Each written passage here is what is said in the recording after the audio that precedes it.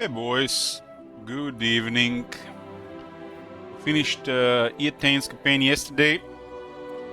Destroyed all of the factions we had to destroy, all of Bretonia, Kislev and Gran Kate. And now we're moving on to other things. CA has released a public beta to start testing and improving on their new, or should I say old, campaign AI. We have been doing one test so far with our usual test setup. We're literally have the observer mode here. The game doesn't have any observer specter mode, so we had to make it through by using a faction that's best suited for it. With a couple of mods, but none of these mods interferes with the AI and their behavior. And it might be a little bit early to tell, but you know, I know when I see things different pretty fast. We went through the lots of updates over the years, and the AI is still staying AFK, still passive. But some of the factions, if they create like a chain of wars, from the looks of it, they might expand faster in the new setup. So it's not all bad. Not all bad.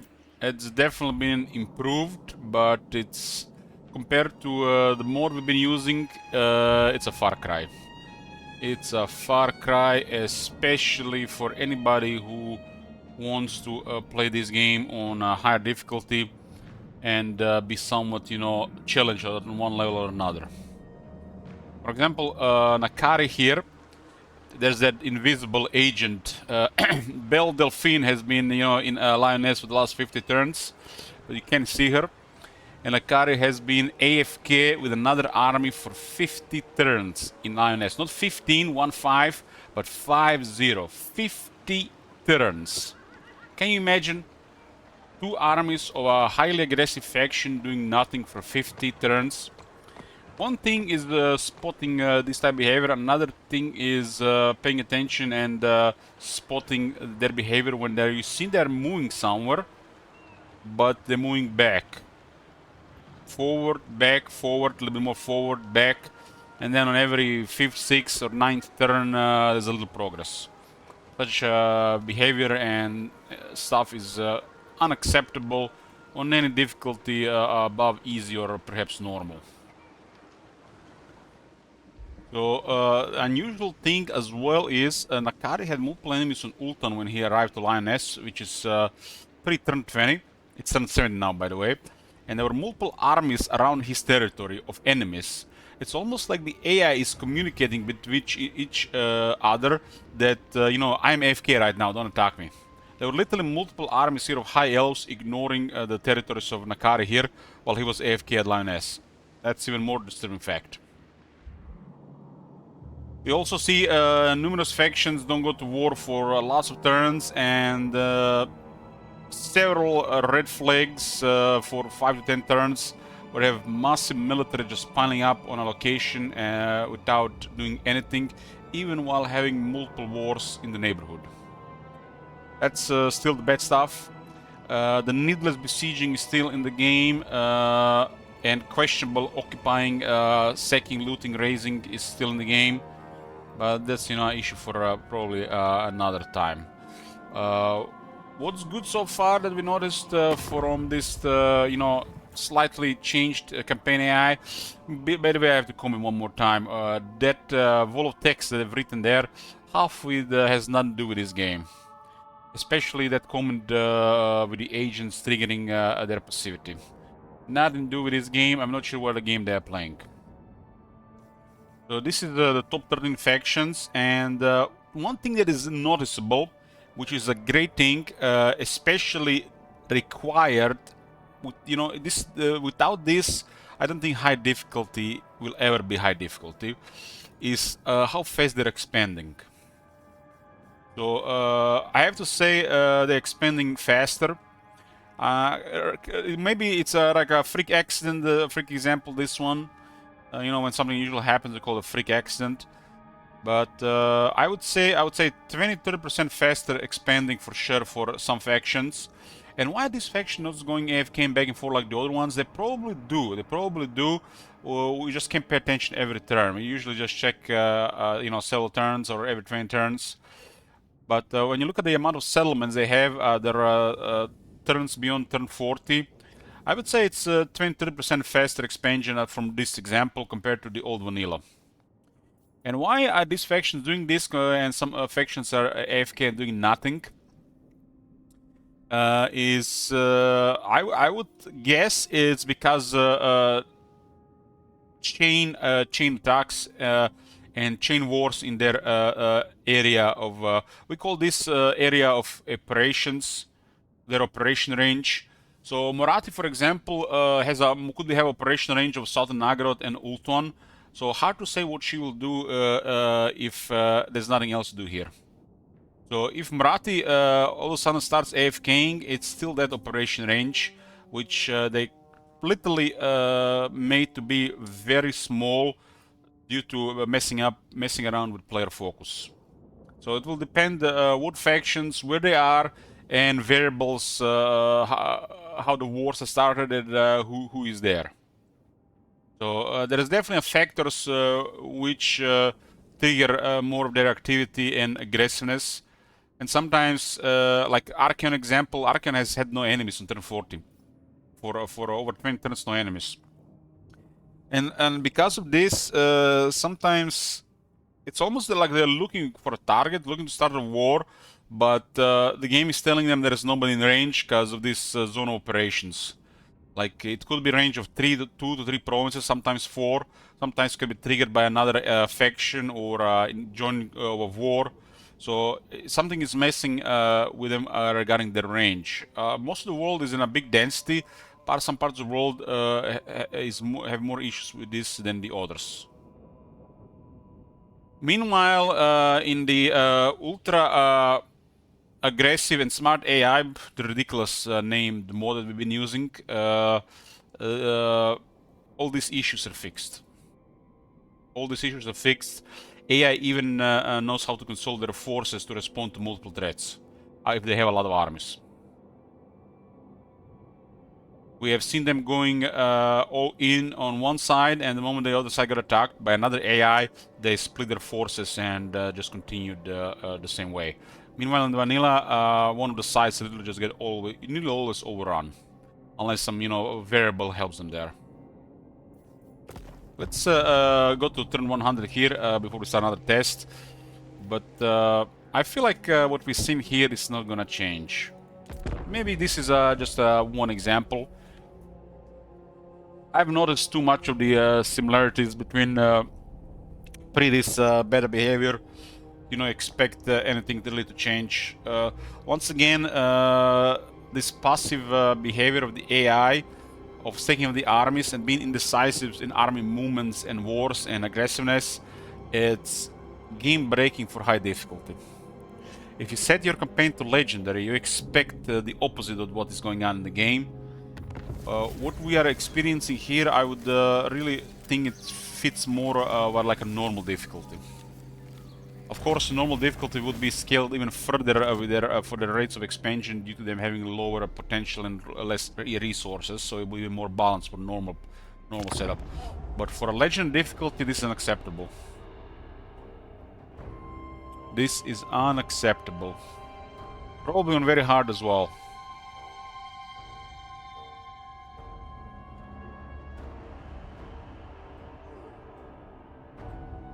I fear the SIA doesn't take into account, it doesn't get the factor of higher difficulty and how the game progresses on higher difficulty.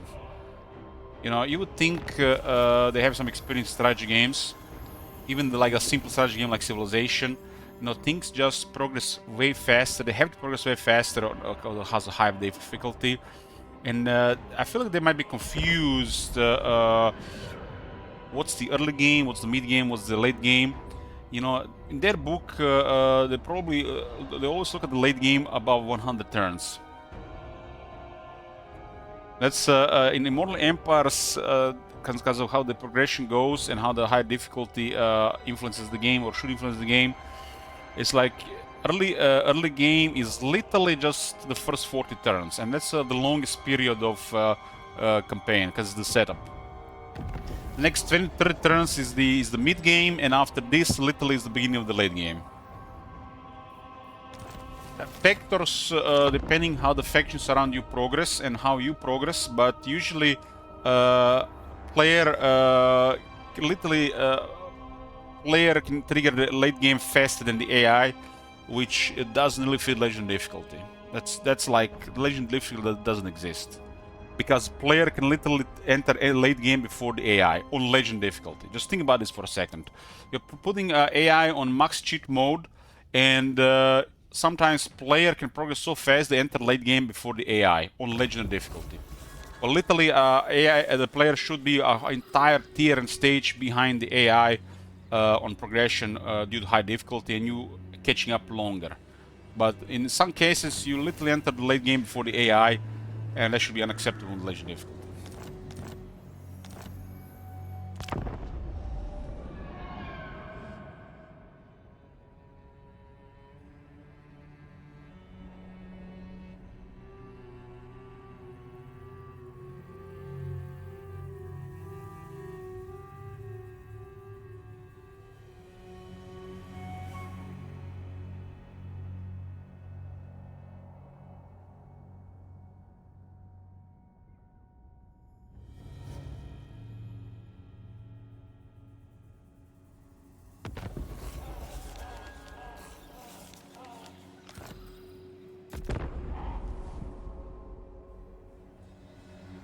Sort of already starting the ogre campaign, but we'll give it one more go. So that don't really seem like we given up early on checking this, but I fear it's we already seen what we're gonna get just from one example. If you were playing campaigns like various factions part of the world, you probably would have a different experience or under illusion of a different experience.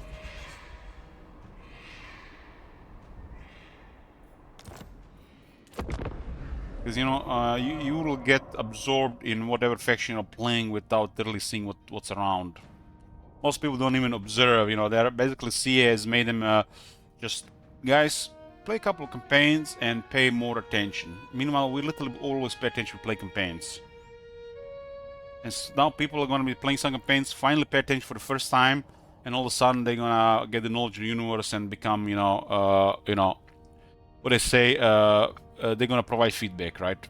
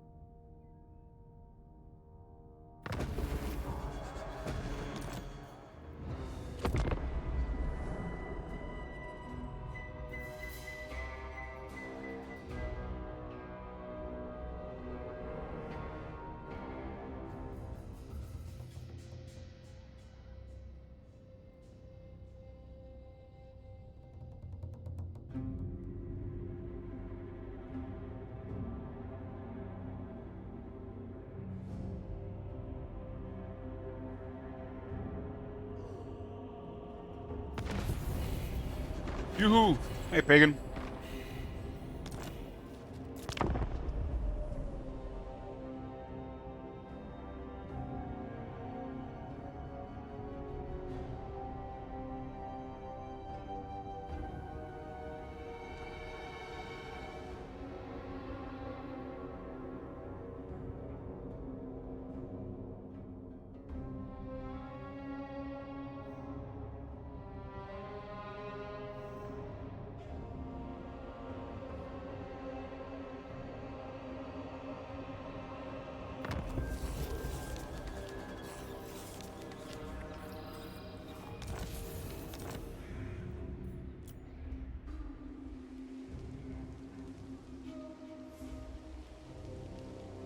Nakari has been here for 60 turns. 60! There's no words for this. No words anymore.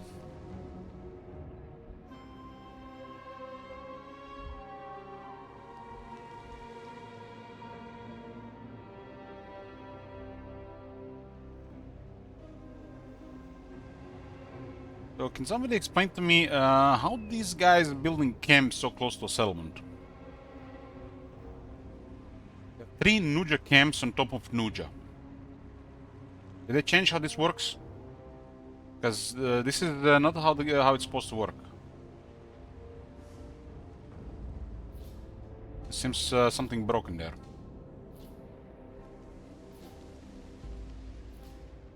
Known bug, AI can do it.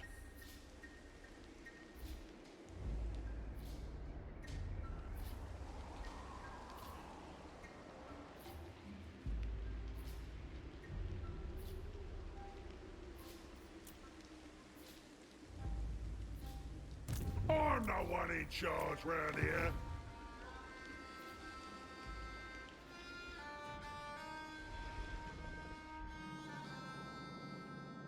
Somehow Aldorf is controlled by Auerland. So the main AFK we see Nakari for 60 turns. We'll see if Murati actually does any progression here. This is a thing the AI does. They basically radio in. They're basically here. They go on the radio. They tell the other AI, communicate with the other AI, we are going to occupy this ruin. And the AI says, okay, you can have it. And then they say, get on their boats, and they say they travel for 20 to 30 turns. They get there and occupy the settlement.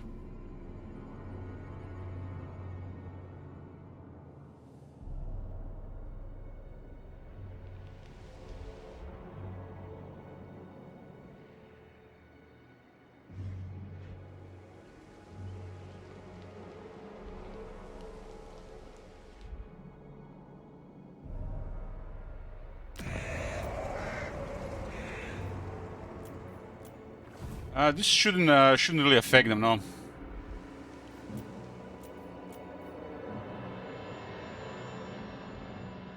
Because this just removes the fog of war, but we still haven't explored the other area.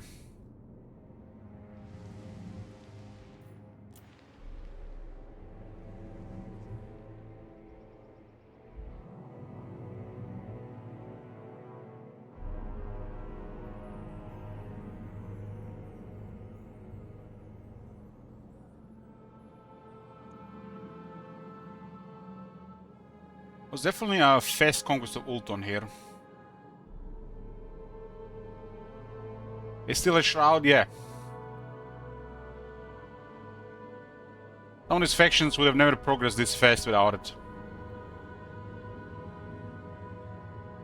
So you can see, for example, you can see this.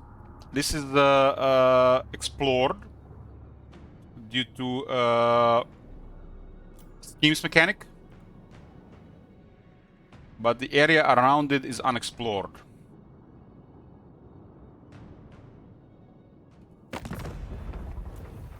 Top 5 factions: Murati, Clan, Skrulk, Goldtooth, Zayden the Black, and Wulfric. Some of the factions are expanding faster, but still slower than with that mod that fixed the AI. There's still some AFK going on, some indecisive movements, and AFK around the cities.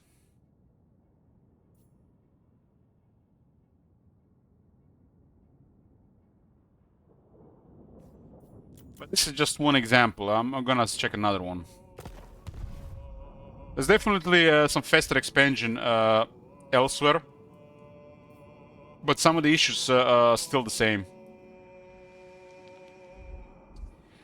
The most egregious example is Nakari has been AFK here for 60 turns.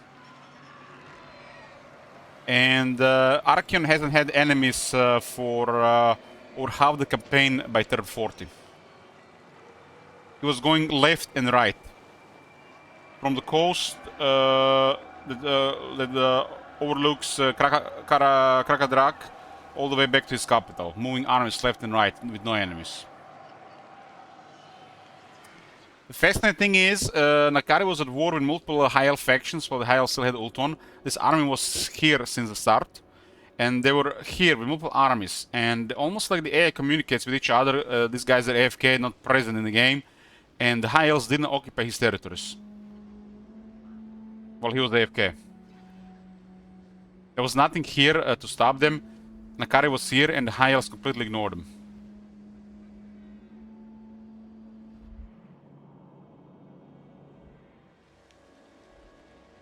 We've seen Kemmler AFK at the Karak Ziflon with 5+ armies for a while as well. While having several enemies, he could have taken all of Marienburg while he was AFKing, which we seen numerous times in the past.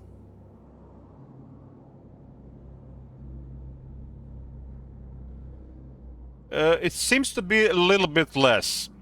It still seems to be a little bit less. And they're expanding faster. But they don't seem to be starting wars like they should. This is not acceptable for Legendary difficulty. This level of passivity. They're not as aggressive as they should be, considering their potential, considering Legendary difficulty, and considering the amount of military they have at times. They're not aggressive enough. But there's definitely less passivity, while it's still at large. The needless besieging and weird attacking of the settlements is still up. Sometimes they have 3 armies AFKing, besieging a garrison that's literally dead for multiple turns as well. But that's a different issue. The eye of Syrian has... So let's definitely less passivity, not enough war declarations of war, and they're still indecisive in their movements.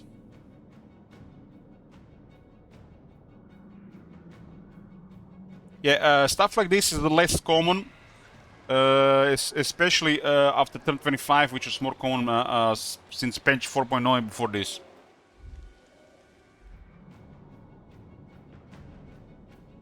At least from this one example.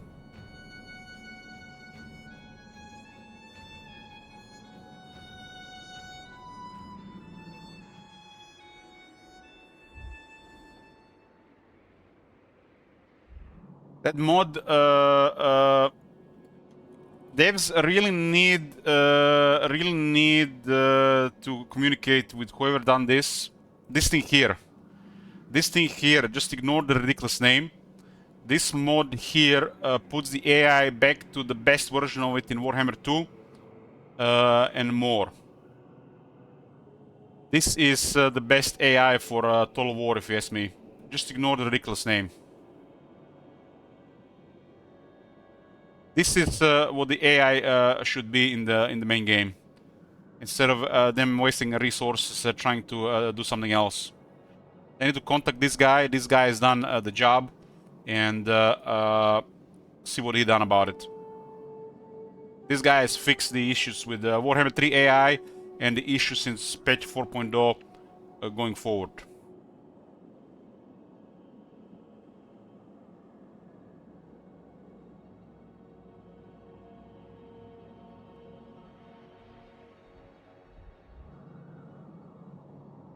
They're definitely expanding faster, that's for sure.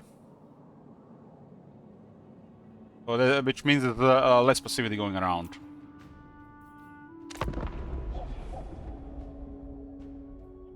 Yoo-hoo.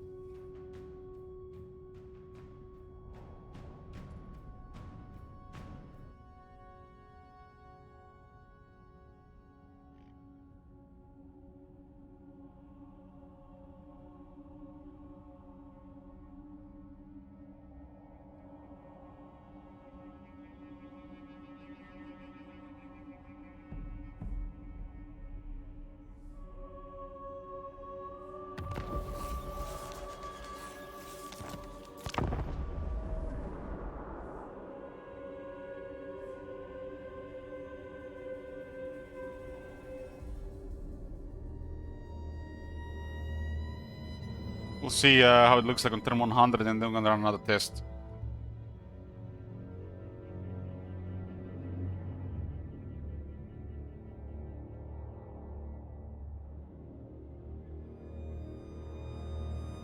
This is still the same one from the yesterday, Slipson. I just want to see a little bit more.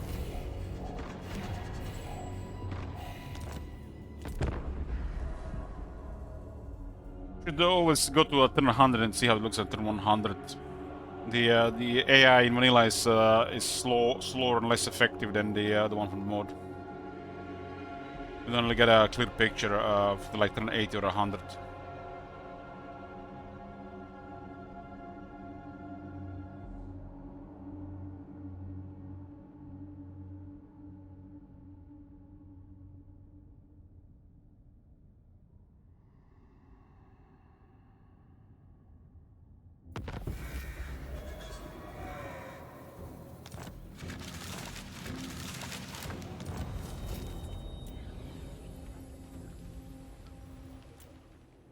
We had several confederations early on. This is bizarre.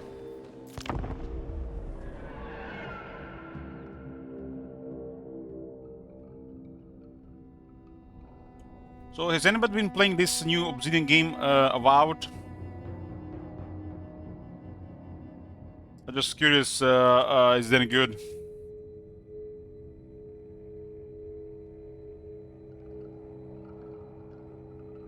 So it has 81% positive ratings on Steam, but its sample viewers of reviews is low, under 1,000. But it's a good sign.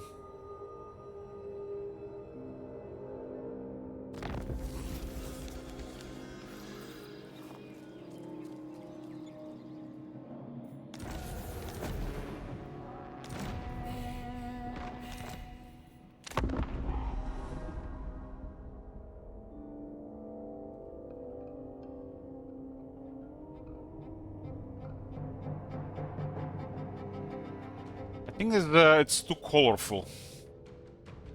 And I think it's way too colorful.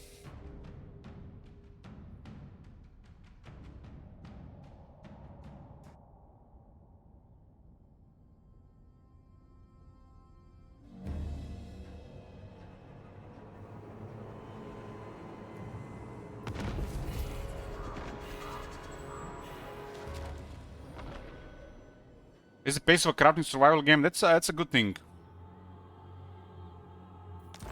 I like that.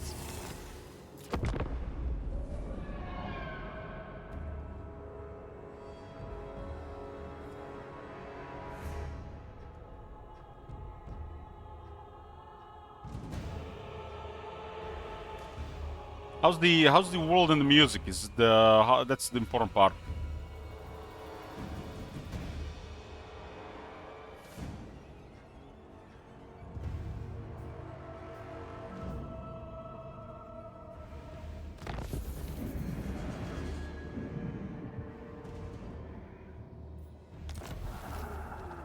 See that turn 100 if Morat is going hard. It's the only way to go, right?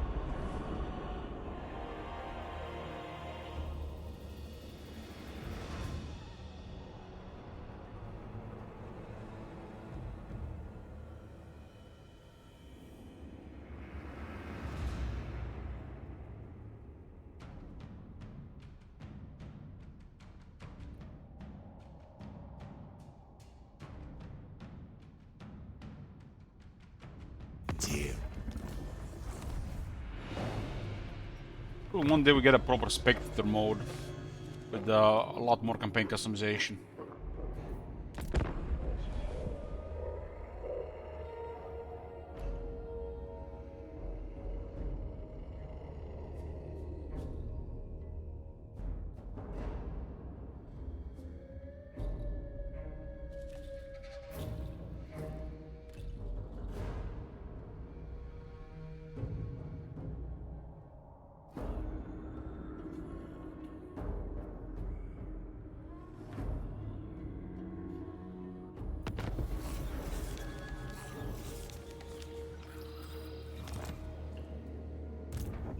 Look at Surda Egg with the rank 38. What the hell? It's a trash lord that has no proper skill tree. Don't know. Last time I saw this. Hey, Karna senpai. God. Have you seen that shit? Holy shit. What the hell?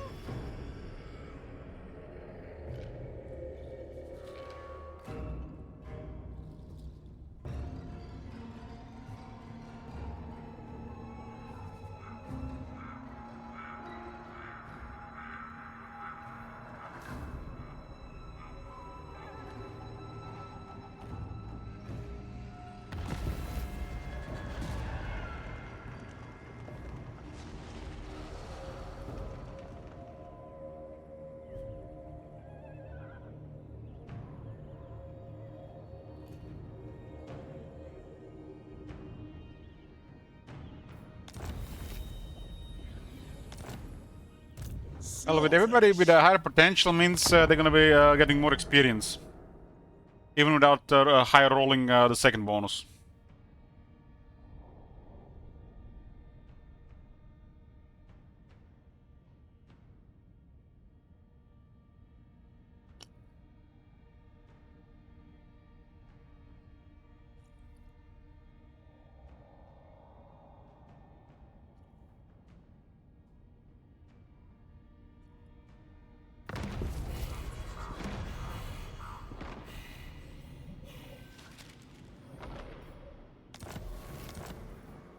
How more turns are we gonna be seeing this?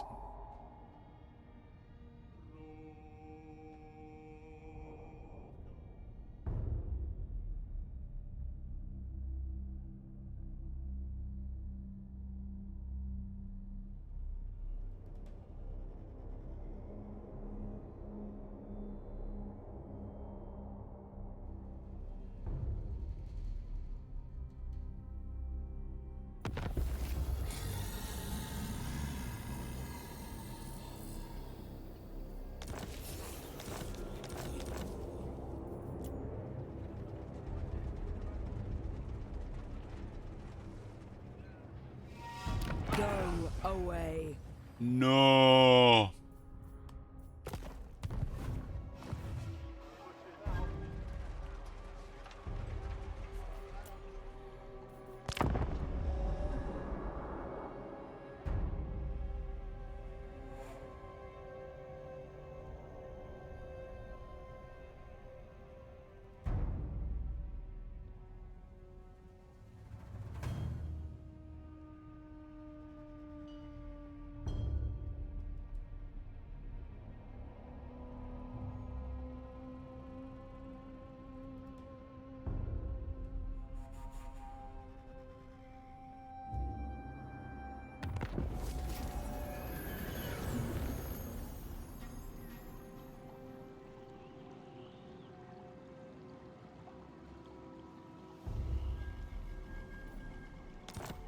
Southlands.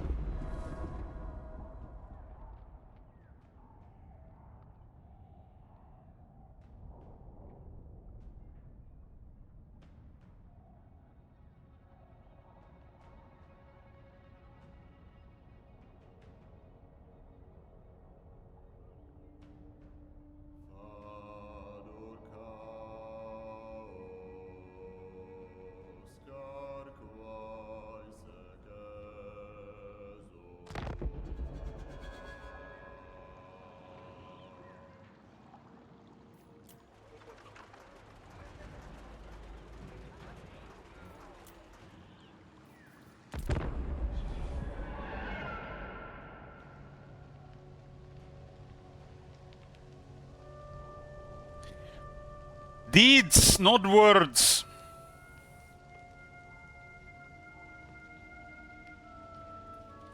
What's the Latin saying for that?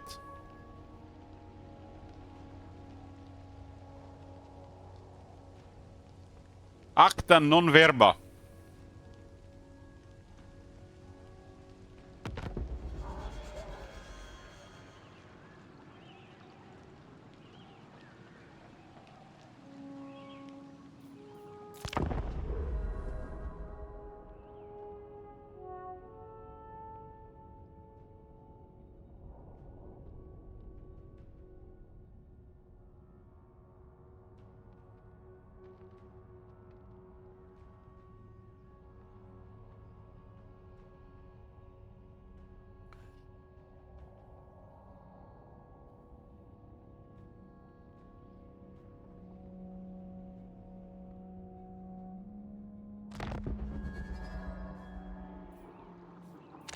All 4 more turns.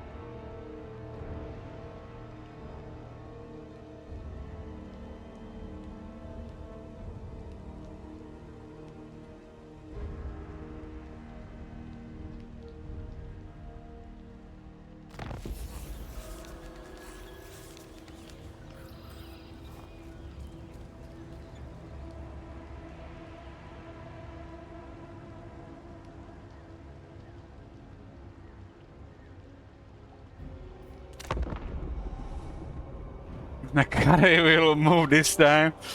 Maybe somebody came for him.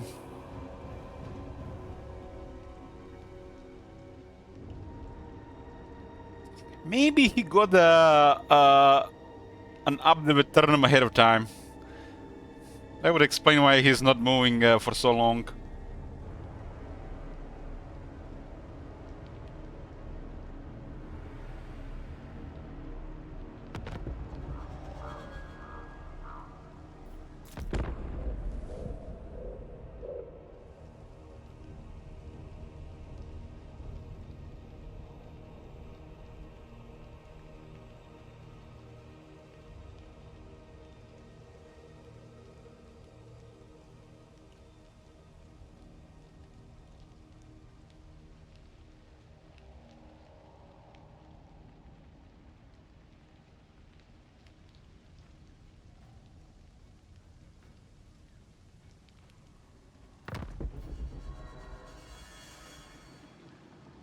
Okay, here we go.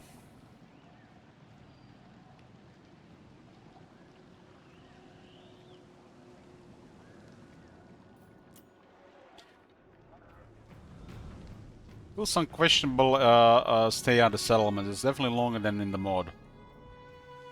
First thing first, boys. Nakari has been AFK for 80 turns. 80% of this campaign. Actually, it's over 80% of this campaign has been AFK.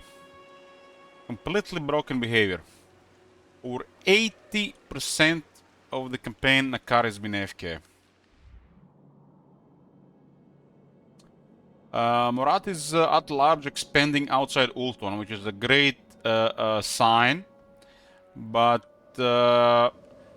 yeah.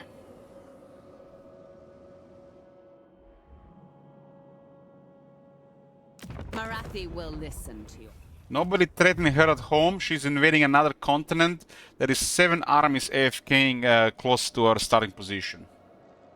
So this AFK behavior still continues. This is the game-breaking special high difficulty. There's no enemies nearby. They're on another continent. He has a lot of military at least, but it looks like half is AFK.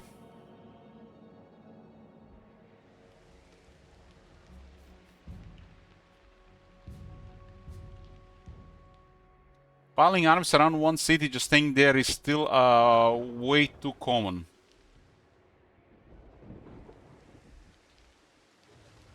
Don't be a fool. I am denied.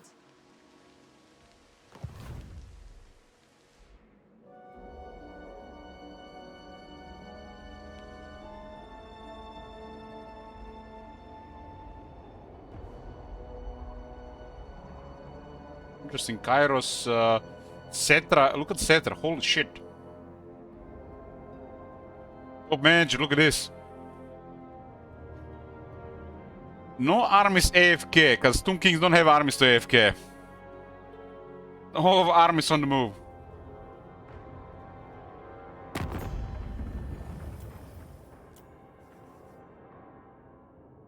Top factions, Cult to Pleasure with rank 1 and 42 settlements. Oh my god. Vissel Noon rank 2 Have you 32 seen that settlements. shit? Holy shit. Clone Pestilence rank 3 42 settlements. Blessed rank 4 36 settlements. Gromdel rank 5 29 settlements. Warhorse of Dar rank 6 31 settlements. Wolfwalkers rank 7 32 settlements. Ice Cord rank 8 with 12 settlements. Goldwood rank 9 with 20. Hamry rank 10 with 36 settlements. Karkan rank 11 with 11 settlements. Consulting rank 12 with 10 settlements. And Torek rank 13 with 19 settlements. There's definitely way more expansion going on than in the old vanilla, for sure.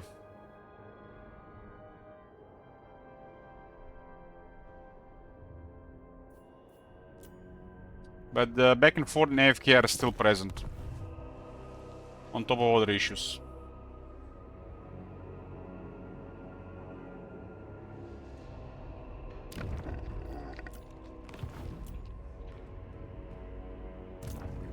No, need my warp token stash. No, need my warp token stash.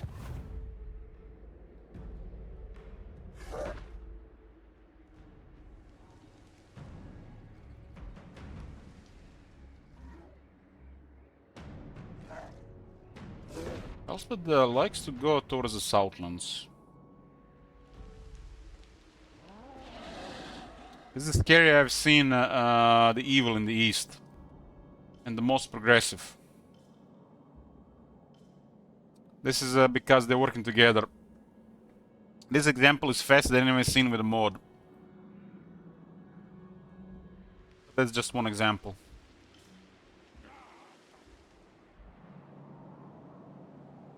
They completely ignore these guys.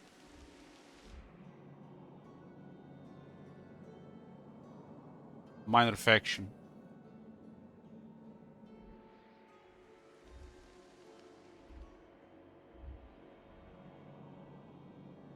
There's still a good chunk of military doing nothing, while having no enemies for a good while. The issues are still remain, but this has definitely been improved. Definitely been improved for sure. The AI effectiveness have went way higher. They just don't seem to be aggressive enough for the difficulty. Because difficulty allows them to get a lot more military, and they're not using it. They're not using it very effectively.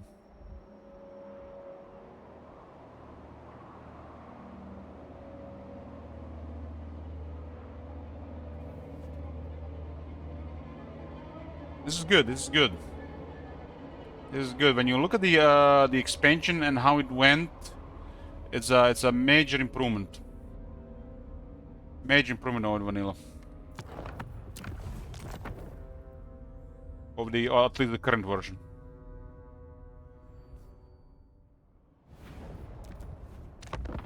I command here. Let's go see again. Changeling.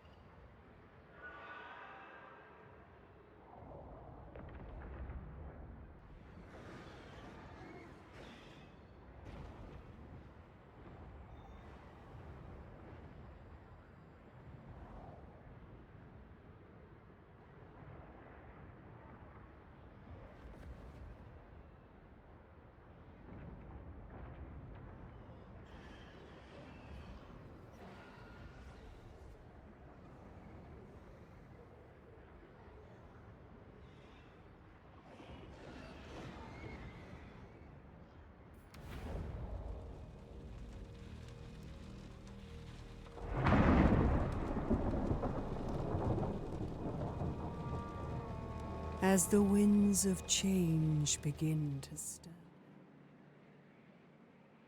Development in progress.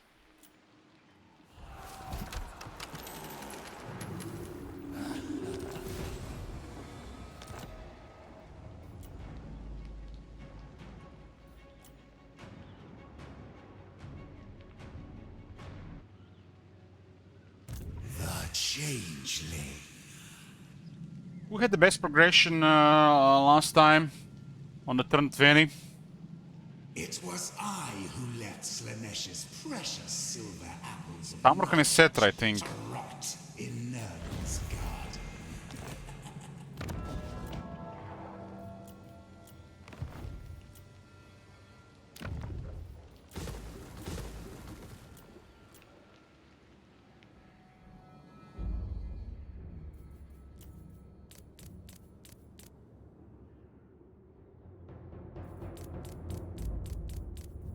Was this was the turn 20 was definitely a huge change due to all the major factions getting higher potential.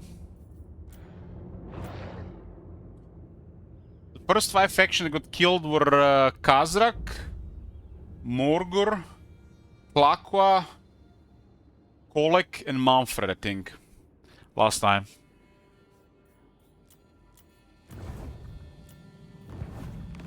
Go.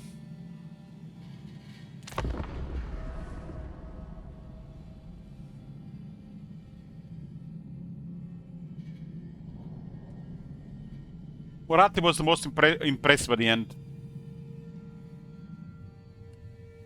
Gromdal was a little bit of a surprise too. Might have rolled 60 potential, Malekith rolled 0 to 10, right? That's a bigger gap now, it's 0 to 60. Well, everybody has higher base.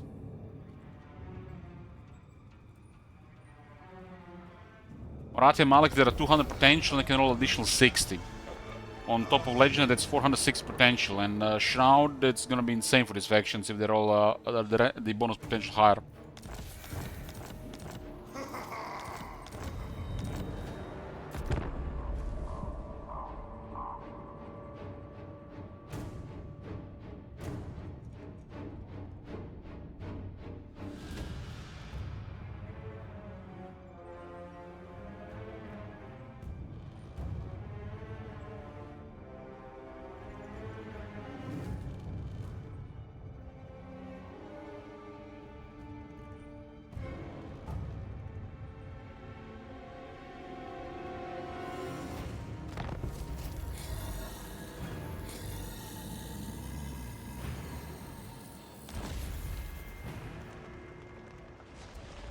Second, Kurjak, second. We just finished first.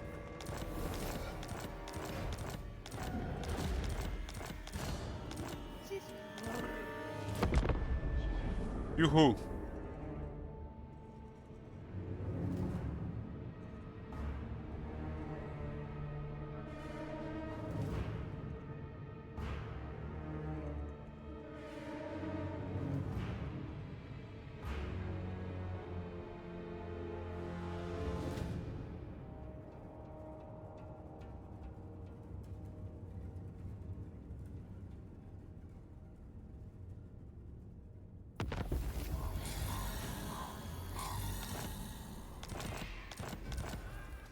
I have a feeling Cedra's gonna repeat what's happened last round.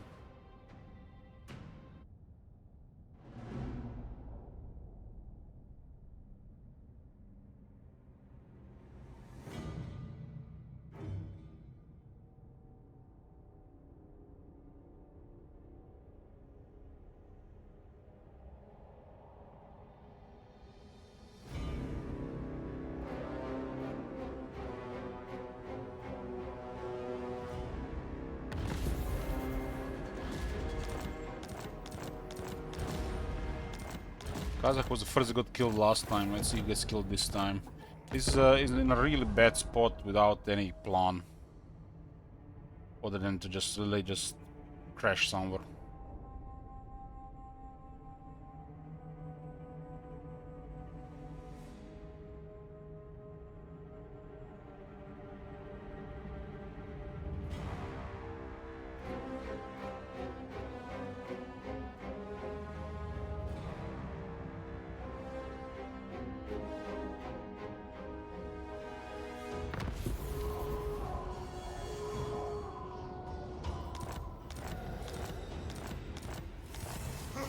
Definitely a lot more minor factions are getting destroyed.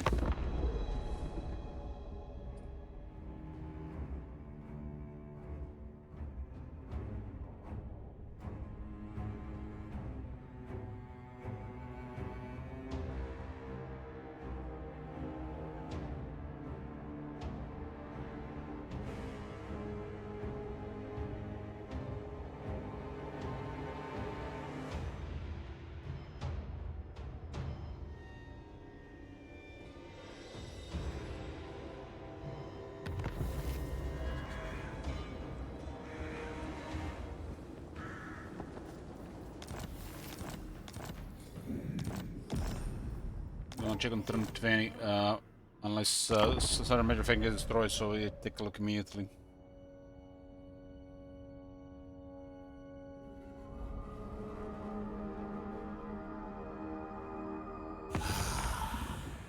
What do you want? What do you want, Luthor? Random declaration war has no enemies, they just declare wars on the player.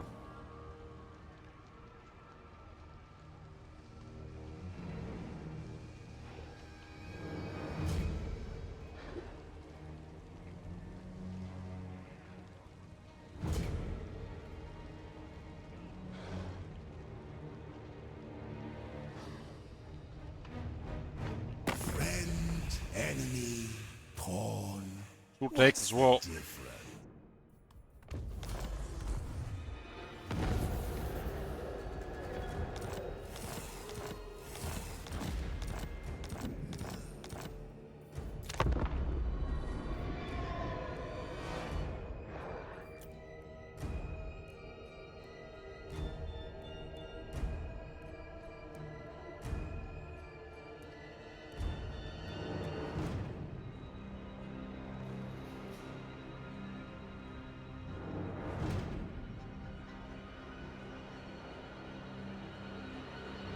It's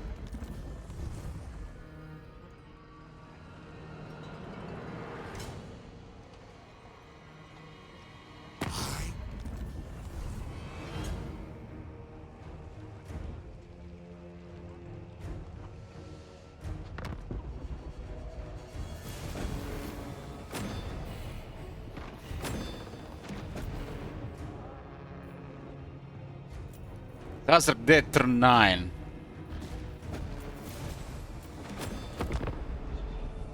First major faction get destroyed.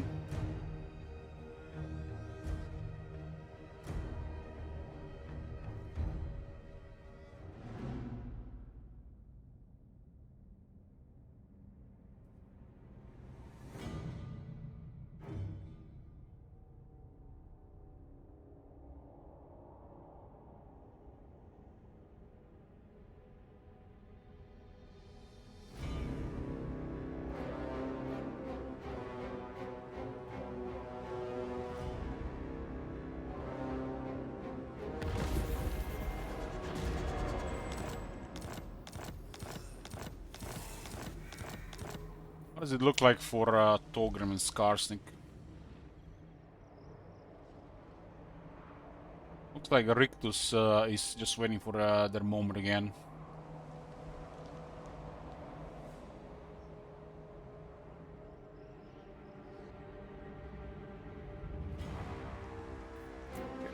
We'll check him in depth on turn 20, as usual.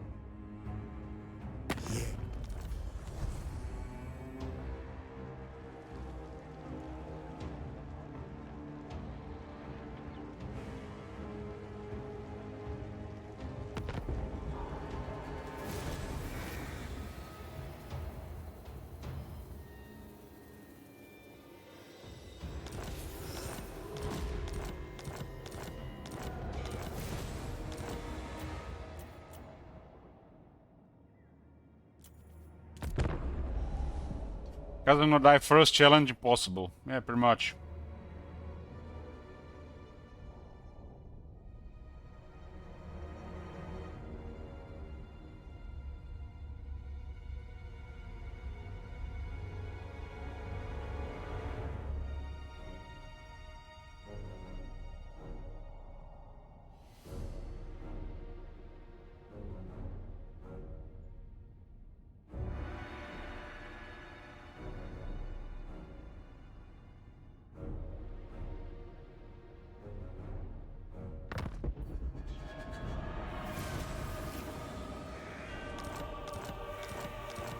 Carcassonne is down as the second major faction. Actually did really good last time early. Grom went hard on them this time. So we're gonna shift the balance of the area here. That's there's a major difference already.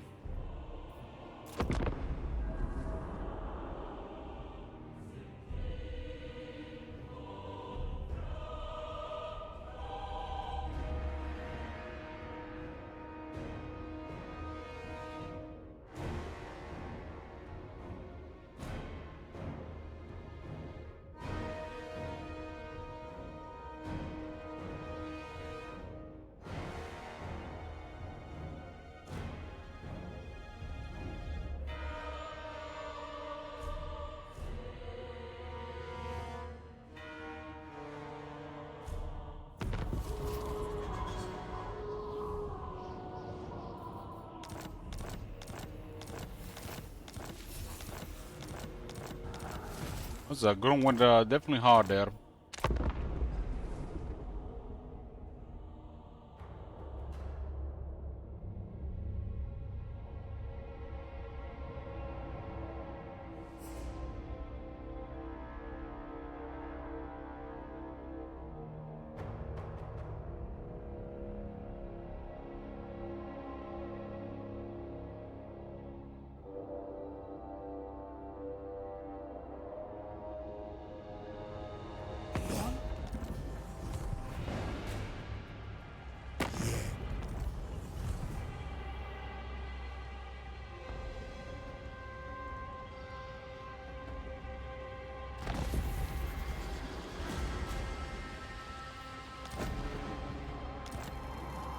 Legion of Asgore is done.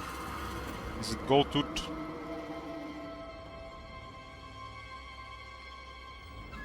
Imrik. Imrik this time.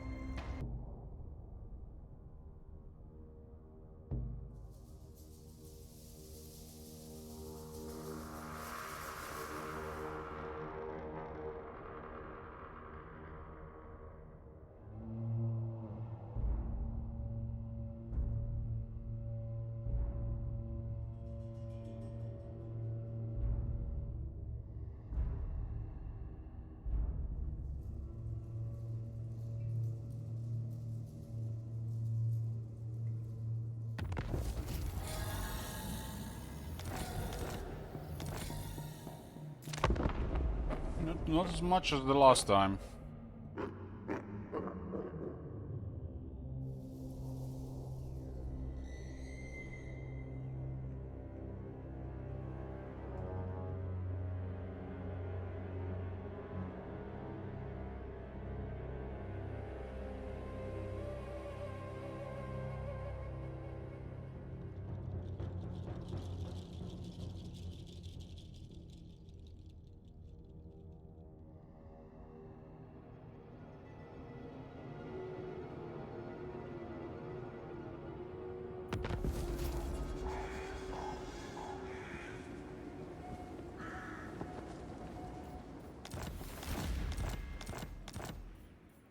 2 more turns and see in depth what's going on.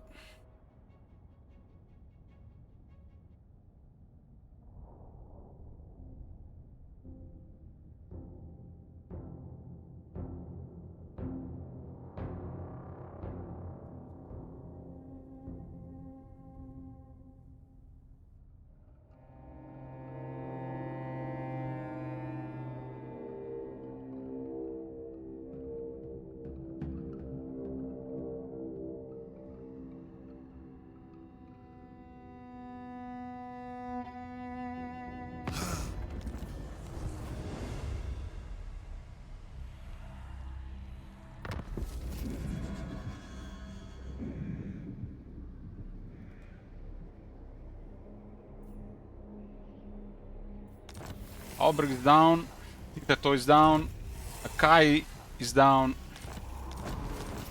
Katep and Skarsnik, damn.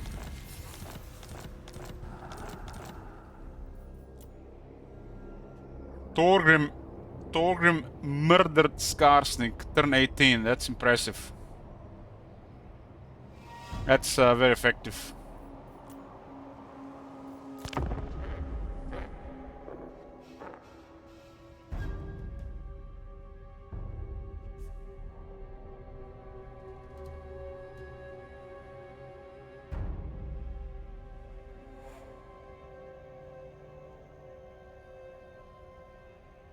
That's how it should be. One of these sides should be done by that time.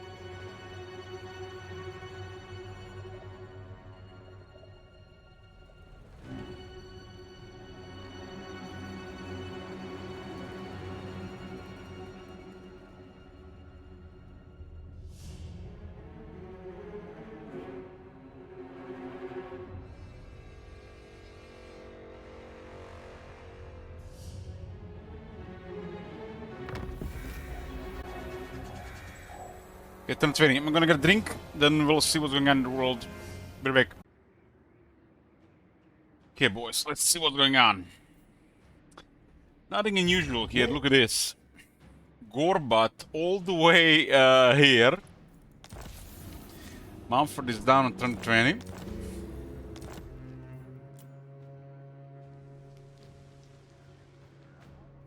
It's strange. Okay. Top 13.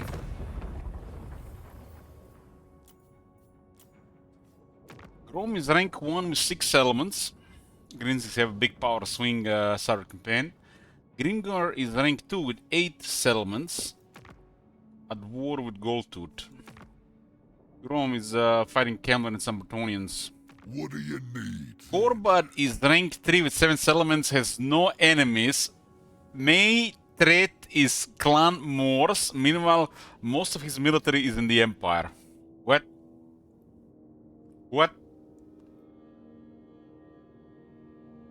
Why does he have such a so much steam going on, but not a single enemy?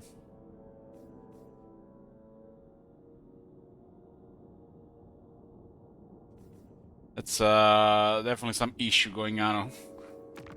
Bloody Hands rank 4 with 6 elements, have enemies, and almost a 5th greenskin faction here. One would have seen top 5 all greenskins. Oxiodal rank 5 with 6 elements. Nobody with 10 elements here this time. Oxiodal has no enemies. Karazakarak rank 6 with 6 elements. Minor greenskin faction is the enemy. Lokir is rank 7 with 5 elements. Luthor Harkon is rank 8 with 8 elements. Blooded wanderer. Helltaker rank 9 with 7 elements. Exodal rank 10 with 7 elements. Ricard rank 11 with 8 elements. Belga rank 12, 3 settlements.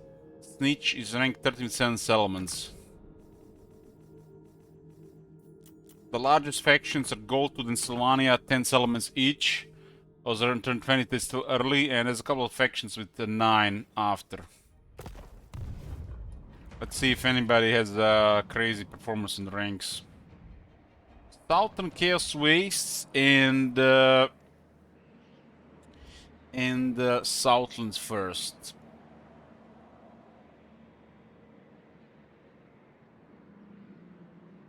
Just one moment, boys. 1 second.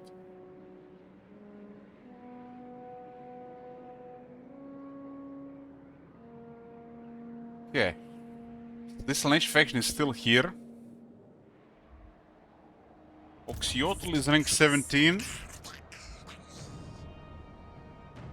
Hyros is in the same spot, same campaign in a row. Yes. He's in rank 12. This is almost identical as the last time. Teclis is also in the same spot, rank 9. I'm getting a little bit of a deja vu here. 20 turns. Urzak is not in the same spot as before. Urzak is rank 15. And war with Teclis and Zlatlan.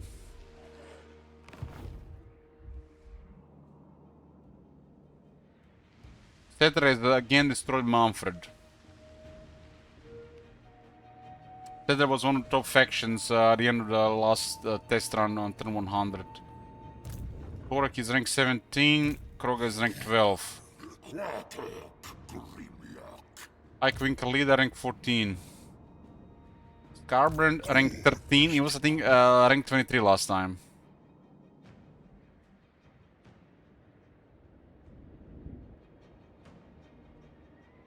Volkmar is rank 6. Tetra is rank 27. What the fuck? That is... what? Again, Cetra is absolutely ridiculous rank for some reason. But maybe they've done something else to Tomb Kings. Rank 27, turn 20. That's super high. I think he was also very high last time. That's gonna give him a major advantage to snowball further, and he was one of the top factions at turn 100 last time.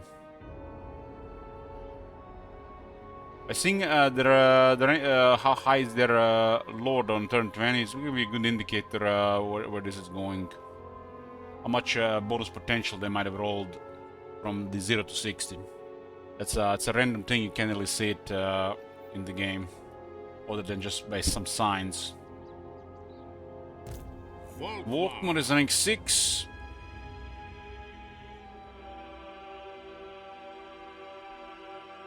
I don't see Arkan. Yeah, that's 2 out of 2 Manfred down, and he got a mega experience from that. Vampire of the waves.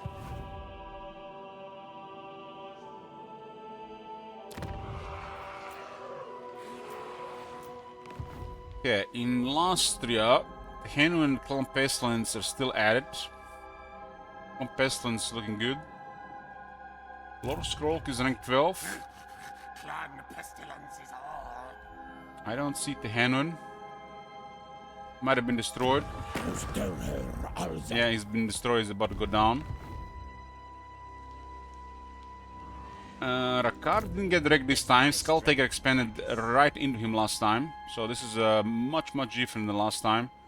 Rakard is actually gonna be rolling here this time. Rank 22.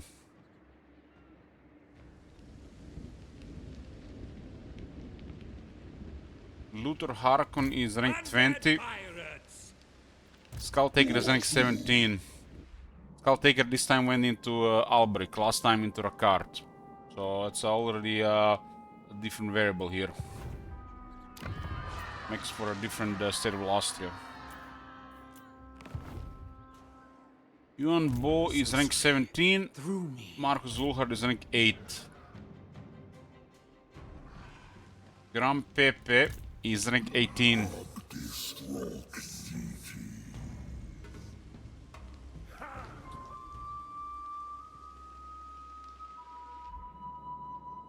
Ultuan and Galleon's Graveyard look like identical situation like the last time.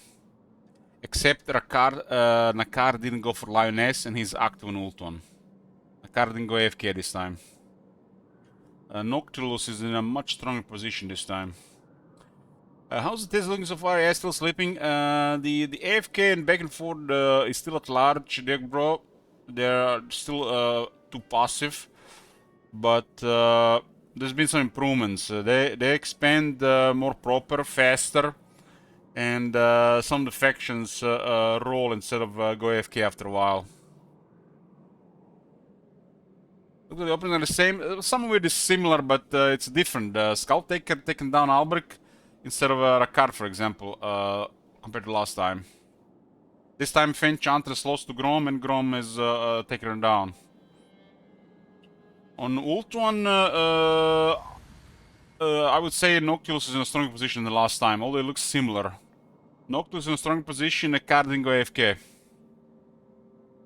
So it looks like way worse for Ultuan, for the high elves of Ultuan this time than the last time. So Minority might not even be required to finish them off.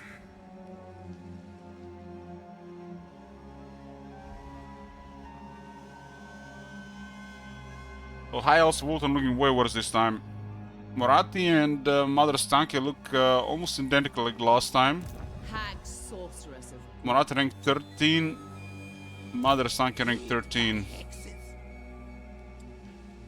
Last time had a Salostra high rank here, defeated Sisters, I think.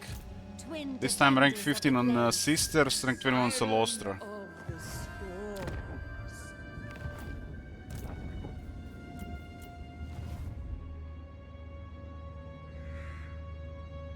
Aurox is the Beastmen are just in a really bad spot. They're really doing anything. Tarox rank 10. Outlaw rank 18. Looking good for them there. Gromdal doesn't look as good this time, but this is still early. We'll see a more clear picture on turn 14-16.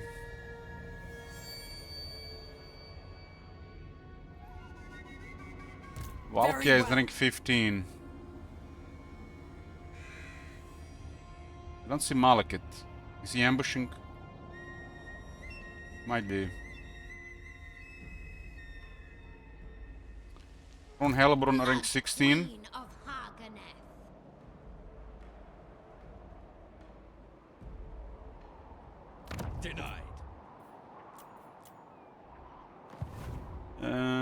Mal's rank 12, Sigurd rank 8. Sigurd is quite far to the east.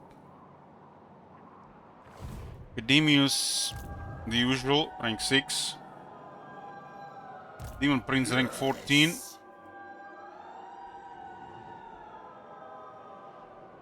Arbal is on this side, rank 14. Looks like chasing Boris around. Archeon is rank 16, at war with Boris. Has 2 armies AFK in the capital. One in another Chaos Fortress.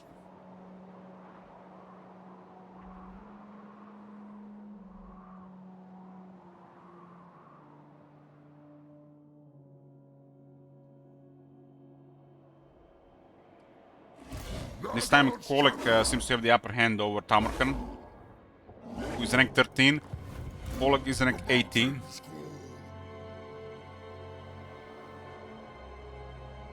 Warhorse of Zar is north of Grimgor. Don't see their leader. Zayden the Black is rank 12 in the Bloodwing Keep, seems to be AFK. That one drops down way earlier. It's no enemies.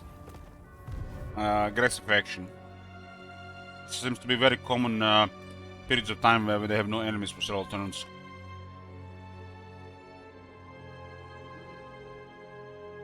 Village is rank 18. We get Snitch rank 25. It's really crazy. Looks like Grand Card is in deep doo-doo.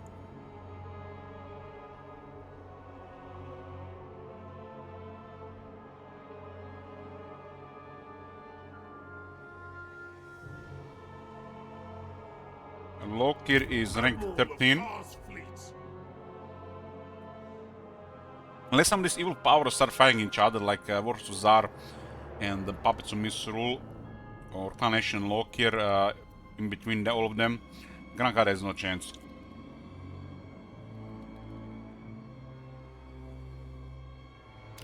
Excellent. You have decided to hasten your demise.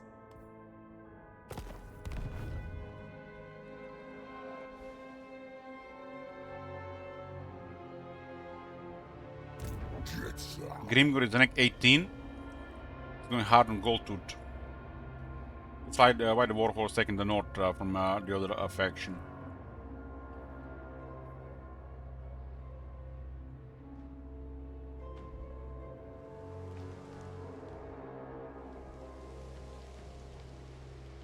Iron Dragon is rank 15.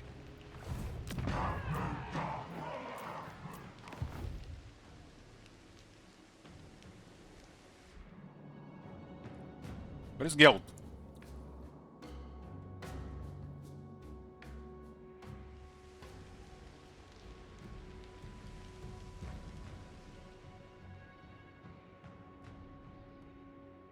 Ulrich's will. Geld is rank 12. Nakai has been destroyed by Lokir. Okay, everything things can still happen there. In the Darklands and the Ogre Mountains, Imrik is got on the upper hand this time. Rank 19. Beyond compare. Gorse is rank 16. Hugo 13.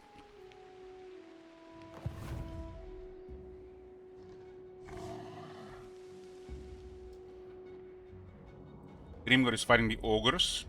Clan Rickus is at large in the center of the Darklands. Rank 11.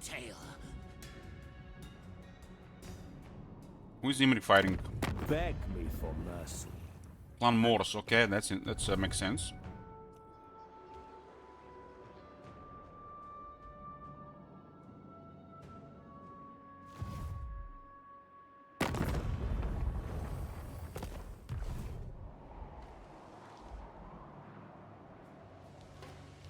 Not possible. It's madness.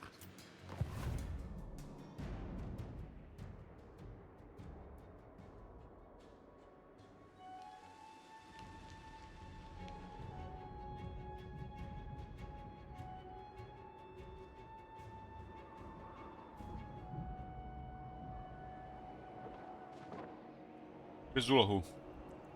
Zulahu? Zulahu tends to go to the Norska, right? To occupy all of Norska before it goes into Empire and Kislev.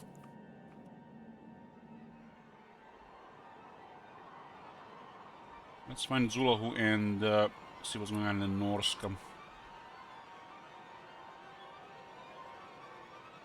In Kislev, Kostalton is rank 10.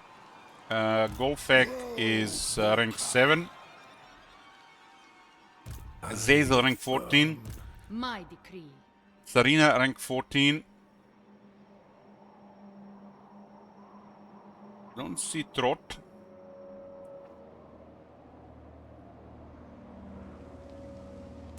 Has plenty of enemies. Slow. I pokes.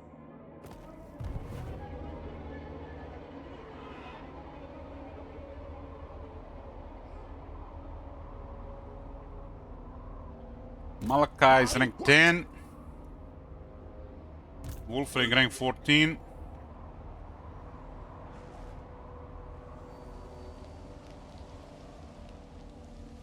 Haven't seen Belacor.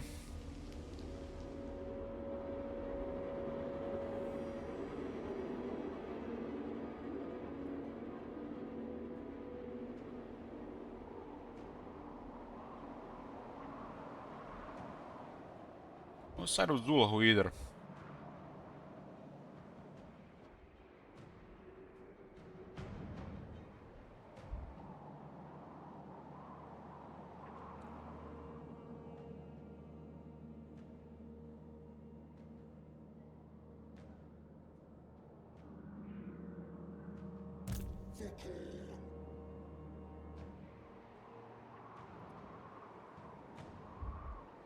What's going on around Karakadrin here?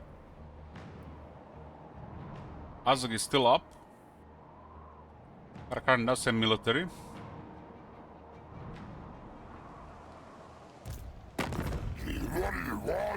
He's at war with Zulahu and Karakadrin. He's lost most of his military. It is time. Kandar Hangron Epitu. Azog is getting wrecked.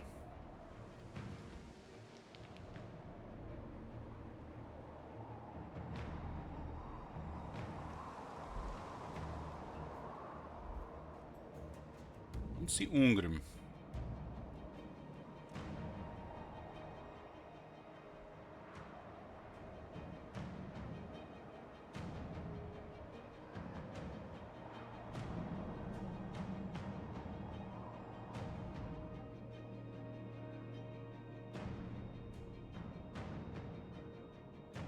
This is the second test. There's some improvements. There's still issues like before. There are some improvements. It's a little bit better. A far cry from the Modo.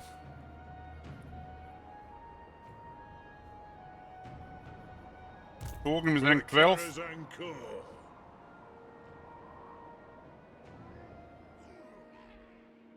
Gorbat. Here we go. Try Gorbat has no enemies and is moving everything into the Empire. That's bizarre. Gorbat is rank 13. It's way too common to find a faction with no enemies, especially as they have big military and the game has progressed a bit.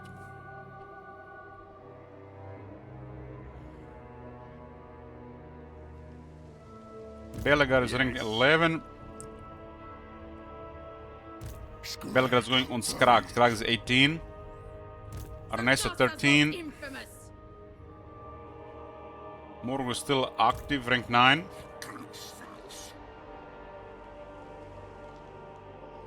Gnom is going rampant here, rank 17. Luen is 13. Don't see Igit Cloak will be one of the settlements.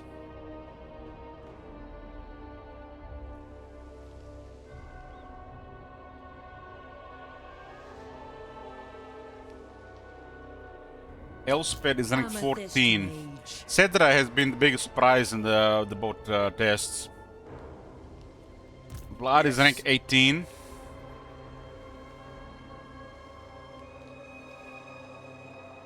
Pest is 17. This one is gonna go strange, I feel. Draika 14.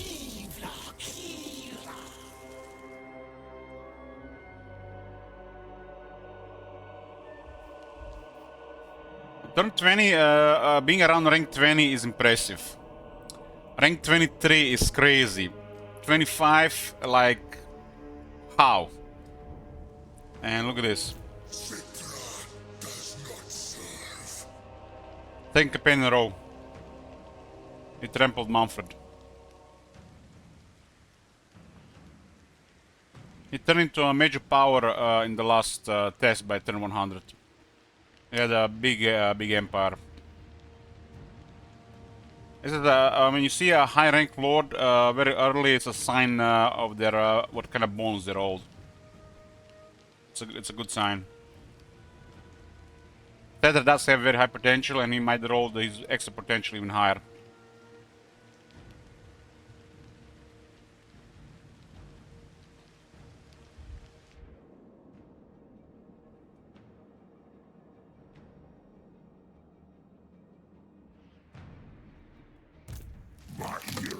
Durtu is rank 9.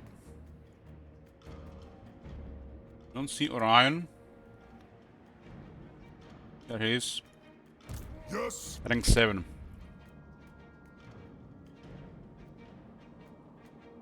Bliss and Akari is not broken this one, but Ulton is old, looking much worse because of it.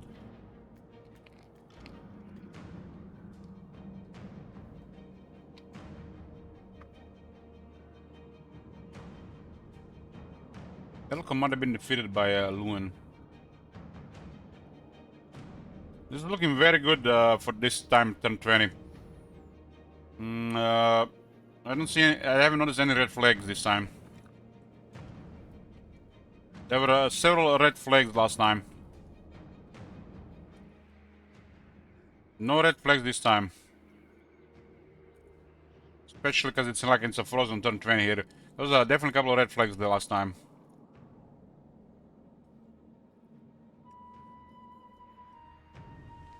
Let's see how it goes.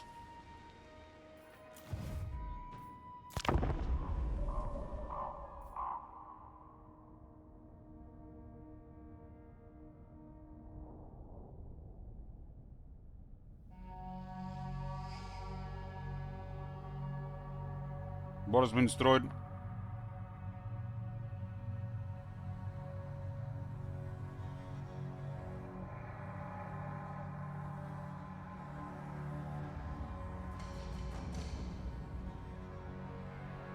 I still have like shivers from the Tyrion campaign when the Kislev music started playing when we were about to finish the campaign. Could have added so many hours to the game. But the CS still isn't sure what causes the AFK. You know what they said about the AFK? It's caused by the nearby agents. And it's like some kind of query system. And whatever they've written there has nothing to do with Warhammer 3. You can read about it in their blog. It's like nothing to do with Warhammer 3.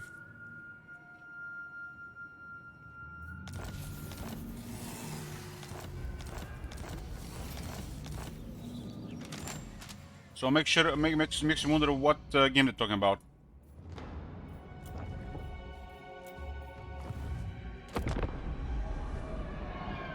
This has definitely been approved over the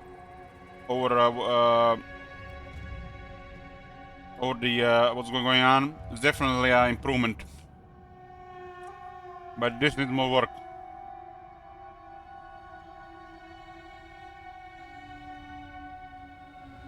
If the AFK is a thing that happens like under 30% of the time, for the sake of variety in slower campaigns, I can see it being acceptable.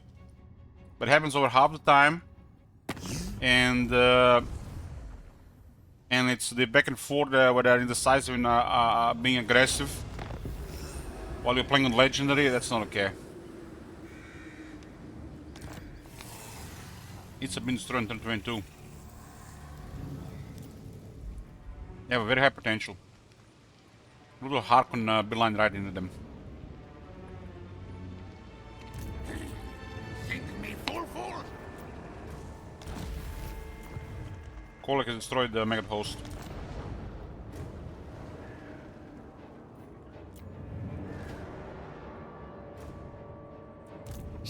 Rank 21 now. Yeah, this one, I feel like this one is gonna be unusual. Let's see what's going on. In turn 40. What's gonna happen?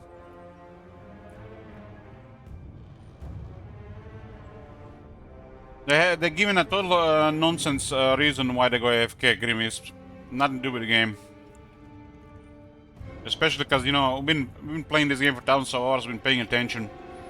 Over an entire year with the AFK AI as well. Not to mention a whole month of testing as well.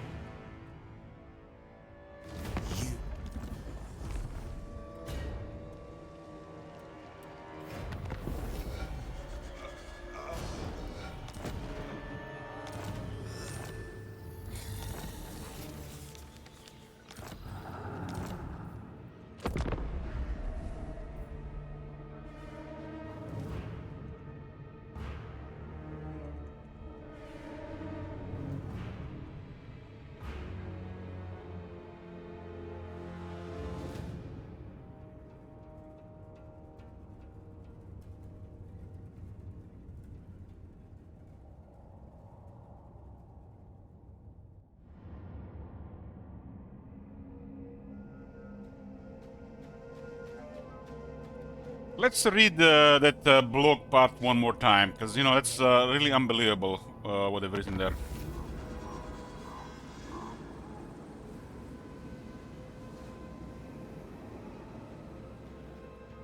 As not only we have seen this thing for over 1,000 hours, but we even have screenshots of the issues. And people have reported stuff like this hundreds of times.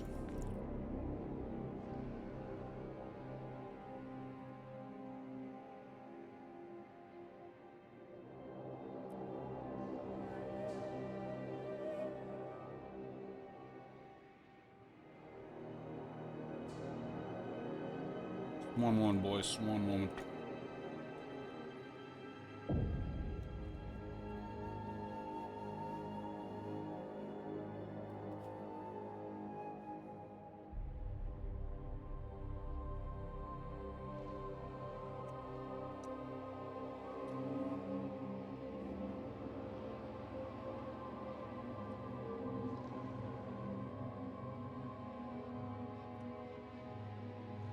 So this one is bizarre. Query system. Error says Grim is pretty sure what caused the AI to AFK. That is, the AI is going to only conquer certain region settlements. If the AI has conquered all settlements, it goes AFK. That is incorrect. And if you've been paying attention between Nakari here and Nakari last round, you'd have seen that's incorrect. There is much more to it. It's something different. Nakari literally was doing something and then it just broke. So Nakari from the previous campaign is it contradicts what you're saying there.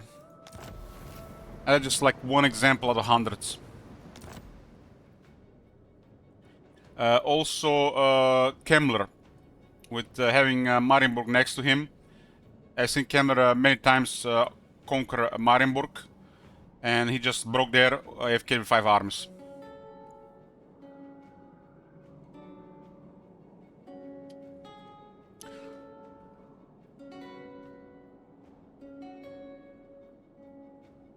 So that's not correct. Well, there's definitely something to zone operations. There's much more to it.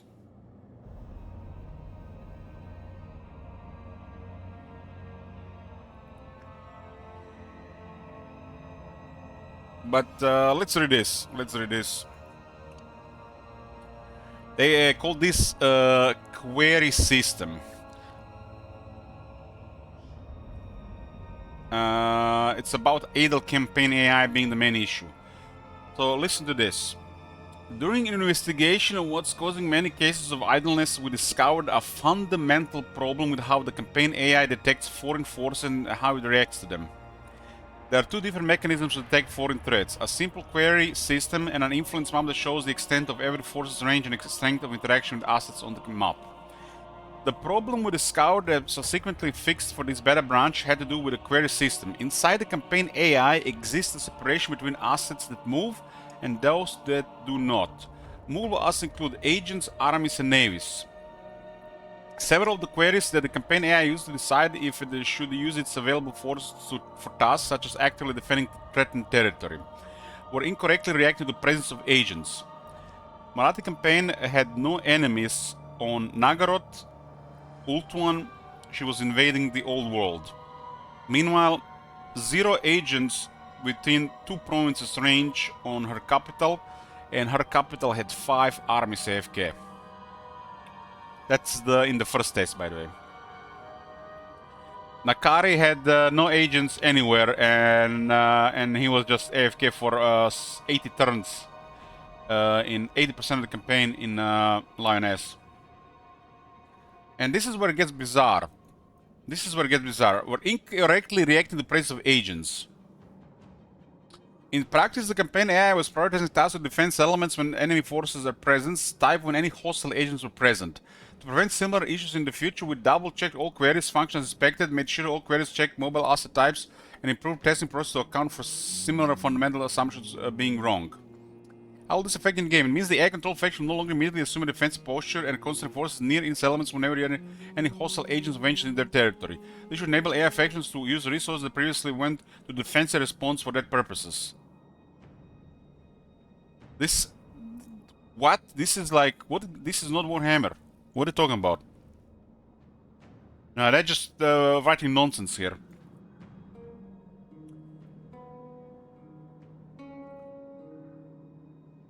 Look at this. You see any agents here? Not only factions like this sometimes have no enemies, but when they do, their enemies are nowhere near them, and they just go AFK like this. The longest I've seen, you know, with such a massive military like 5+ armies was over 30 turns.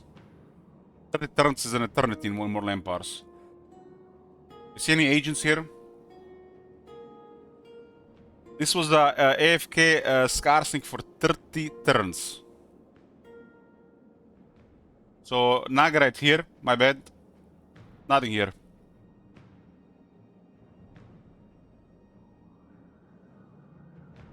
You see any agents? This one was one of the worst examples I've ever seen. Skarsnik has most effectively, most cunningly, brutally murdered Thorgrim in his sleep. And he went AFK for 30 turns. 30 turns, just waited there. If I'm not mistaken, he had no enemies in that time. An aggressive faction, by the way. No agents whatsoever.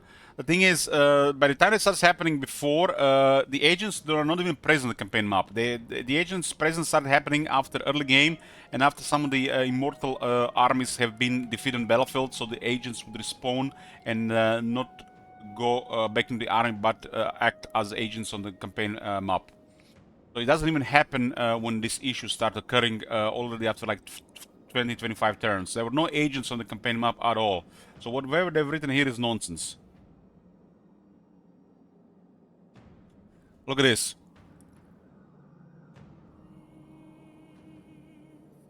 Just look at this. This is some of the first time we noticed issues like this. I was back in 2023. Vlad had enemies all over the place, and armies were just parked in his cities.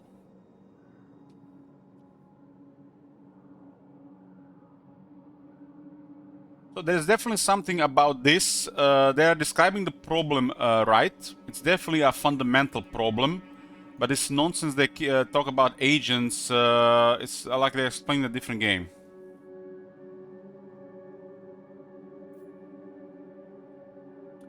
The second example that test we're running here is actually going with almost no red flags. I haven't noticed any red flags. Surely, if we look at that manga score, we'll find one or two. But since we haven't seen anything really like big, just by going over the in-depth report turn 20, this is the second example. Is all looking much better.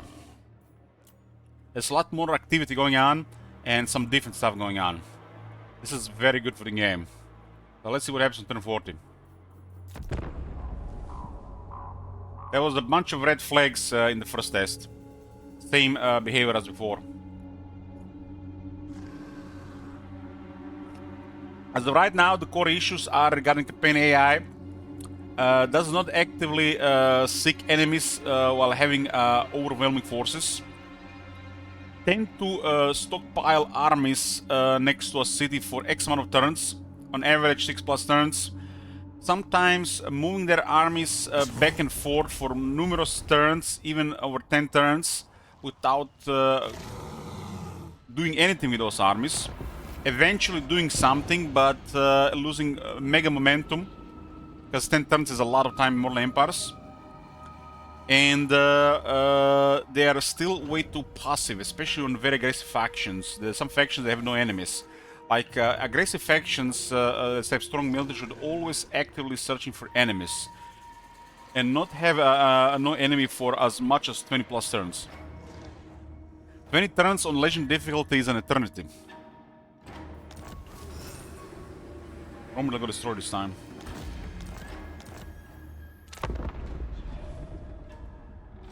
The game being a little bit slower and idle in the first 30 to 40 turns is somewhat acceptable. But not every time.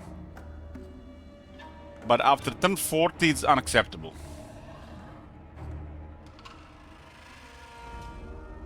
Unless they're really defending at some threat and not something imagined or, you know, some fairy tale.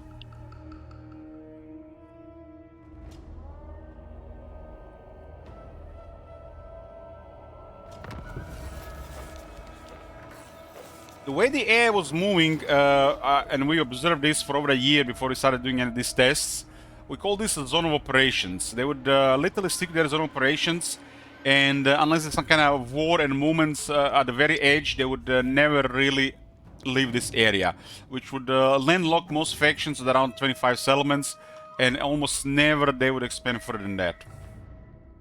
This is what we noticed already in the late 2023. And it was true through most of the state of the game in 2024. And until this update, it was true most of the campaigns. The progress for them was way too slow, and they were sticking to this zone of operations area and sticking to around 25 settlement size.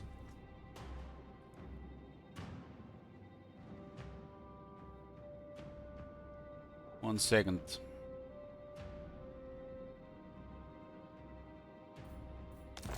Okay. So what happened to Gromdel this time? Maleki destroyed him. Nice. It was the other way around last time. That's good.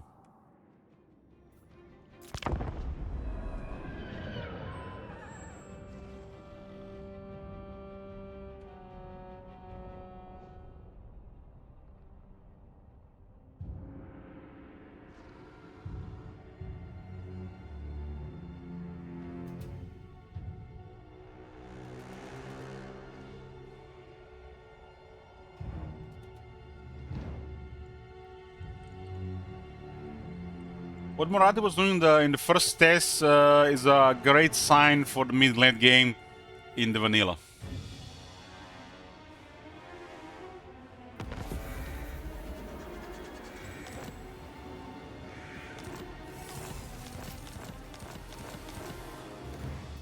I think in before this this thing they did, like a vanilla early game was somewhat effective, while a mid game could go both ways. And the late game really depended on the player, because, you know, for some people, you know, 150 turns, you know, could be late game. For some, it's only 90 turns end game. So if a player is doing too well, the game can look horrible. And if the player is doing poorly, it will always be hard.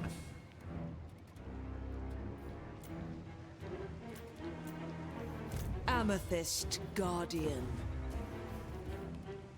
Especially those players who don't pay attention to what the hell is going on in the game.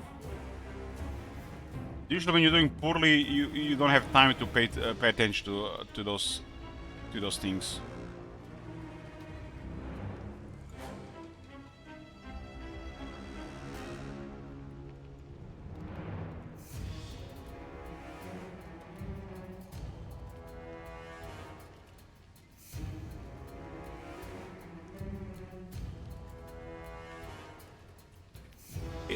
In the Warhammer 2 was because of the major factions confederating.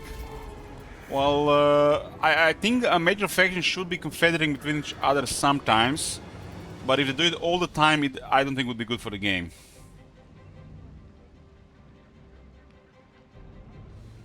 Here, it's a little bit different regarding this. I think sometimes, you know, a campaign should be rolled, you know, if they could do it or not for that campaign, but it should not be happening every campaign. Maybe in 10 campaigns, I would like to see that happening 3 times. Post mid-game. But CA has a big problem with this. They usually just put a slider to the far left or put a slider to the far right. And never really a mix of things, or, you know, left is happening sometimes and right is happening sometimes.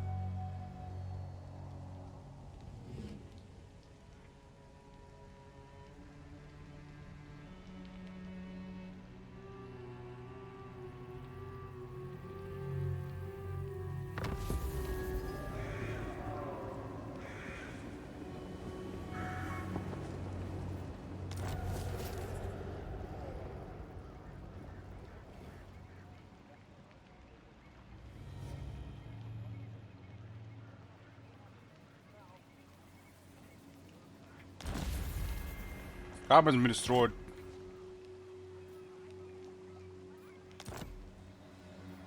Did the Gorbad start another war? It would be really bad if it didn't by now. He did. Several.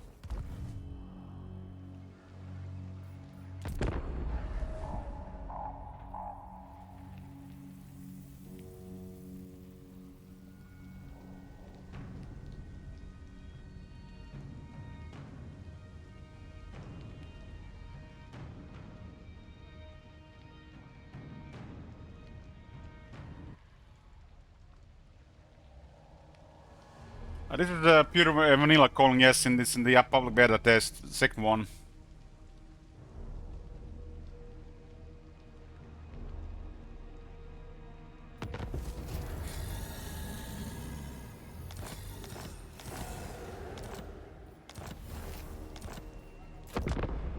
We're gonna do just 2 tests, really, I think.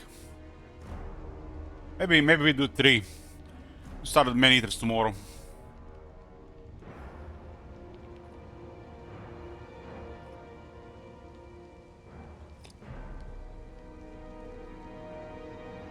But there's definitely been improvements.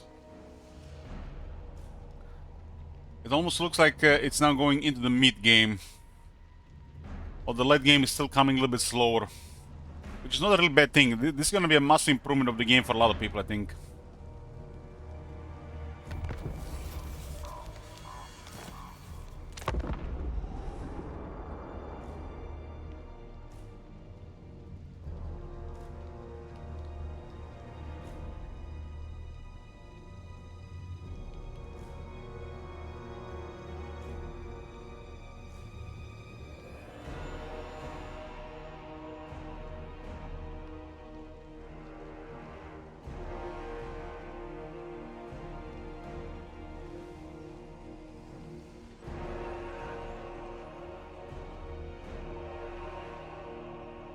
Not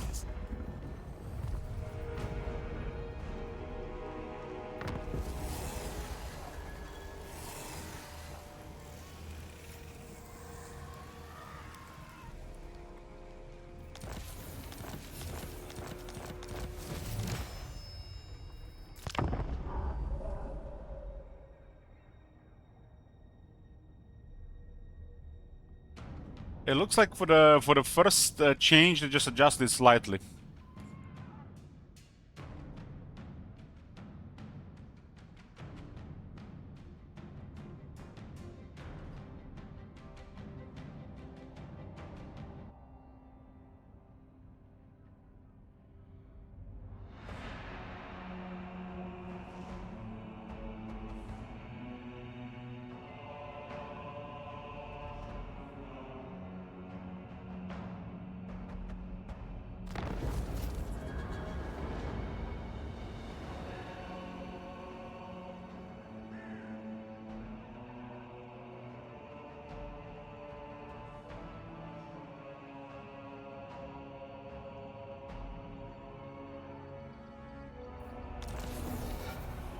Serena is down, turn 33.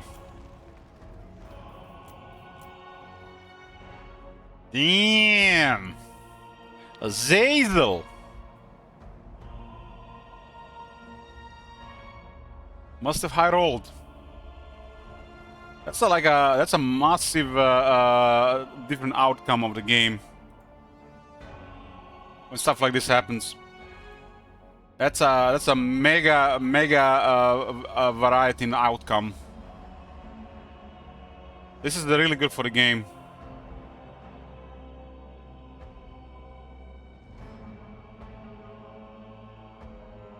But stuff like this can happen.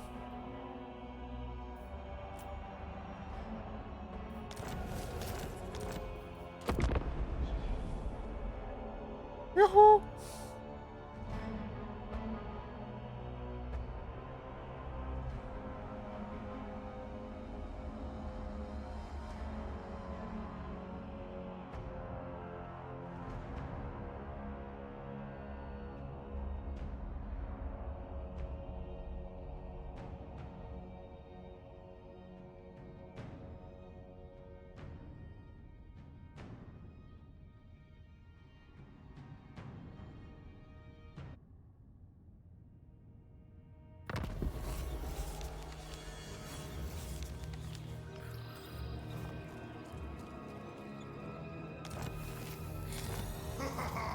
World Walkers ungefär Wintertooth.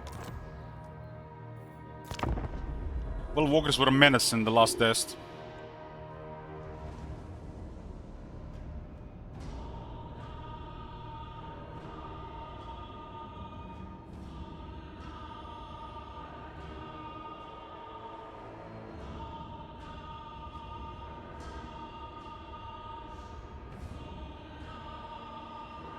Isabella the spy.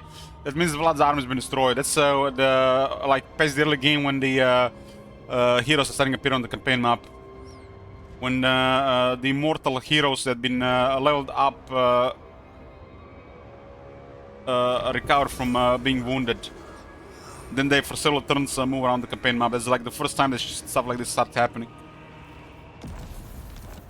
Because the heroes haven't been in the army until then.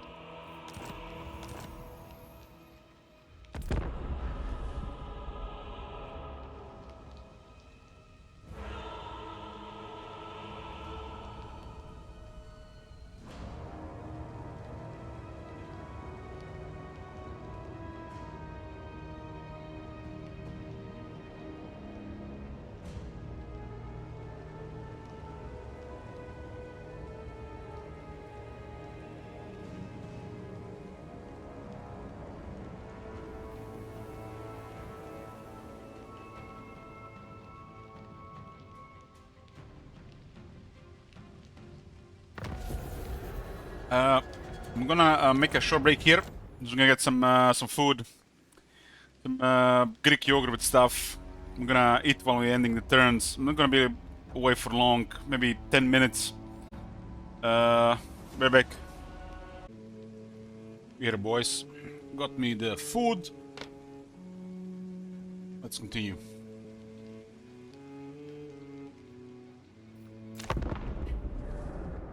This is like a rare occasion when I can eat while playing.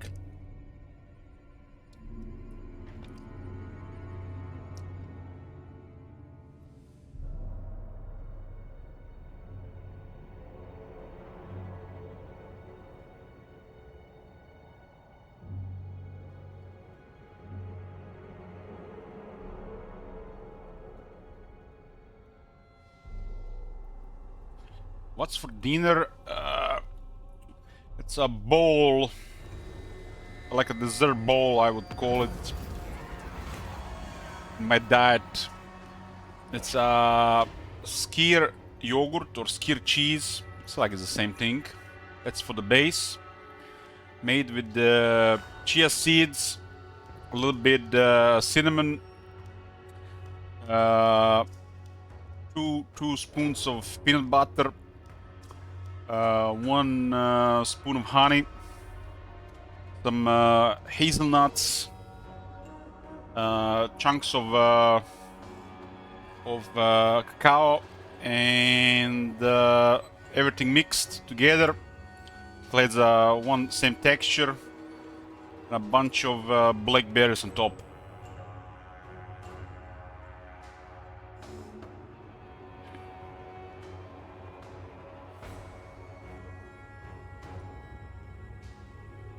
I'll give you a picture.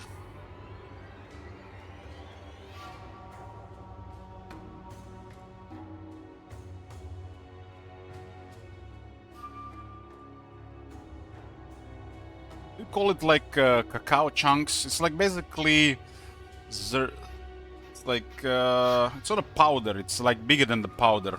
What do you call that? It's like it's cacao the size of rice.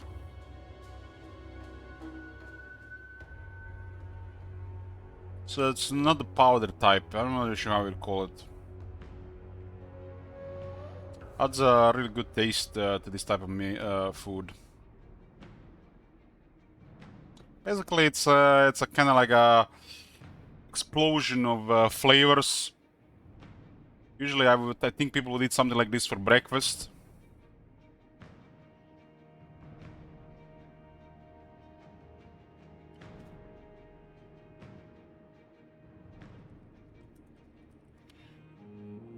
Kind of like cacao grain. It's a grain size.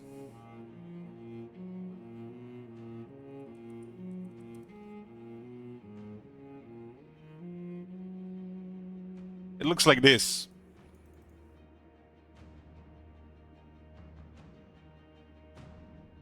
This looks like this.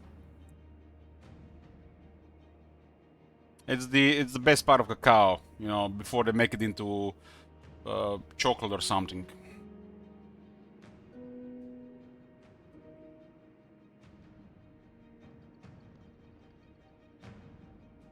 Adds lots of flavor, lots of flavor.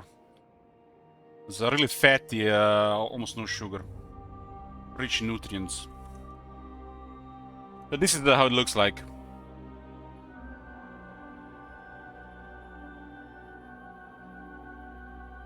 These are frozen wild black berries. And you got skyr mixed with the chia seeds, cinnamon, peanut butter. There are cacao in there, and with some hazelnuts all mixed together, and a little bit honey. Honey is a secret ingredient, makes everything really stick together and add so much to the flavor.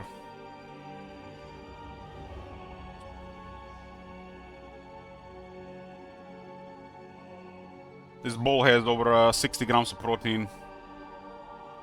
Lots of fat too.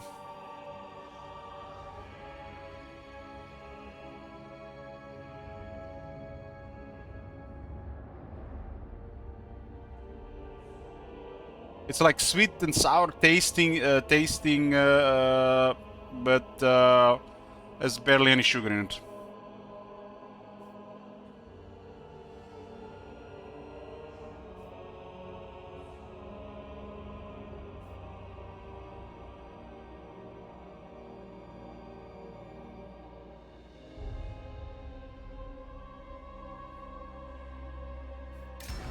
It's like, why other no factions have an event where they choose funds or an item like this, like on a generic level?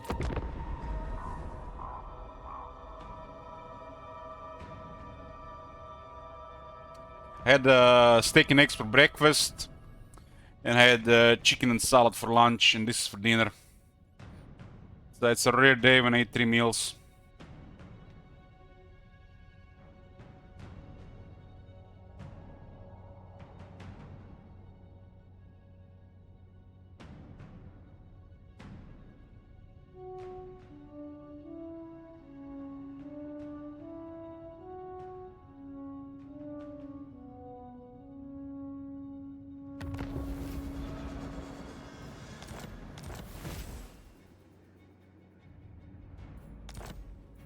Let's see what's going to turn 40. This one is gonna be all over the place, this campaign, and all this, see lots of stuff happening by turn 20. Much different than the first test.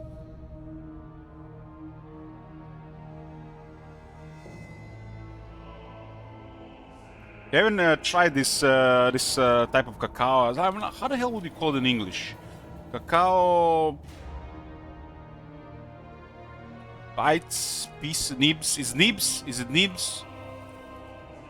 Cacao nibs. It's cacao nibs. It's called cacao nibs. If you eat like I don't know, oats or Greek yogurt with chia seeds or stuff like this, cacao nibs and honey, secret ingredient. Just add some cacao nibs and honey. Find both organic. Explosion of flavor. This is it. This is it. This is from what they make chocolate before they ruin it. Yeah, that's it. It's called cacao nibs. Cacao nibs.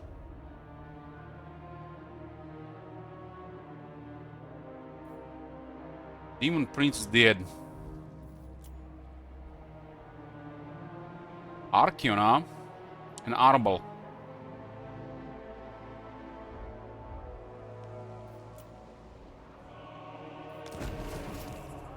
Jet core down. Like completely opposite happening here.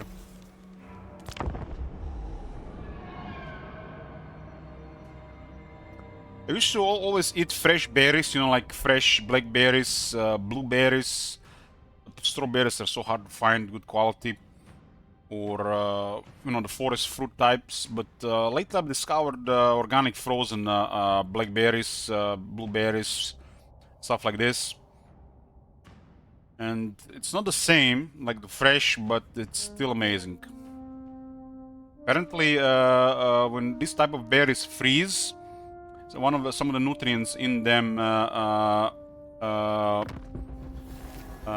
get easier for absorption, apparently, or they get richer for the body, just because it gets frozen and unfrozen. You ever seen a frozen berry? It's literally ice inside. So something happens inside it when it defrosts. But it's much smaller fruit than the usual berries. So it makes like a different taste. It's like you have the taste of fresh berries is completely different than the frozen ones.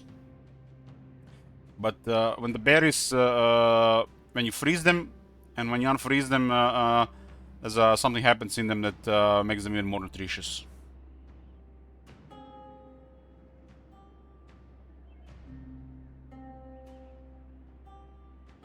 Not easy to find fresh berries all year round. And the shit is getting so expensive these days. 7 euros for 300 grams of frozen blueberries. Like, what the hell? The fresh ones are even more expensive. They're organic. The world's going crazy with these prices.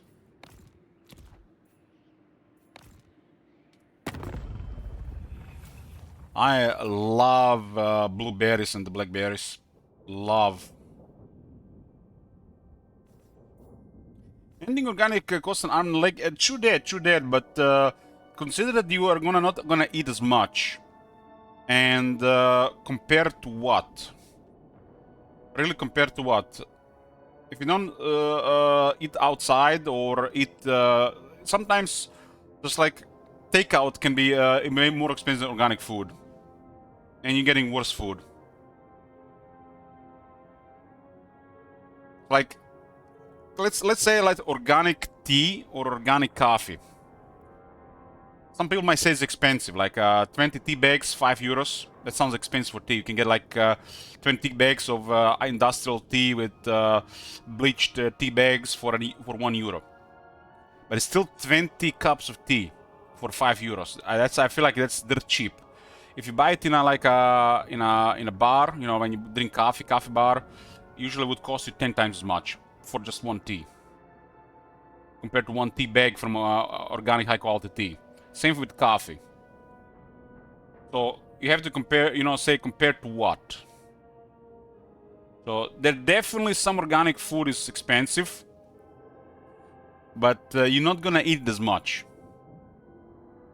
Like organic 200 grams of a cow nibs is, I don't know, about 10 euros. But you're gonna eat them for like 7 meals.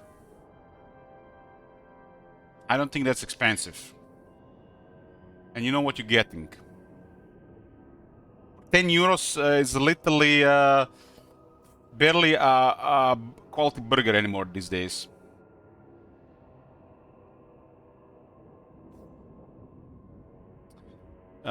It's cacao nibs and honey, secret ingredient to make this type of meals amazing. I don't know how much it costs. I actually bought a bunch of organic stuff last week. Cost me 90 euros. But half of this stuff I'll be used for several weeks.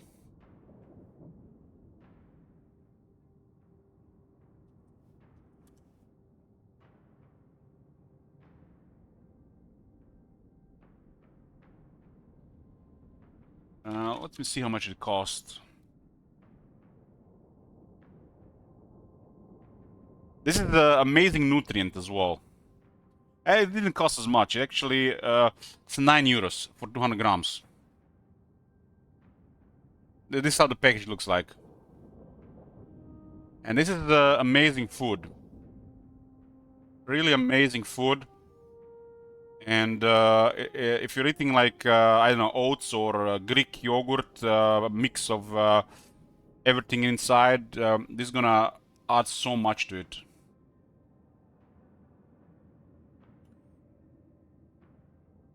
Cacao nibs have no salt, the top manager, and have barely any sugar. It's natural. There has to be some sugar in it because carbohydrate is part of the cacao. This one has 6% carbohydrate, which is very low for this type of food.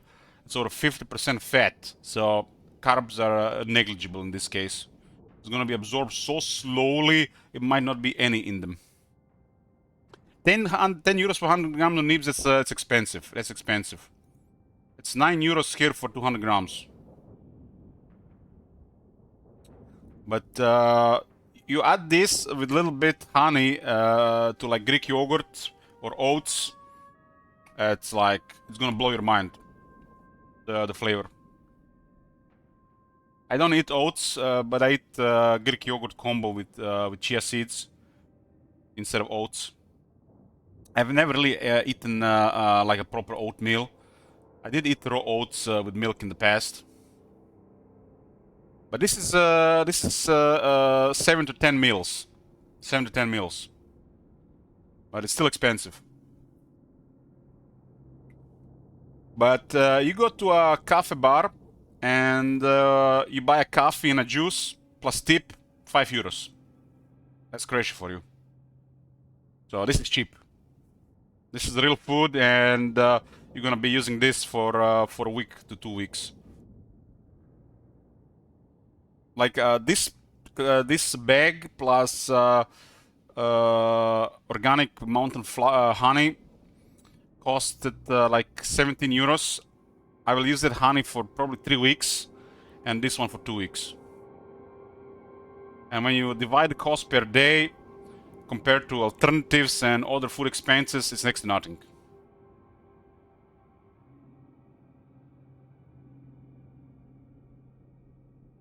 But if you haven't never tried cacao nibs, it's amazing.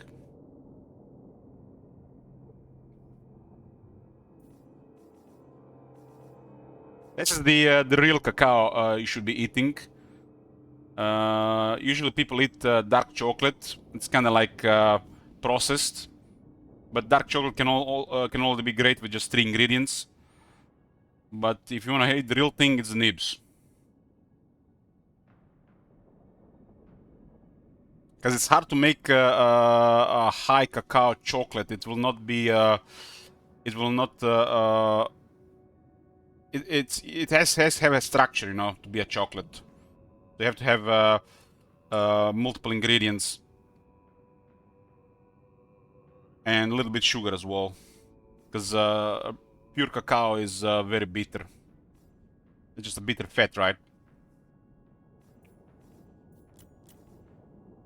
I've been eating cacao every week, over 100 grams of it. And usually it's in the form of dark chocolate, 92%. But lately I found these nibs and been eating these nibs.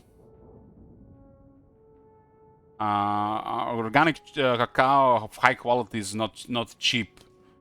But compared to alternatives like the usual crap you're eating, it's still gonna be cheaper.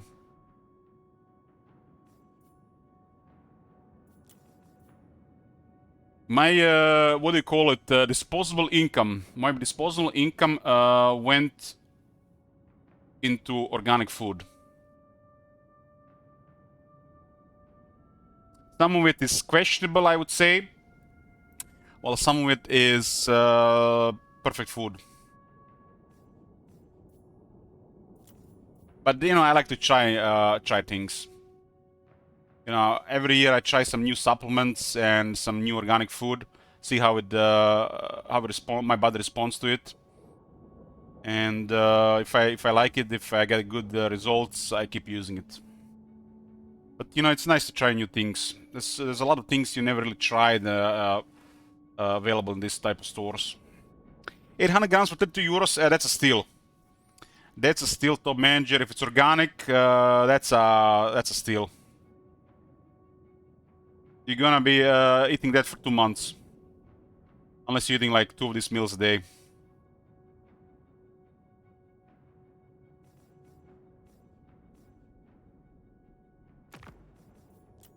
Turn 40, Gringor is rank 1 with 18 settlements. Damn. 3 enemies, this is looking very good. So Gringor is rolling.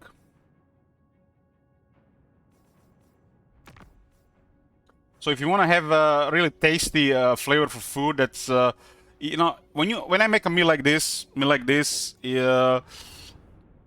this literally is like eating like I don't know, comparable to ice cream really, but it's all real food and not something processed. It's such an explosion of flavor. And it's so satisfying to eat, and you're gonna feel so filled. It's important to have the right ingredients and you know, like a bunch of them together. You know, it's like makes like a really nice food. Like you're not gonna really have a desire to eat the other crap when you eat stuff like this.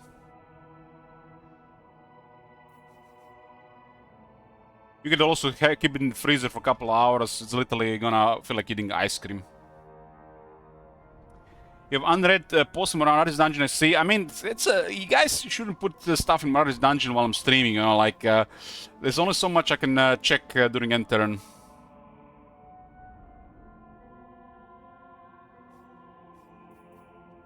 If you also never tried mixing together Greek yogurt or skyr.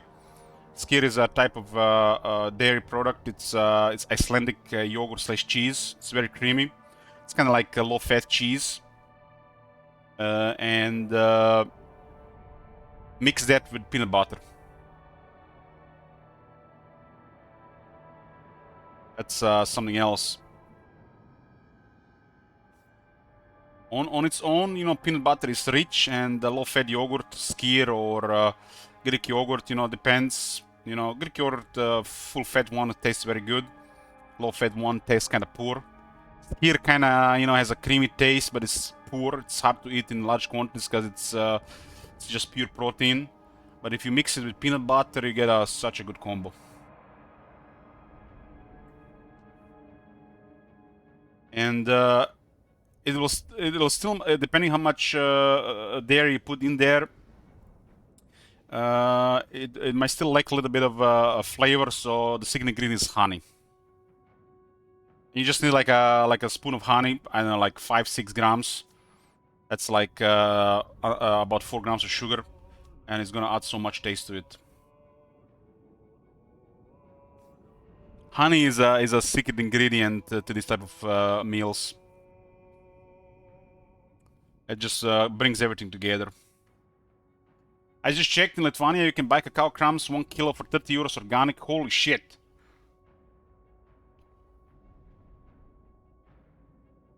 Here is twice as expensive, Adrius. Twice as expensive. What is the average seller in Lithuania, Adrius?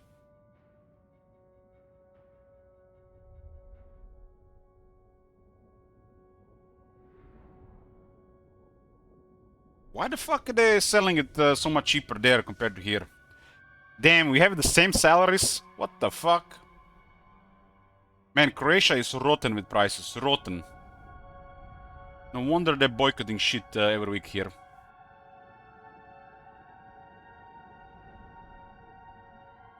Pretty much similar salary here, Adrius.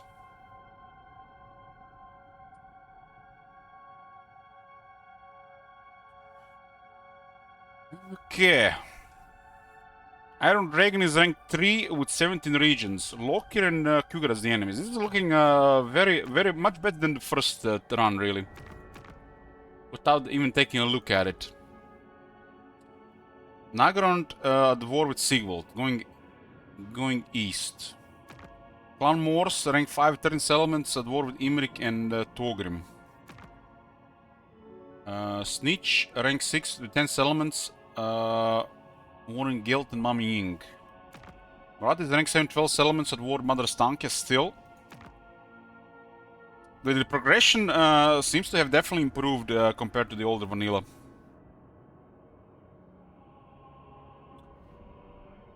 And this time we haven't even seen... I haven't seen any of the red flags. Tyrion rank 8 with 6 elements. Skulltake is rank 9 with 16 elements. Wulfric 10 with 13. Alethnar 11 with 14. Last Defender is 12 with 7 elements. Kolek 13 with 5 elements. No enemies on Kolek. There's a distance issue. Again, Archeon with no enemies. They need to, you know, fix this distance aggression. Distance aggression is off. It's noticeable already in 2 tests. This is bad for a lot of factions, I would say. And you can see in this case, Archeon and Kolek level of bad. Those are large territories, and them not doing anything about it, as in moving from A to B. Just doing nothing for a bunch of turns.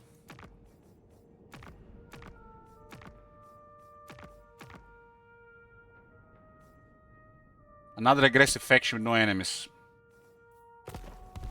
They need to start wars a little bit more often.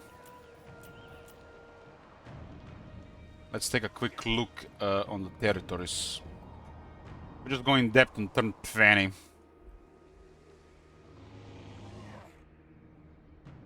Bretonnia is looking good, no AFK. Southern Realms looking good.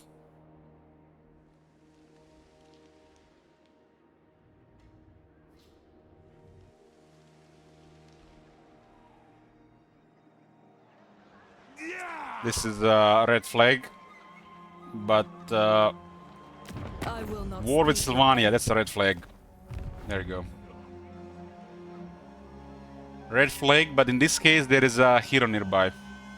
Hostile hero.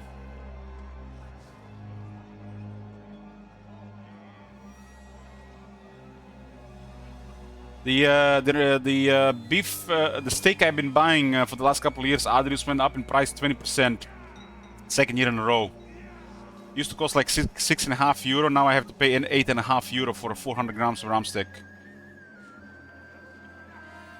And the chicken went up in price as well, close to €2 for antibiotics-free half a kilo of chicken breast.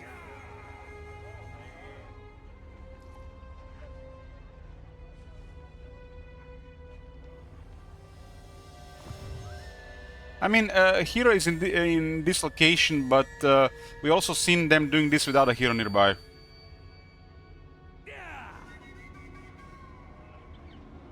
The quality food definitely went up in price, but you can still get cheaper eggs, cheaper chicken, you know, but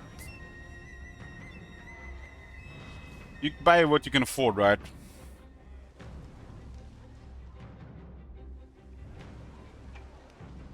Yeah, Elspeth is part of the Emperor deals with Vlad these days. There was a chicken on sale last week, Adrius. I bought every single pack in the store.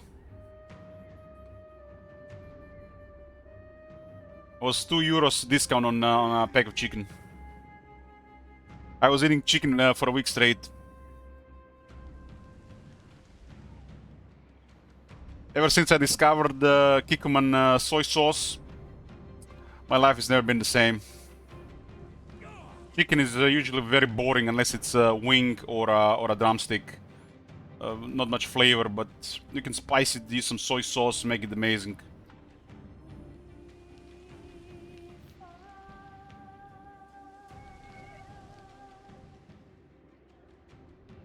If you never tried Kikkoman soy sauce, all-purpose soy sauce, I recommend, especially with a lot of meat. You can cook with it or dip food into it, you know, like you would sushi.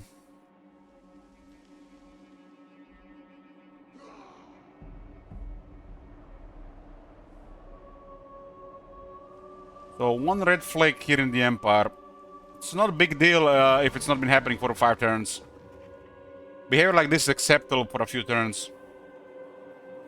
But that situation looks like it's been happening for multiple turns, considering the distance between the enemies.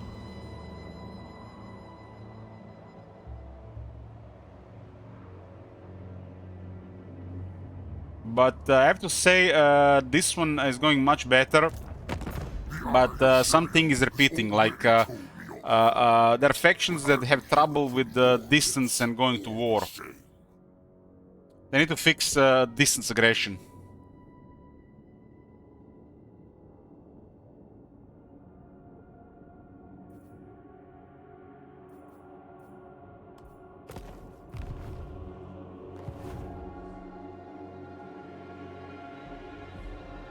Yeah, I used to consider chicken breasts the most boring food you can eat. I call it prison food. You know, as bad as low-fat cheese. But once you get some skills in the kitchen, find some spices you like, you know, quality soy sauce, all of a sudden it's like a gourmet meal.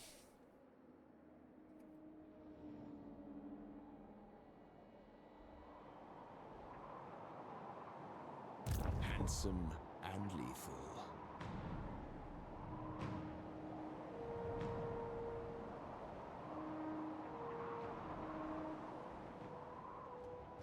Because, you know, chicken is rarely should be eaten like this alone. Usually eat it with some vegetables and, you know, like rice or pasta or with it. Since I don't really eat rice or pasta, I feel like always there's something a little missing. Even when I eat it like a salad with it. It's really hard to eat like half a kilo of it. Unless you know, do some voodoo with it. Meanwhile, beef, I can eat a half a kilo of beef and it's like godly every time with not much work. You can literally just put salt and pepper and it's 10 times better than chicken.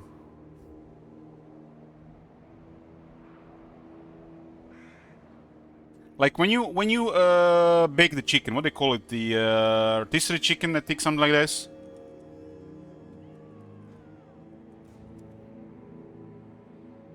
You know, when you make a chicken like this, like you know, in the oven, when you make it like this, the worst part of the chicken will still be the breast, the roast chicken, yeah. And the best part will be the wings and the drumsticks, because they have the most fat. Even when you make it like this, the breasts will be still the worst part. They're just so dry. Meanwhile, chicken wings and the drumsticks are chicken legs are amazing. 10 out of 10. Even if they have some cartilage and bone, you can eat from the drumstick, right? You know, that crunchy thing. But this is always gonna be dry. Breasts and legs always win. And have more nutrients.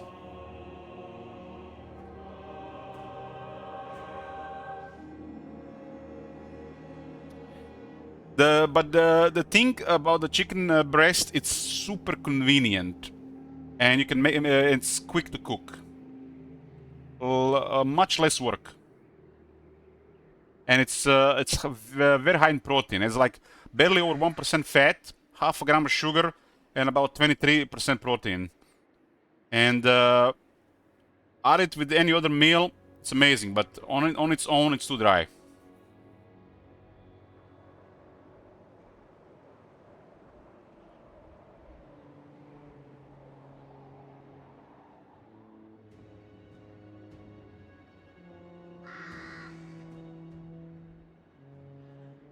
Damn, this one is looking much better. Much better. If I combine like a drumstick with chicken leg with the wing and the breast at the same time, it's very good. But if I eat the breast on its own from like a roasted chicken, it's too dry.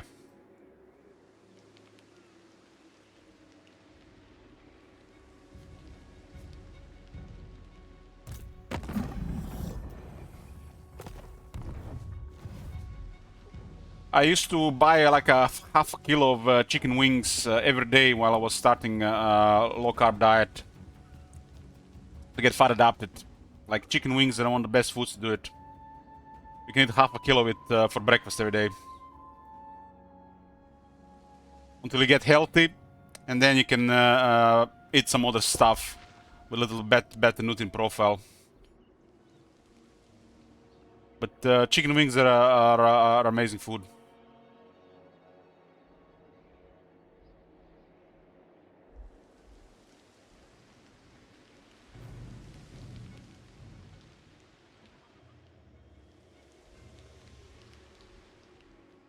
People that eat the most chicken eat the fried chicken. The fried chicken is the most common, but anything fried is it has to taste amazing because it's fried. But if you, fried is questionable, especially if you don't do it your own. You can eat it every now and then; it's not gonna kill you. But if you eat fried food all the time, that's really bad. Yeah, by fried I mean deep fried.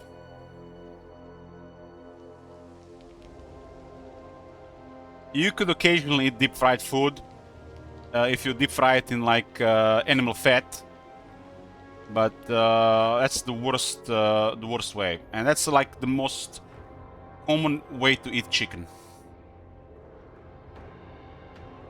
You can eat it every now and then; it's not gonna kill you, but if you eat it all the time, it's really bad.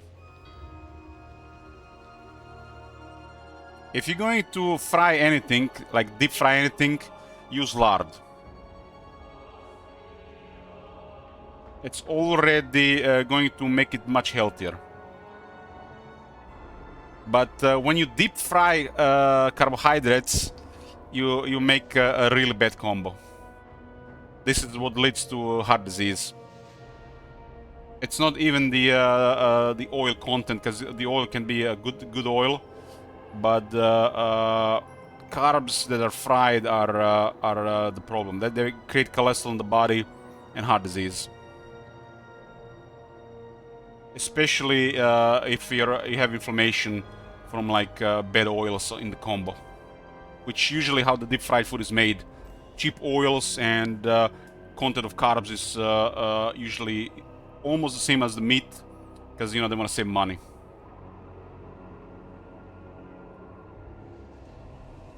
Like chicken nuggets. Chicken nuggets, I can eat a box of chicken nuggets. I eat chicken nuggets like once or twice a year. Get a box of chicken nuggets from McDonald's, three dips, eat the whole box. That's literally half of food or entire food for the day.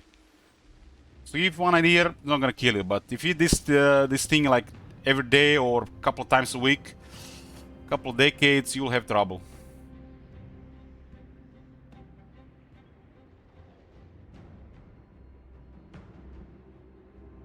This one is going amazing. Yeah, it's delicious. Of course, it's delicious.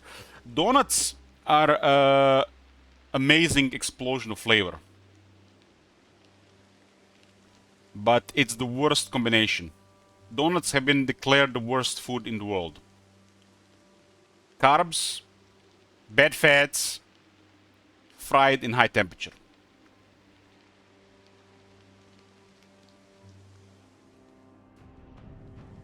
What if you're not fat? You can still have be unhealthy if you're not fat. You want to build your cells on your liver, brain, heart, kidneys, your skin with donuts, or you want to build it with fish, meat, and eggs. It's up to you. You want to build suboptimal construction. If 90% of the time you're eating the right stuff, 10% of the time bad stuff, you're gonna be fine. But if the bad stuff is outweighing the good stuff, your body composition is gonna be questionable, suboptimal.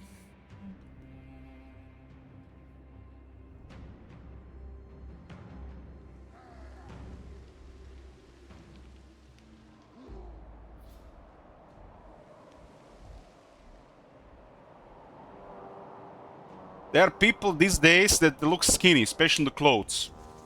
They got barely any muscle on their body, it's all fat. You can tell them to take clothes off, they sit, get a sit position, there are 3 waves of fat on their chest. But they're skinny.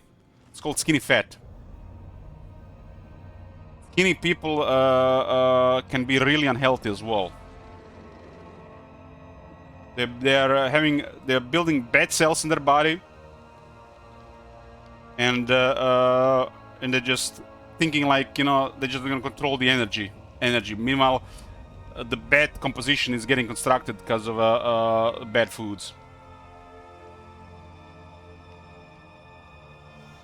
I read an article that some fat cells make cancer cells die of hunger. Well, what I learned that sugar, simple sugars and sugars in general, it's what feeds cancers and makes the mutations happen in the body. So if you eat low sugar or next to no sugar, all these cells just die, including cancer. Most, not all. So if you don't eat sugar, these cells cannot multiply, or they multiply very slowly. They usually just get recycled faster than they grow. So sugar feeds cancer. Well, most diseases happen because of food, top manager. That's the reality we live in the modern world. People eat too much, and people eat the wrong foods. Can you cure cancer? Probably you can help it with early stages with a proper diet. Completely cure it? Well, depends how your body is, at what stage. I believe in the early stages, and if you're prone to it, it's completely curable by diet. Because you can starve it out. Have you heard that people who take chemo, for example, tolerate chemo much better, have a much better outcome with cancers if they don't eat food while they're doing it?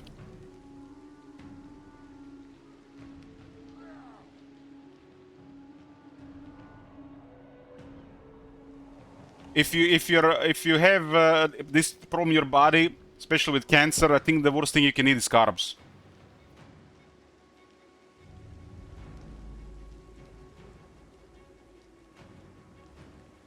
But I'm not the expert, and there are lots of kinds of cancer. Not all cancer is the same.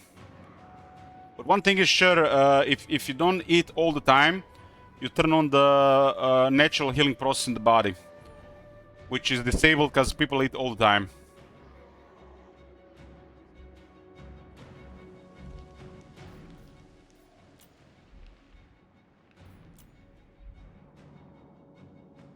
Body has a natural healing process.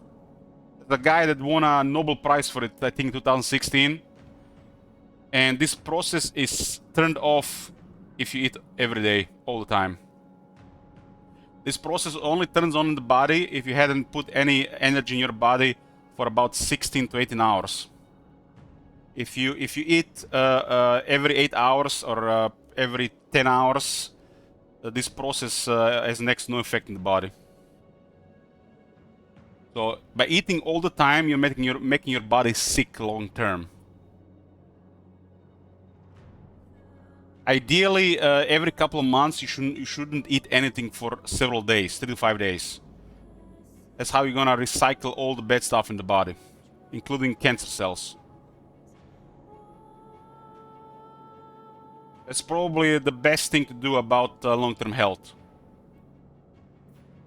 There's a guy that won a Nobel Prize for this. This process in the body is called autophagy.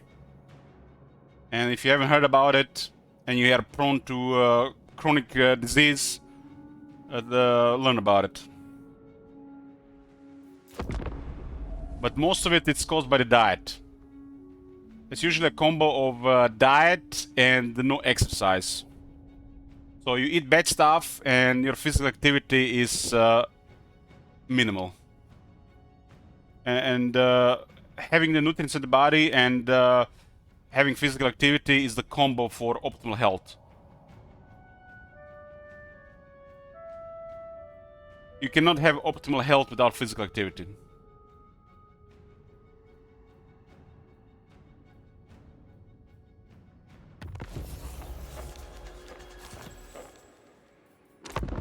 I was starting next day. No, it's mainly that's gonna start tomorrow. Well,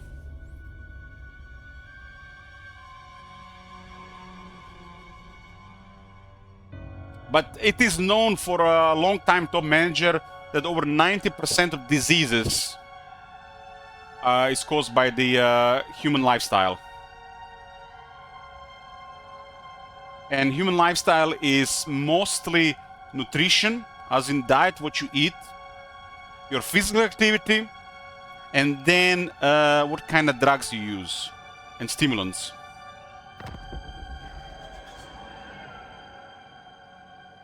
You need a balance in your body and you need the right nutrients. Not too much of anything.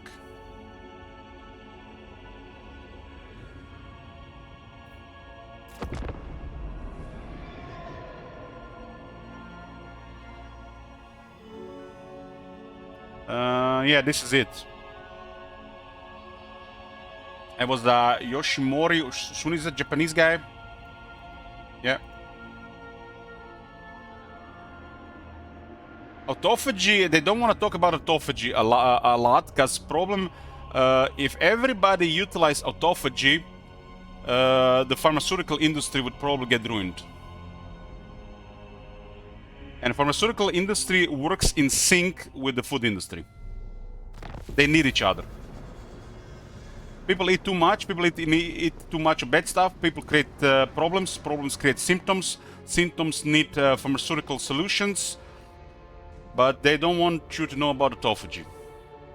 Because with autophagy, you can fix all your problems that happen over time. But this does not mean you can eat donuts and drink Coca-Cola every day. That's still off the table. Occasionally, like, you know, if it's like in 10% of the situation, like 90% of the time you eat good stuff, 10% of the time you eat bad stuff, that's fine. But ideally you want that to 100%, right?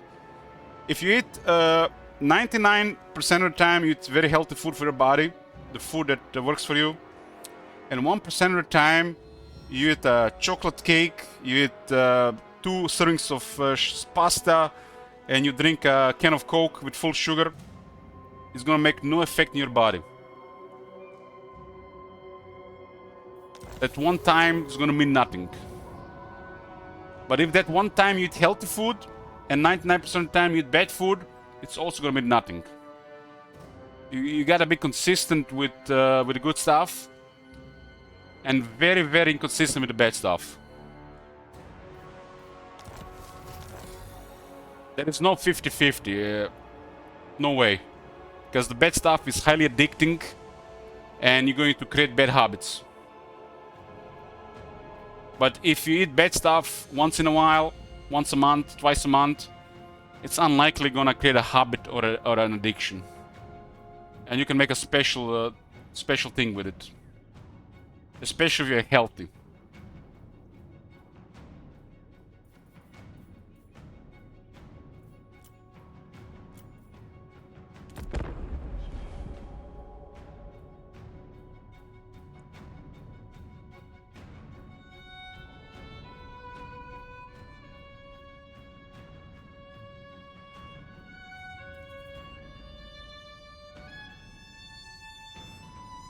When they say, you know, moderation is the key in the balance, you can't have moderation with drugs. That's what sugar is, it's drugs. That's what the ultra-processed food is, it's drugs. It's the same as masturbating. You're just going to get a dopamine fix until it burns out and it's not gonna work anymore. There's no moderation with this shit. Discipline, self-control, and staying away from this shit is the only solution. And do it sometimes. Very rarely. It's pleasure foods that are highly addicting, might as well be drugs. Just try eating regular chocolate. I mean, anybody who has tried this, who has experienced regular chocolate versus dark chocolate. You cannot overeat dark chocolate. You will be sick. Regular chocolate, you can overeat. And when you're getting close to sick, you can still probably eat some more.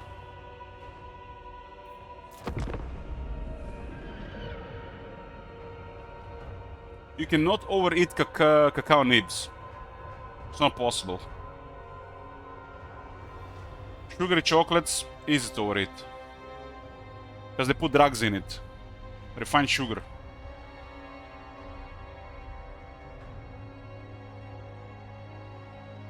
Refined sugar was never supposed to get into human body. As a part of the whole food is fine, but refined stuff never supposed to get into human body.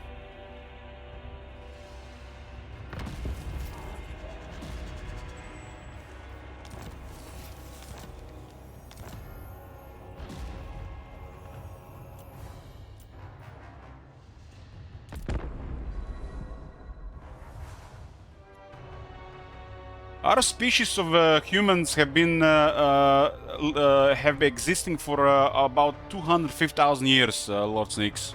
It's 1/4 million years.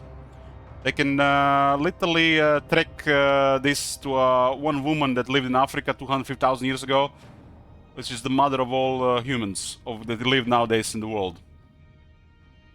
And for most of that time, we literally eaten animals and next to no carbs. Carbs have been introduced to our diet the last 10,000 years.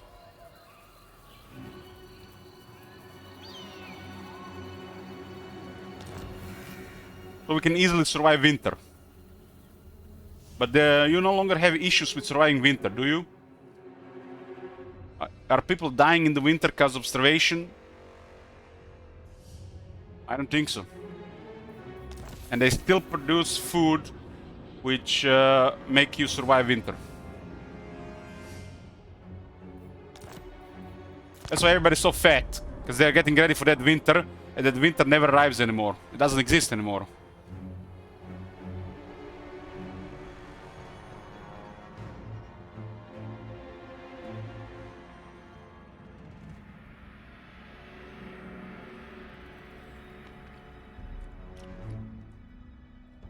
Probably the best thing you can eat is meat and organs.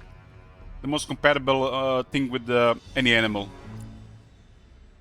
Just eat meat and organs.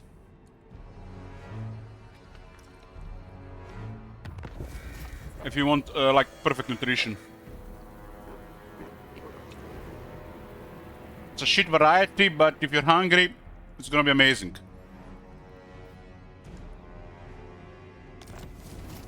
The question is, are you craving for food? Are you craving for nutrition? Or are you craving for drugs? That's what you should ask yourself.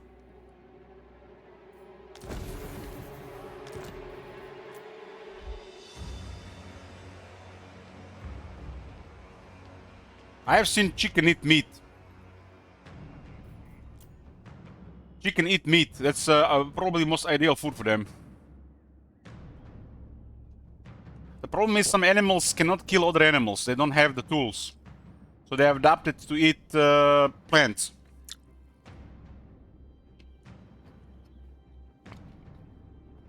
What will chicken kill? It's a chicken, right?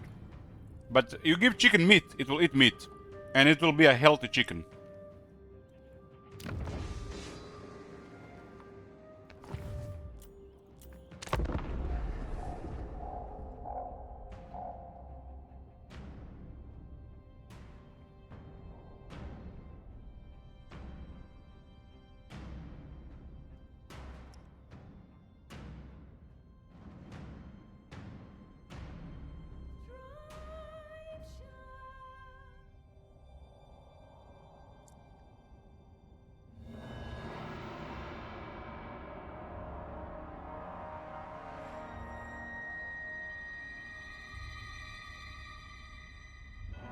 If the vegetables and the fruit, if you enjoy it,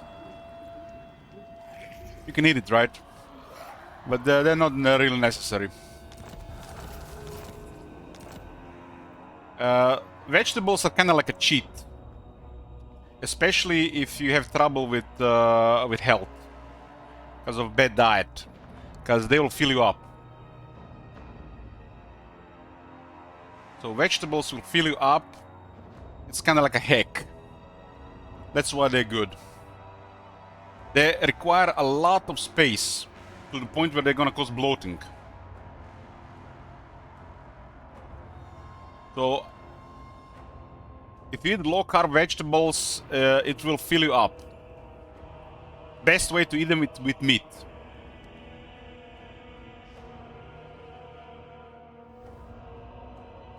That's why everybody that starts a diet, which, you know, diet, basically, it's healthy food, that's a diet these days. When they start eating healthy food, they eat lots of vegetables. Because they want to get that sense of satiety, they're full. Probably people that are fat have a hormone imbalance. The hunger hormone is out of control, and their satiety hormone doesn't exist. So they just, on drugs, they just eat like crazy. There's no hormone control. There's no hormone to tell them that they're full, and they're always hungry. The hormone tell you to do this. Once you start eating healthy, you get a much better balance of these hormones in your body. Satiety hormone will increase the moment you start eating, and even if you stop eating, it's gonna keep increasing for a while. That's because you can start eating something and stop, and 20 minutes later you don't have to continue eating because the satiety hormone has increased in the body. And as the food gets processed and you start consuming energy, the hunger hormone goes up, especially if you have no fat in your body. That's how it should work if it's all working properly. But people that are on drugs, you know, sugars and processed food, they never have this balance. Satiety hormone is literally just MIA, and the hunger hormone is out of control because they have insulin resistance and they can never really get to the fat stores. That's why the fat people just keep getting fatter, and it's impossible to lose weight because of the hormone imbalance.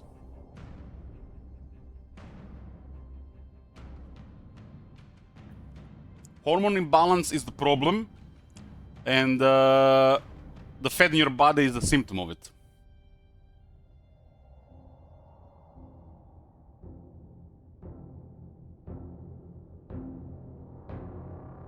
Store everything, keep eating. We just eat, store everything. Body literally turns everything into put storage. You eat a kilo of sugar. Let's say you eat a kilo of sugar. That's 1,000 grams of sugar. That is 4,000 calories. Inside 1 hour, most of that sugar will already be going into your cells. You're already going to be full, and the rest is just going to get stored as fat. 90% of that sugar will be fat in a few hours. Your what is it called? Your pancreas will be screaming. Your liver will be screaming, but the body will turn it all into fat. As long as it works. You keep doing this every day, your pancreas will burn out and you'll get diabetes.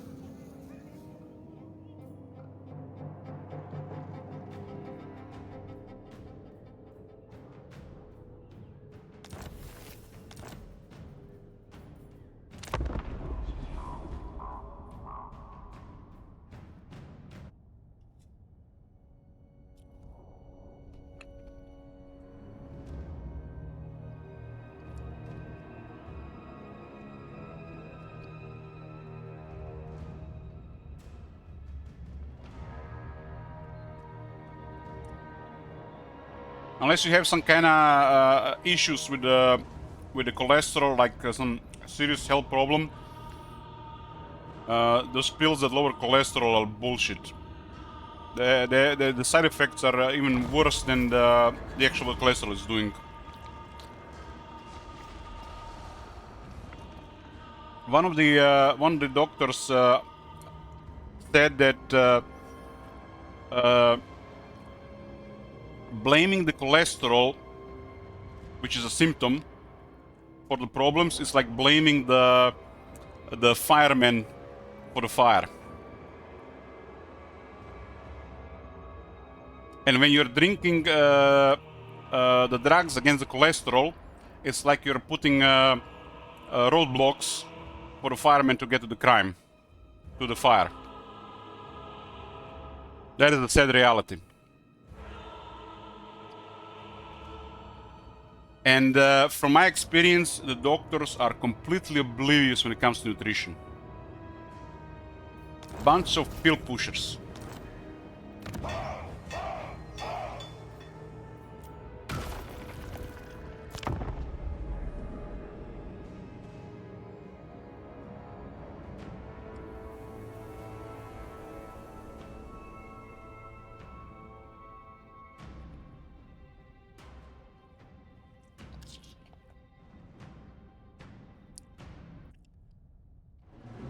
They've been telling people for decades that fat has been giving people bad cholesterol. It's been making people sick with high cholesterol. And they've been calling cholesterol like a bad thing. It's like calling vitamin C a bad thing. Do you take drugs for vitamin C? That's how bad it is. Because cholesterol is a critical nutrient in the body. And it's expensive to produce.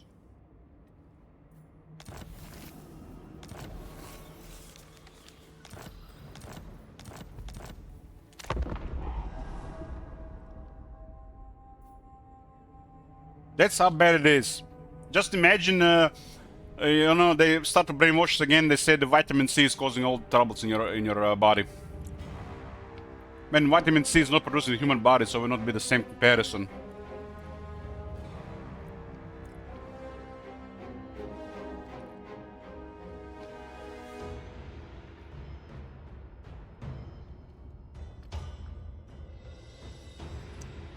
Body produces the amount of cholesterol you need every day, exactly how much you need it.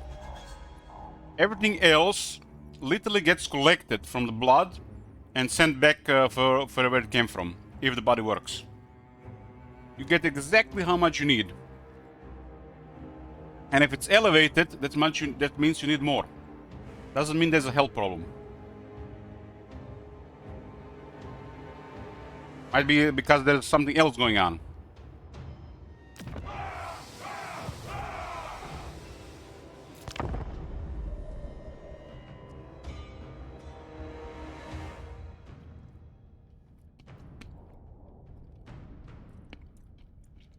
In the last 5 days, I eaten 60 eggs. But, you know, 5 years ago, I would have probably died from heart attack, according to the doctors. Nowadays, you know, there's no upper limit how many eggs you can eat every day.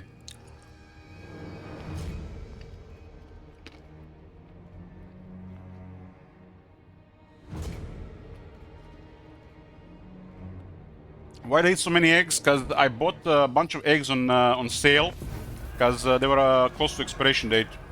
So they put it under like half the price. So I said, fuck this, man, I'm gonna buy all those eggs, I'm gonna eat all of it. So I had like a bunch of eggs in the last couple of days.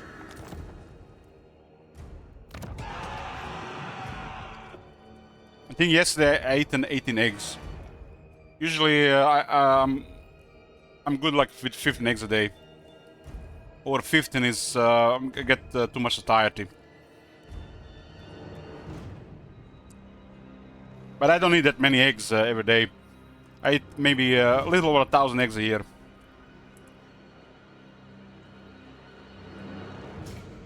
But some days I make like a breakfast. I make like 100. I make some bacon and 10 eggs.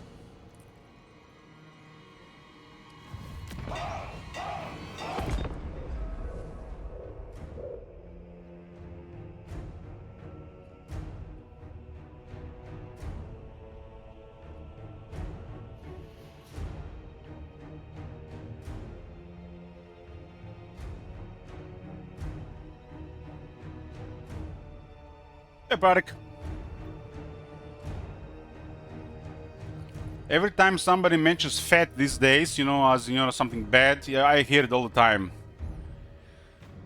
To je puno masti. A lot of fat. You know, I'm just like, roll my eyes.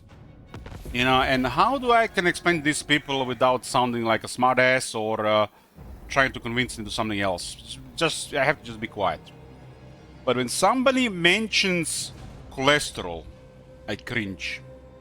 Every time cringe. And they still mention it on like the TV and stuff. And they're still afraid of the red meat.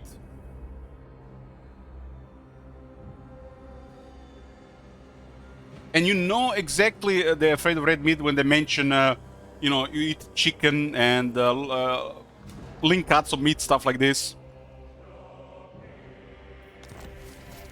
Don't these clowns realize that there's a bunch of nutrients in animal fat that your body needs to function properly?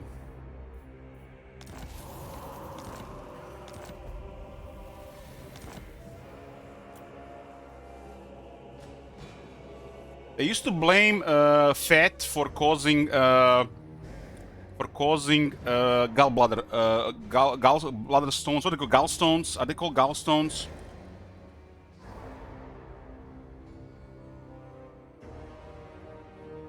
They used to blame high-fat food for causing gallstones, but it's the opposite way. If you don't eat enough fat, that's how you get gallstones.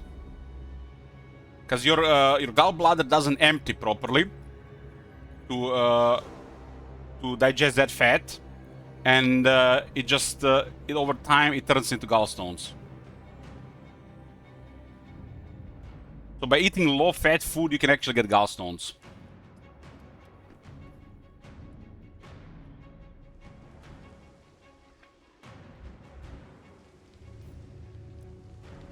If you eat like a lot of fat, if you're like starting like carnivore or low carb, a lot of fat, and you get diarrhea, which means you have eaten way more fat than you have what's it called, the more bile to process it. And it's a natural process in the body.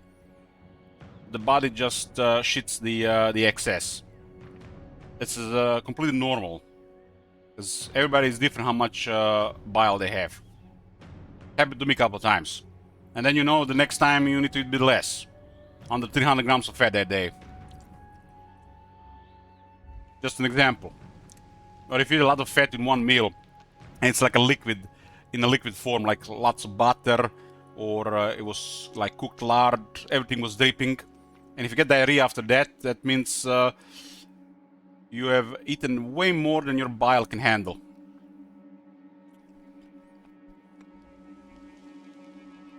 But the next time you might have more bile to process that much.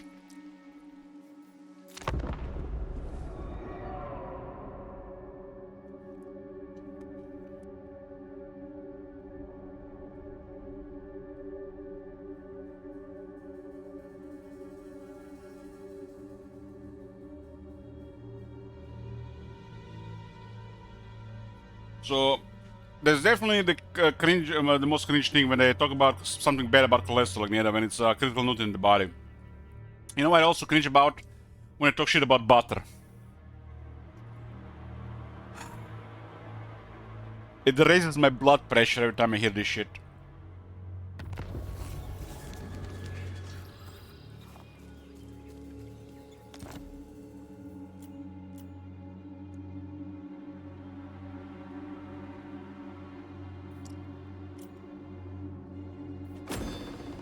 Let's see what's going on turn 60.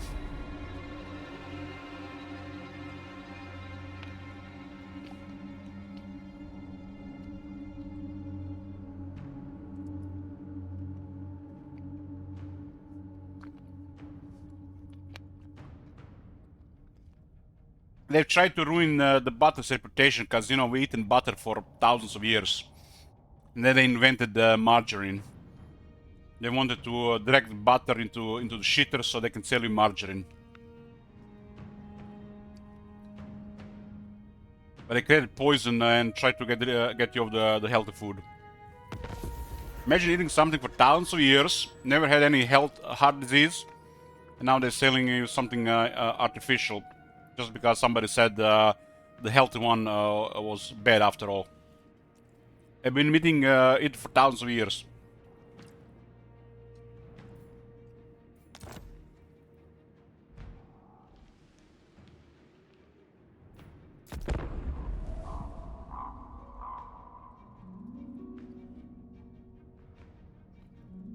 It's propaganda what it is. It's propaganda to make unethical profits. That's on what America is built on. The entire industry. Propaganda. The most brainwashed nation in the world. They brainwashed the rest of the world. For a while.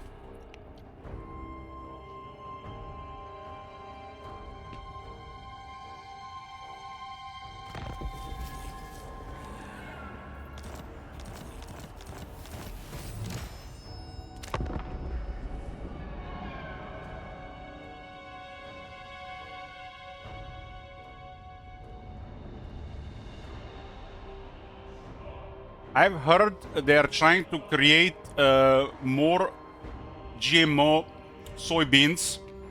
They do not create trans fats while being bombarded by hydrogen under pressure to create healthier margarine. So instead of you eating real food like butter, they're trying to create more fake foods. But they're still forgetting about the inflammation caused by those oils they use to create margarine. So they try to get rid of the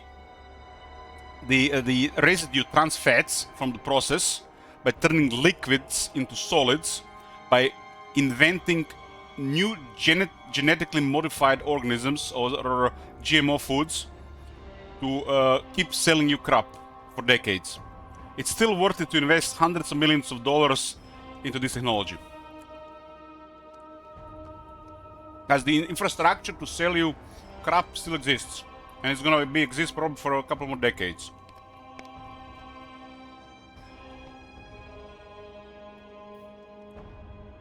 Because this is not just in margarine, they literally it's in every processed food. Over half the processed food is using this. It's how they add energy content and the fat content to the food. It's flavorless, and it works for the processed food.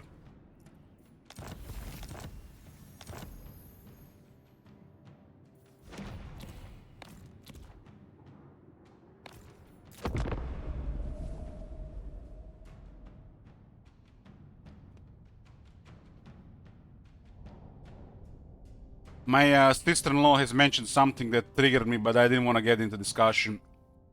You know, I told her that, you know those instant noodles? I actually got sick of this, sick from this in 2015.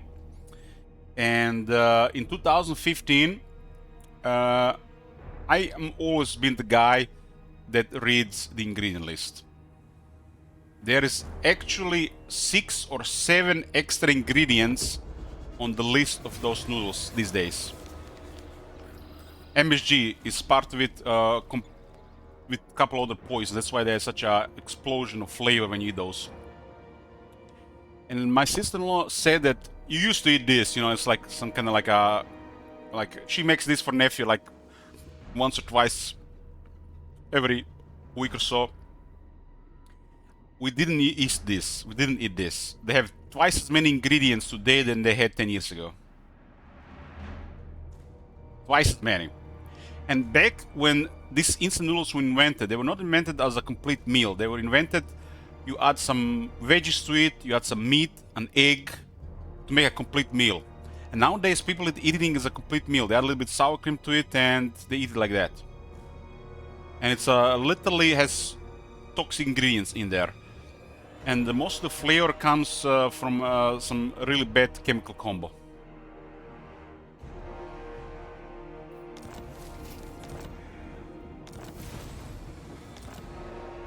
But the worst part is it's just the worst kind of nutrient in there. It's just complete the worst kind of starch. And if you don't eat anything with it, it's really bad.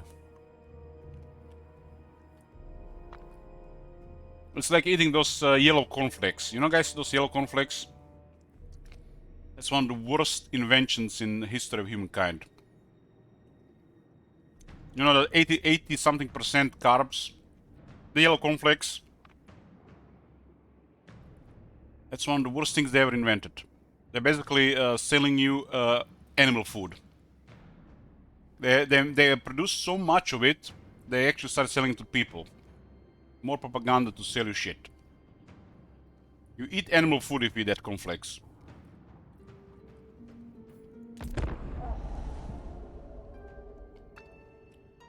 Cereal is probably like one of the worst inventions ever.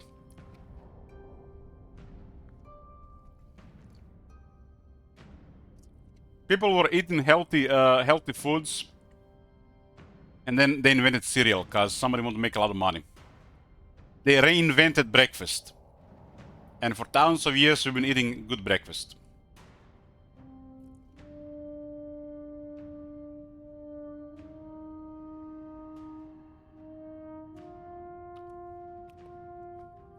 Yaron, corn is supposed to be good for you.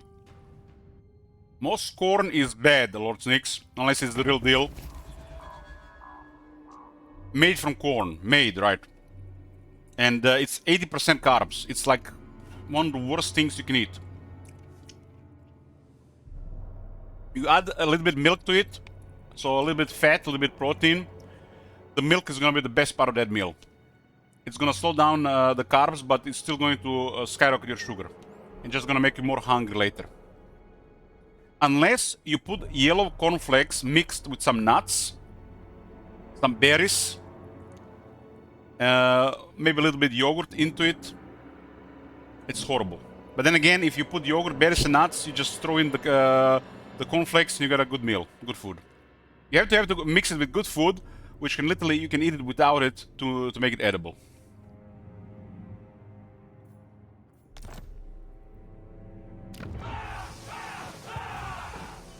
But who the hell eats yellow cornflakes with berries, yogurt, and nuts? This is poor people food. They used to feed this to animals. This is usually what poor people buy. They don't have money. They buy the worst kind, and they usually just eat it on their own, because it's really cheap.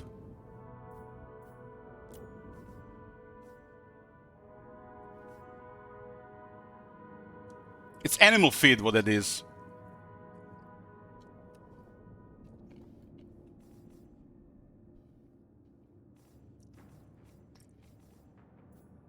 Carbs are good for you. Yeah, that's very good carbs you can eat. If you're healthy with a good metabolism, you can eat carbs, no problem. But most people aren't anymore. And the ones that are healthy, they're not gonna eat shitty cornflakes. And most probably gonna eat the oatmeal.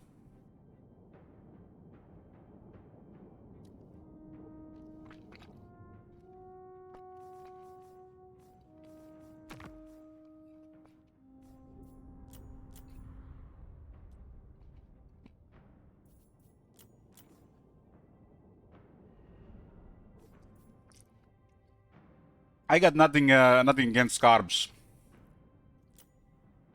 Usually, when I talk bad about the carbs, it's usually the bad kind. The ones that don't really belong anywhere near the food supply.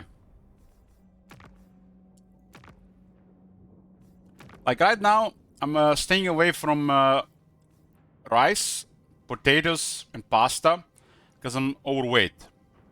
Especially rice and pasta, because like that's really unreasonable stuff to eat. I could probably eat potatoes. It'll just increase my hunger. Potentially for another meal. I think potato is amazing food if you are at a good weight. Rice as well is cheap. Goes nearly with anything. But if you are overweight and if you want to lose weight, you can't really eat stuff like rice and pasta. There's better things to eat at that point. I am totally planning to reintroduce rice, pasta, and potatoes back into my diet, but not ready yet. And you have to make you can eat this every day. Like potatoes, you can probably eat every day.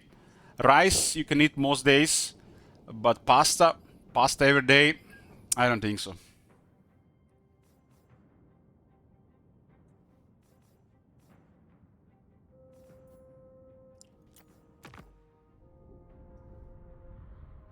I'm saying like there's a lot of great stuff out there that just doesn't fit for you where you're right now.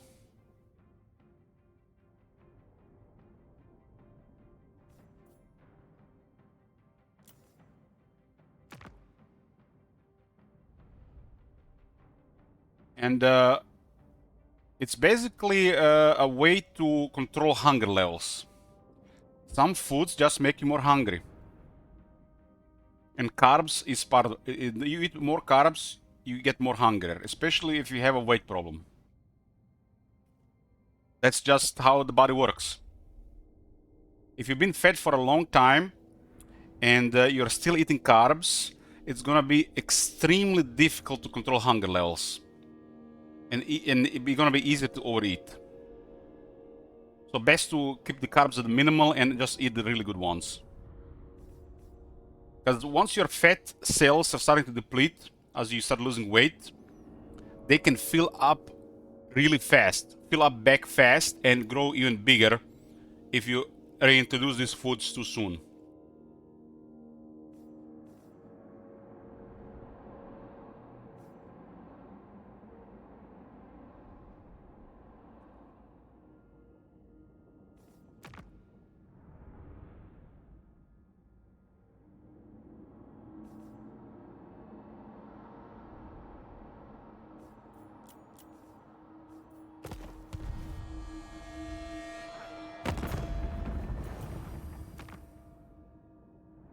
So what happened with the mummying here?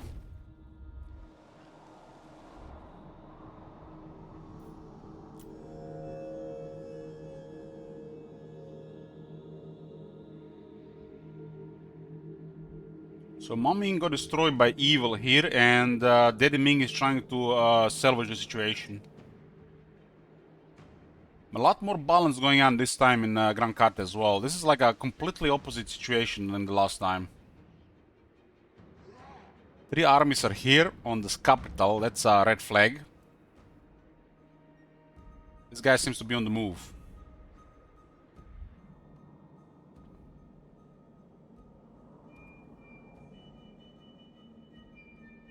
There's a massive side effect issue with the statin drugs, and you can Google it.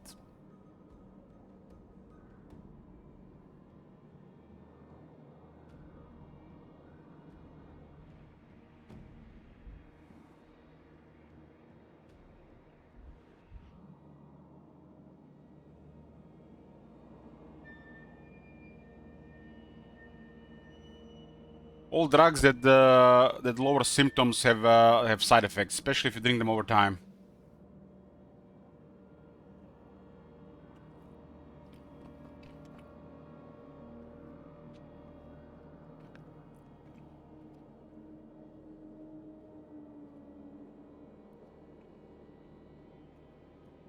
Student Bank says I've been going to the gym for just over 3 weeks now, and I'm down like 3 pounds.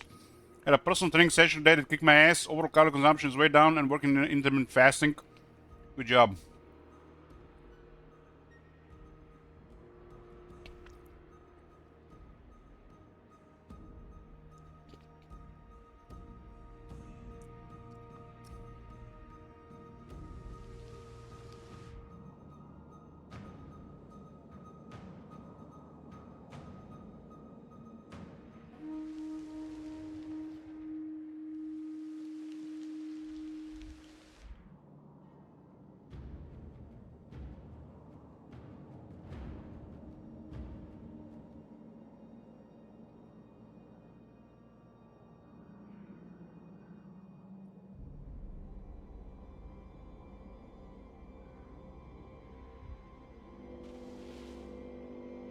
My two-blade hungers.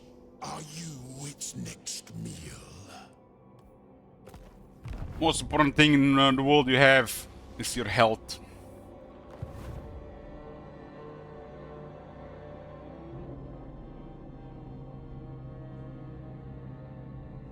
You think you have problems in your life?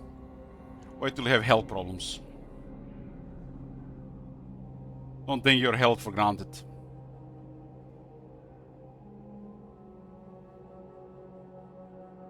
Time is just waiting to fuck you up.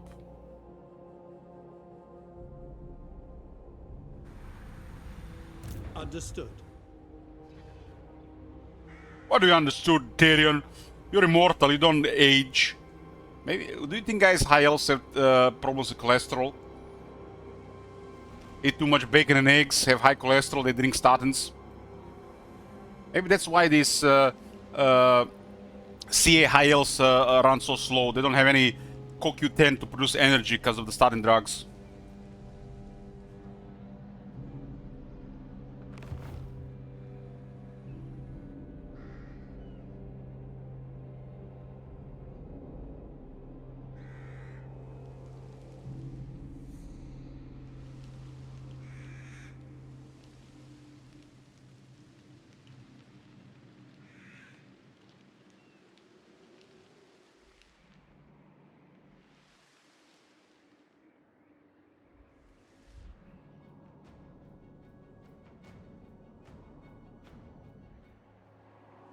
The trick is not to make it to 70.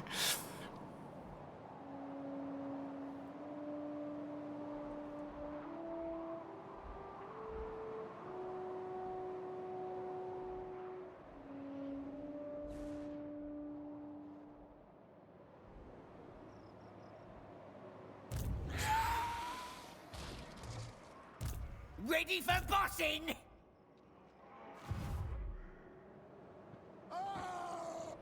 I don't know a single male in my family that has made it over age 70 in the last 3 generations.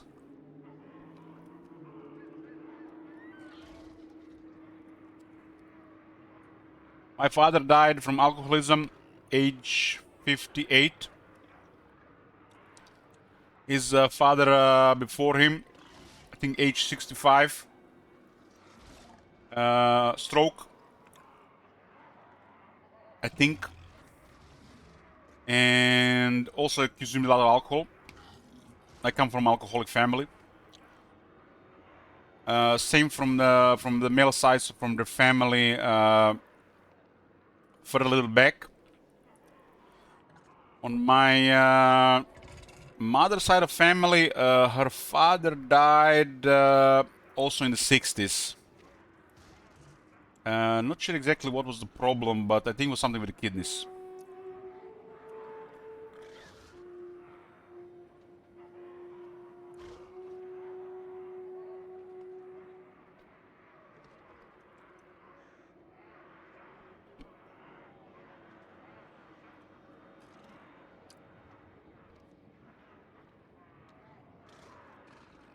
Yeah, I don't know anybody that had 70 or more years.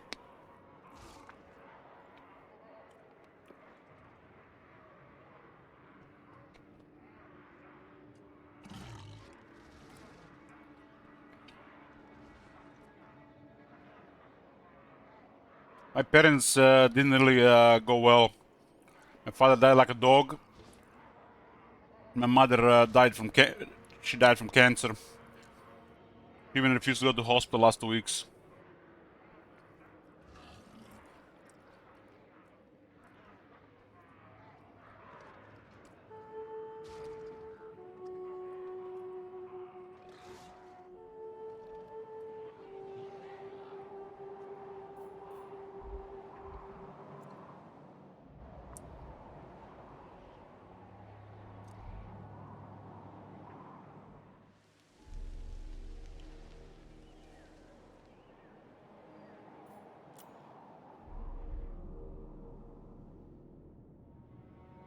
My grandpa is 96. God damn, Magneto has got those god genes. Is your grandpa really physically active?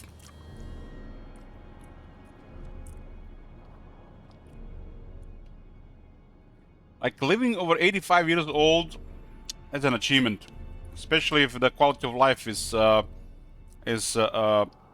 acceptable. If your last 10 years are like shit quality of life, it's horrible.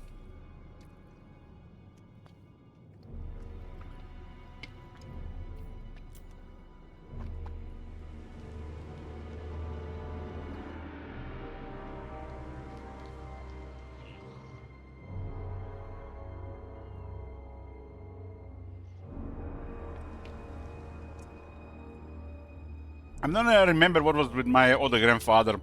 He was in the war, in the Second World War, and he got sick during the war or after the war, and it deteriorated his health. That's why he didn't live long.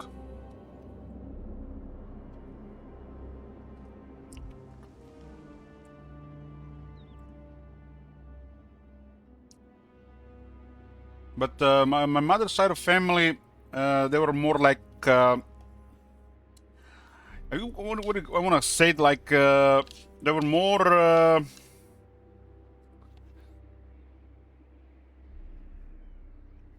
like my father's side of family, more like a peasants. But my mother's side of family, more like they were more polite, more like gentlemanly.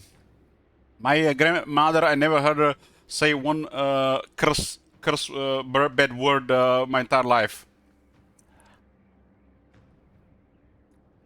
My father side of family introduced trouble further into the family.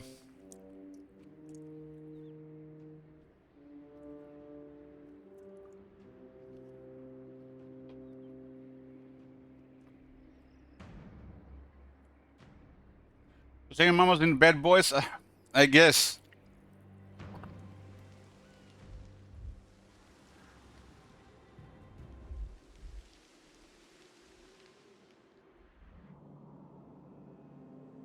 This is the second game where Luther Harkon is out of control.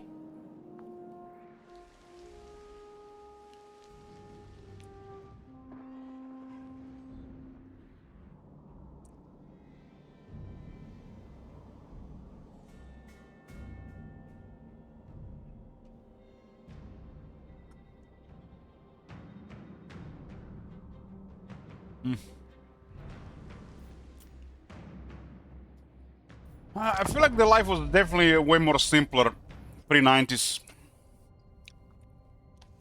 Why does shit get so complicated now? You would get married, you would buy a car, buy a house, you could afford it, you have kids. Nowadays, feels like super complicated. Even just getting into a relationship is rocket science, let alone planning a family, or you can never even afford to buy stuff anymore. They ruined the quality of life regarding this stuff. Summer went all wrong after like early 2000s. Back then it was simple, really. It was way more straightforward to start a family and have kids.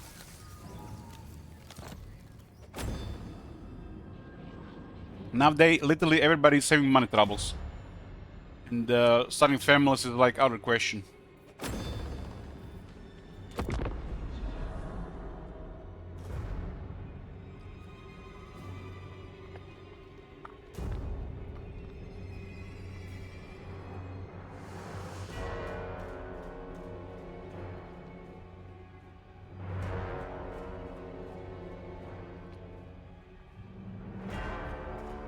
Back then it was normal to have 2, 3, 4 kids. Nowadays, it's impossible to afford 3 kids.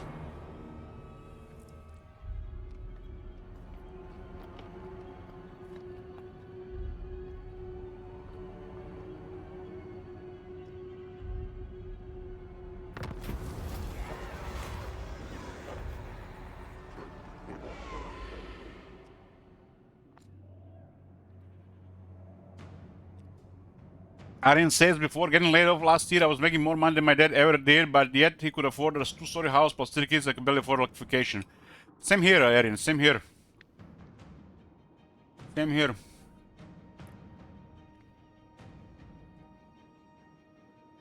Same here. I was born in 1988, whatever gen is. I don't go this with this gen stuff. 1988. So I'm 36 years old. I'll be 37 in 4 months.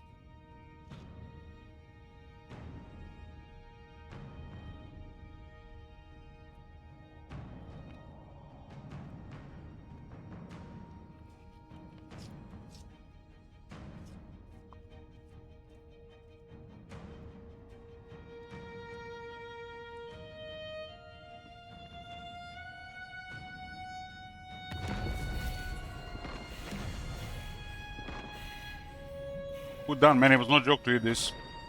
Big bowl.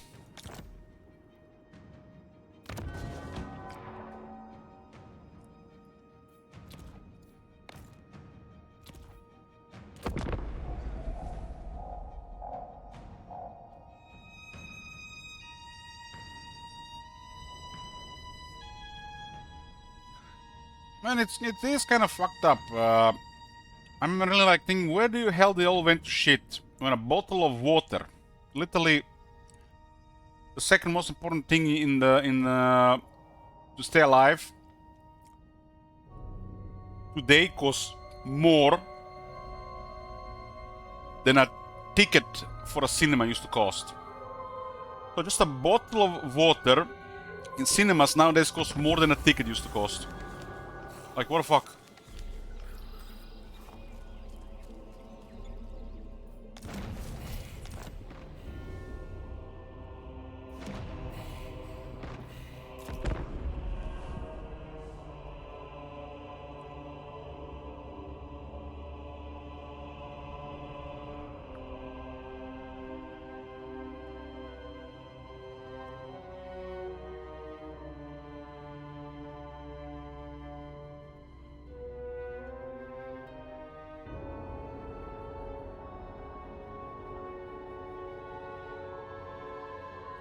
I don't know what you mean, Angel. I've never left the country. But you can't charge €3 for a bottle of water, man. Like, what the fuck? That is just...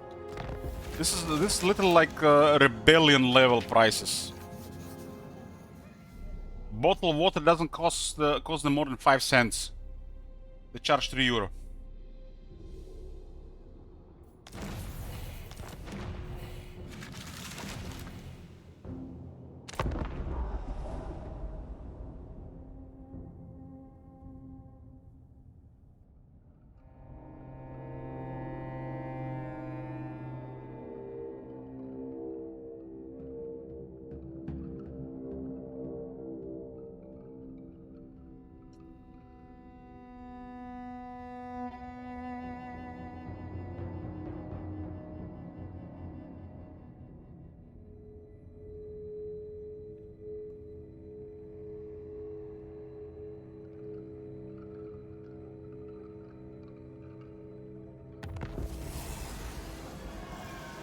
There's something really rotten in this country when imported water from Italy, from the Alps, costs 3 times as less than the local water here. How do you explain this?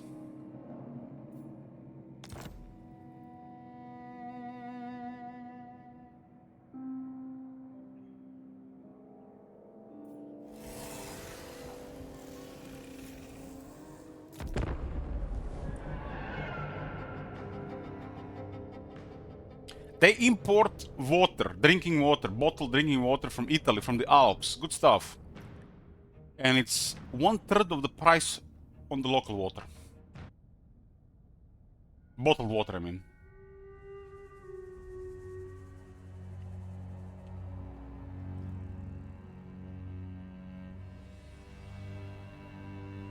And when I see stuff like this, I just want to strangle somebody.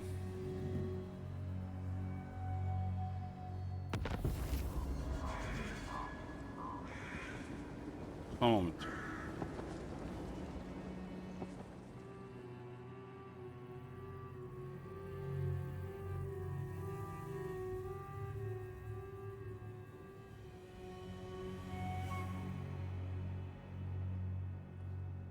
Oh.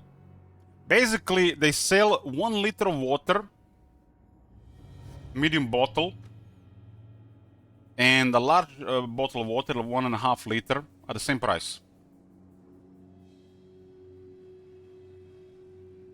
Or, you know, so people don't get brain damage, they sometimes put 1 cent difference.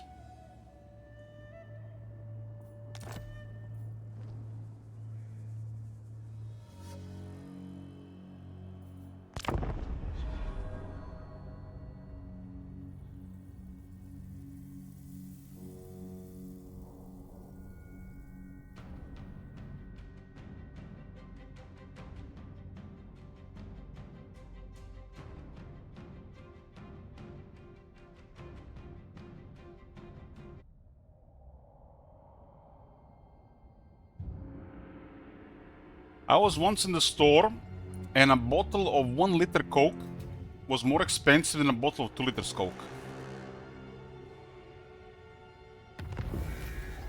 Discretion for you. Absolute insanity.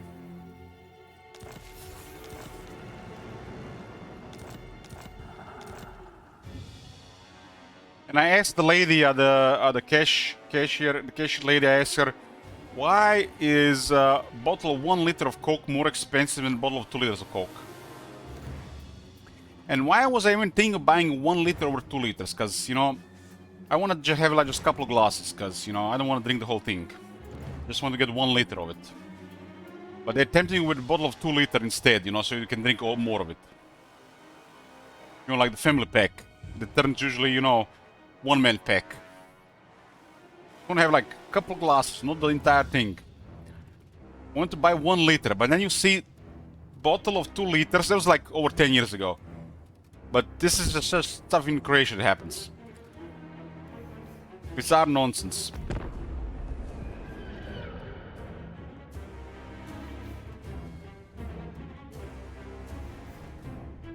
You know those brand waters, big brand waters?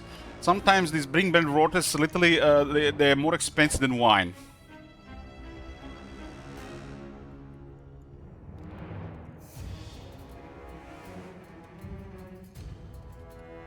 Can you imagine bottled water more expensive than wine? That's just somebody really fucked up somewhere. Of course, it's gonna be cheap wine. It's not gonna be any good wine, but it's still wine. Wine is wine. And water is water.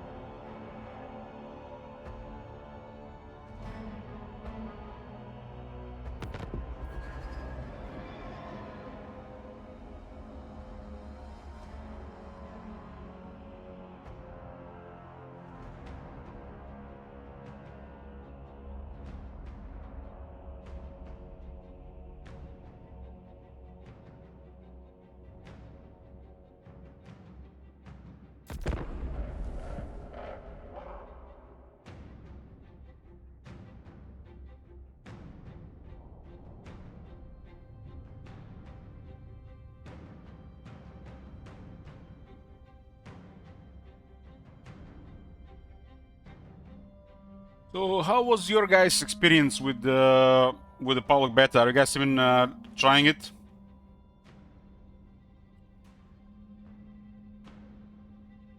I'm assuming you're not doing end turn test, but they're actually playing the game.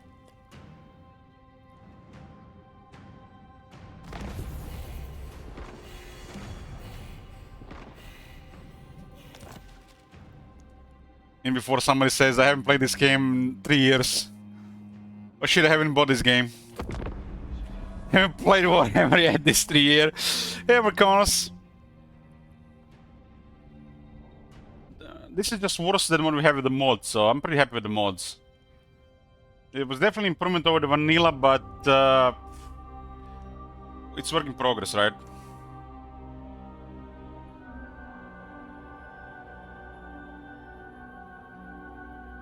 Has anybody played Avowed? How's the combat? That game is calling me.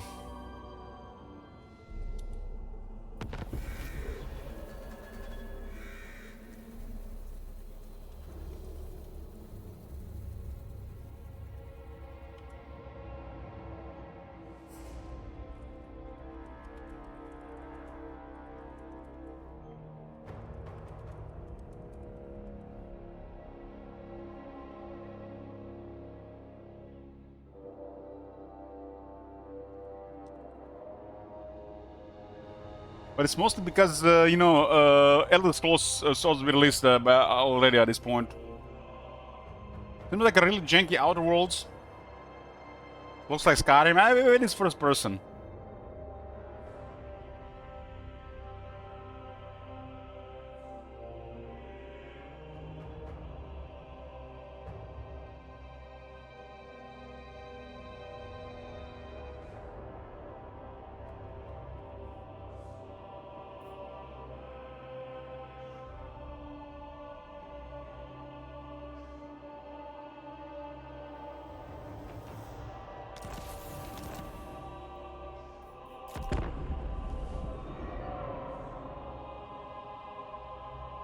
I'm really happy where we are with the mod set we have. I feel like in the longest time, I'm actually happy with Warhammer 3. And I think, guys, you could agree that is a huge improvement to the game.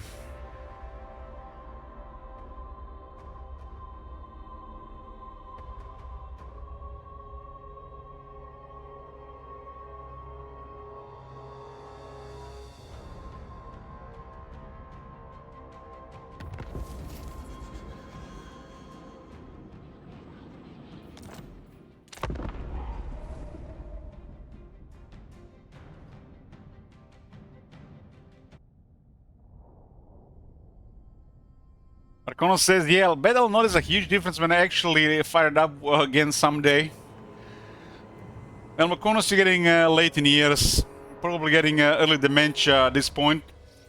And you can keep rolling a Dwarf campaign every day and you're gonna love it.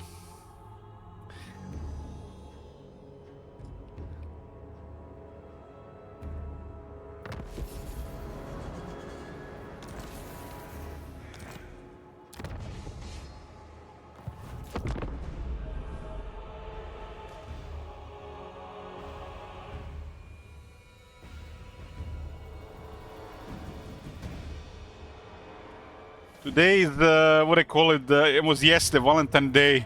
One of the Booba games I had to get an update. I'm curious what they did with it. That's a sneaky thing to do on Valentine's Day, right?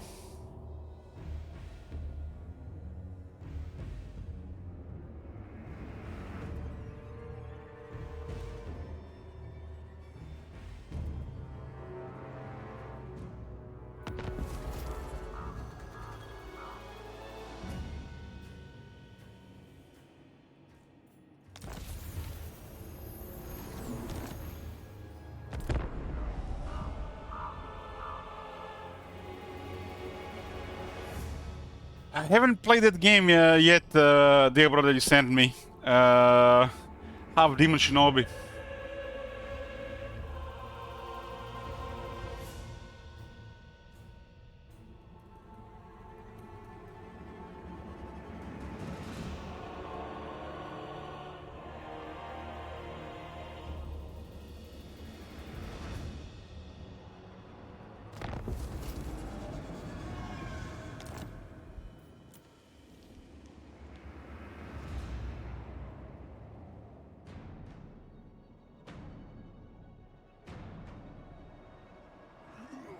Like Elspeth is a menace every campaign.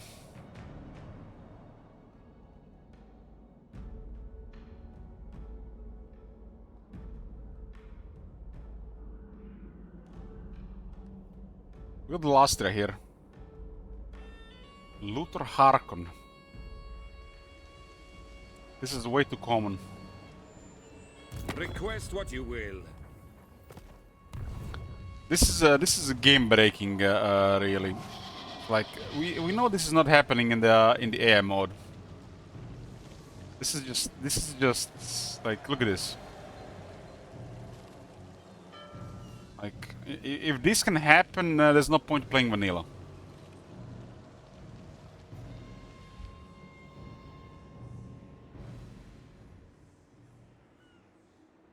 There's 8 armies instead of just occupying everything from the enemy here.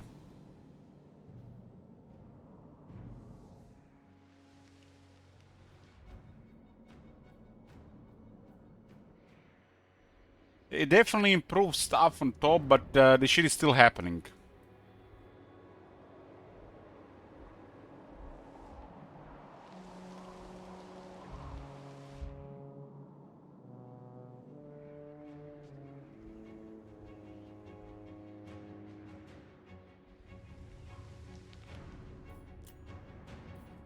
So, Niera, you played a lot of Boba games, right? Is Hermitage here? I think he's like a veteran at this point. Have you noticed that some of the games literally have the same name, different name, but like they change a couple of models and characters, and they just going as a different name.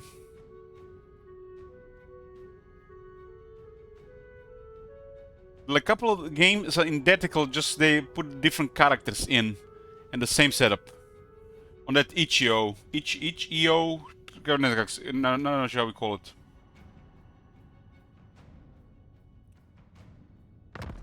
Like I found one that's really good, and I didn't mind they made a like an exact copy of it, but they started literally just doing the same thing. Just I hope they're not stealing stuff from the other guys. I'll send you the names of the games. They're actually really good. Maybe you play them.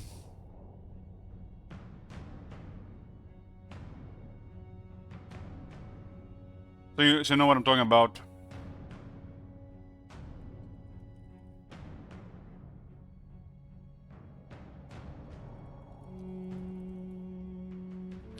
These two are little identical.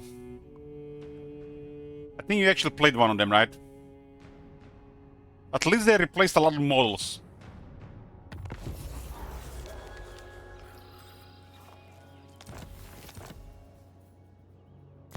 Let's go to 100 and see then. But less red flags this time, but it's still happening.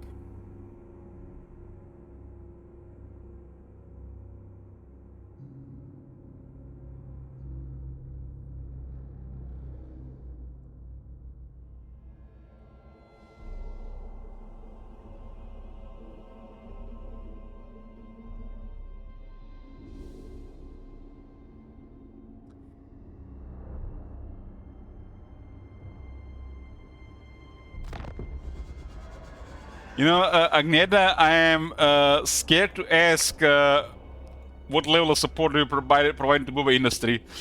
I want to thank you from all of the free users around for supporting the development of Boba industry.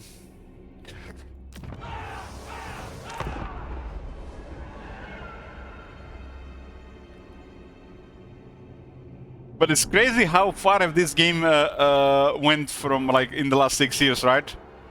From the days they started coming to Steam, to flooding the Steam, to what it is today.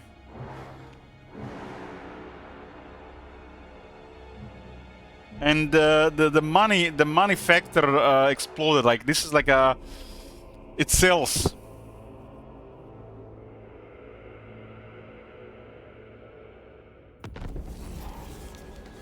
I am a max level patron for one Boba game, but there where my support ends outside of buying games. Which one is it there, bro? Send me a message if you want to share with the chat.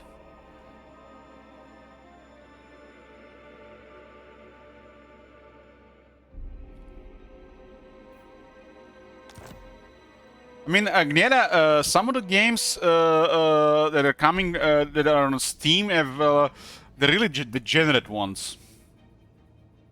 I'm kind of surprised some of the games that are on itch.io, which is also, you know, legit site. The guys give you free access to those games there, but you have to wait a couple of versions. That these games are not on Steam.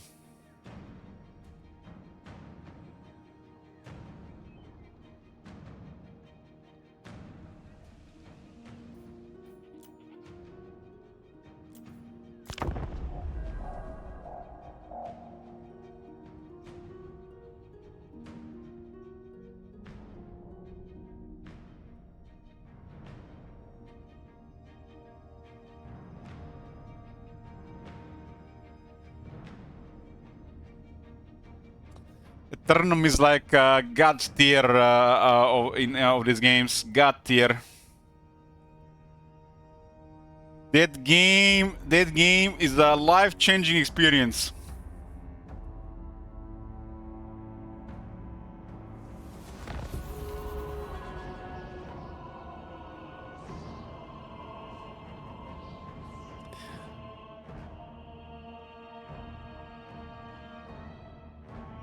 What the hell is this, dear bro?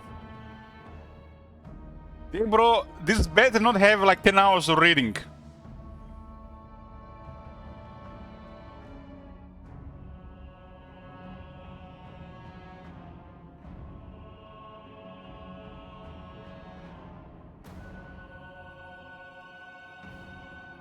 So what do you like about this one, dear bro?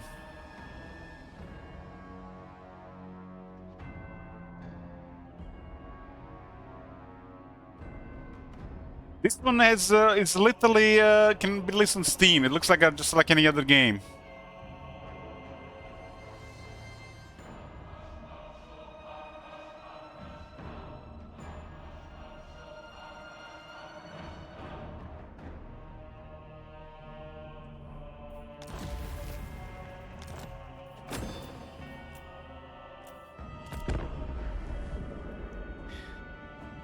The top manager, what's up, man?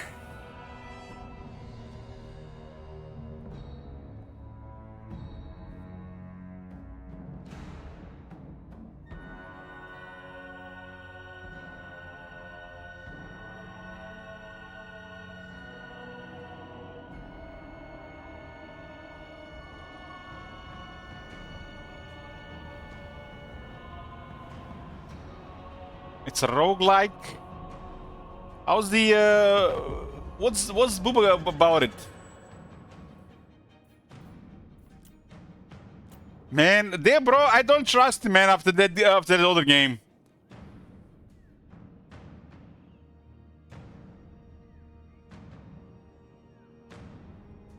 There bro has sent me this one game, I was drunk, I was ready to go, and it's literally, I felt like I was reading for 10 hours.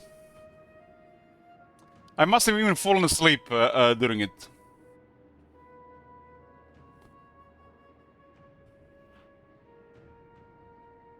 You sure? I'm gonna download and I will see. Download.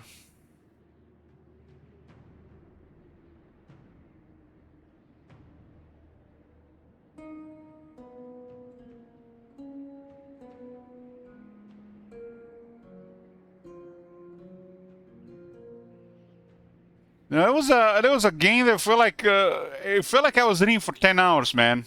It was Doki Doki all over again.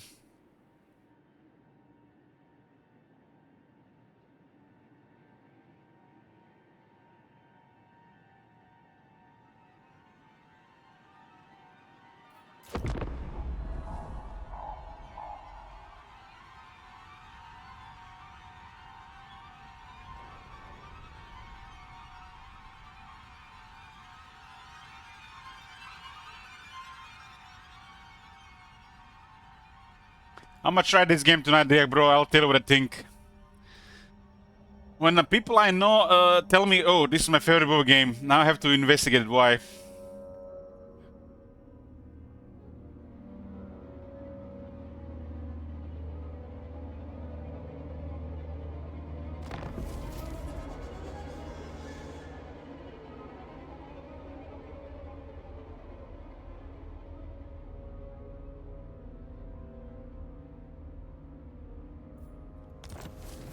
Archeon been destroyed. Who's up there? What the hell? What the shit?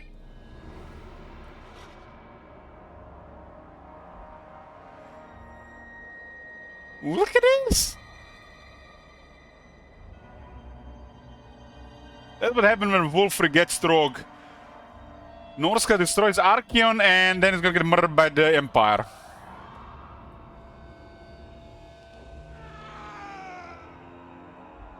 What the fuck?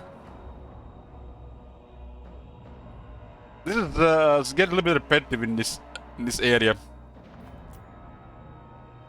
Because the Vlad doesn't have any chance to win. This area is almost always the same.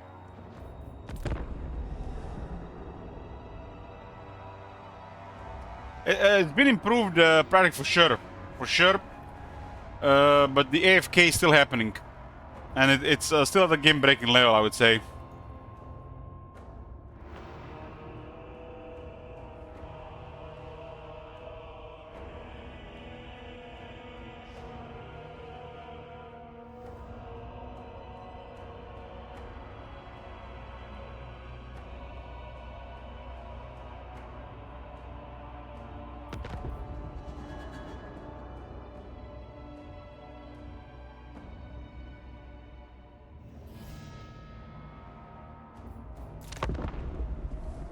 It looks like gonna be another Empire Dwarf domination.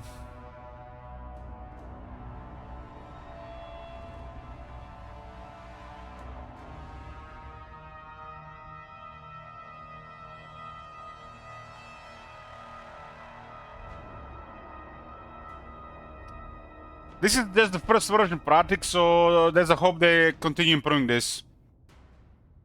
The AI is building the empires better and is slightly more aggressive. There is still periods of being passive and AFK.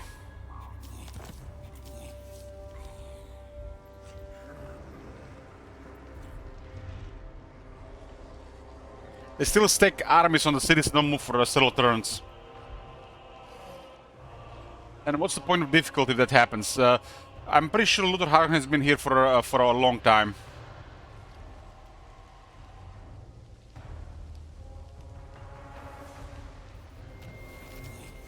All of his armies are in the same spot for a long time. This is what happens. This is the issue. We've seen it already in many situations. They just go AFK around cities like this, and like this. Sometimes it lasts a couple turns, and sometimes it lasts over 20 turns. Worst case scenario, we've seen 80 turns. They haven't moved for 80 turns.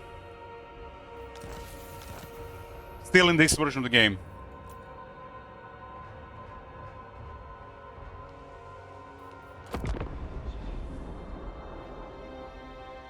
There have been some improvements. There's more movements, more Empire building. But it's unacceptable for Legend difficulty.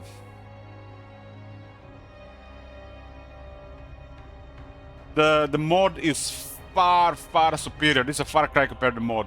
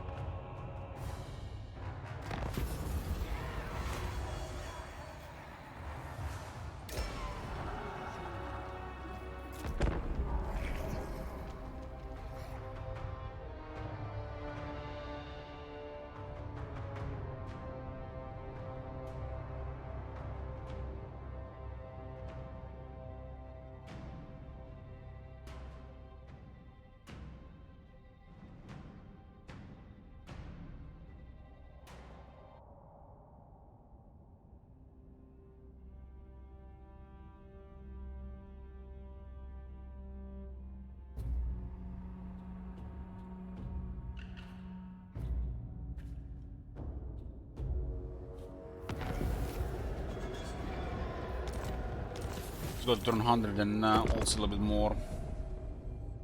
I think we've seen more than enough here. It's back to the mod. Mod is really good. I'm happy with it, and the game is enjoyable. We'll let the CA cook with this shit. Hopefully not for too long, and ideally them implementing the mod and working on something else would be a bit better, but it is what it is.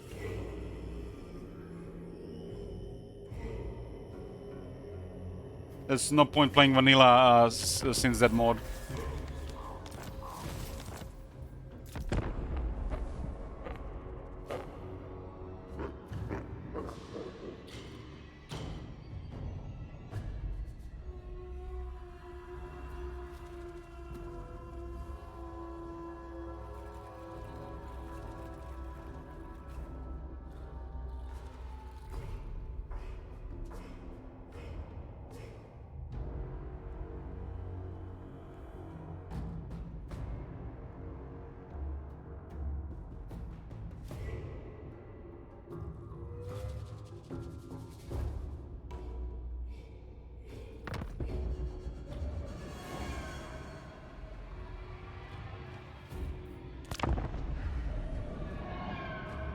Both campaigns, the test we did awakened our one of the top dogs.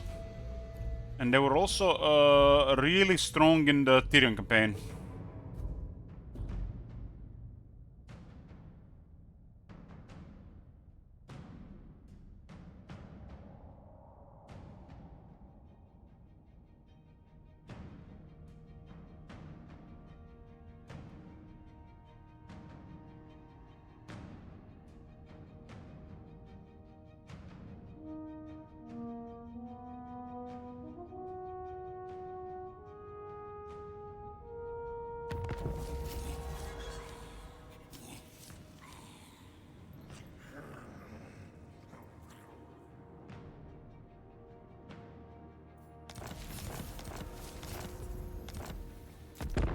It would be nice seeing the base game once with the Vlad won.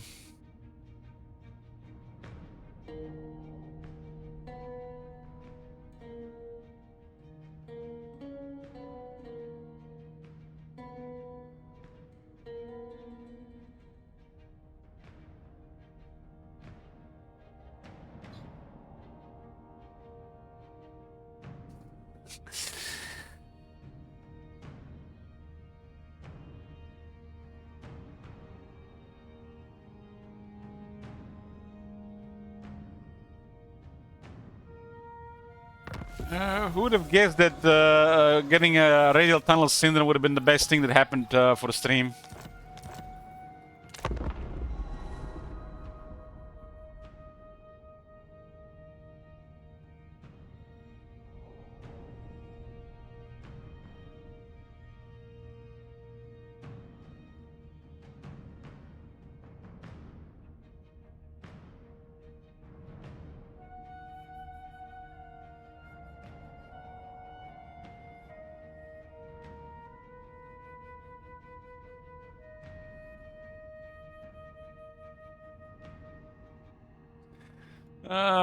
Wolf is gonna get murdered by the Order.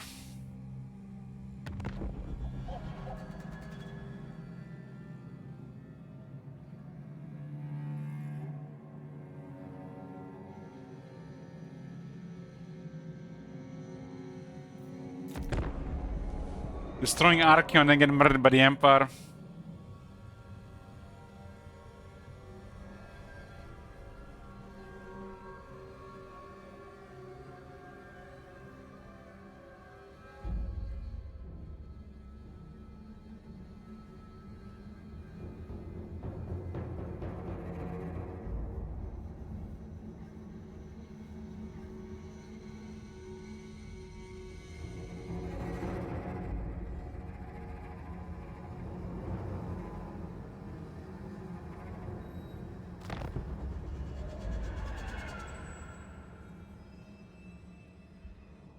Papa Nurgle Blaze the stream confirmed.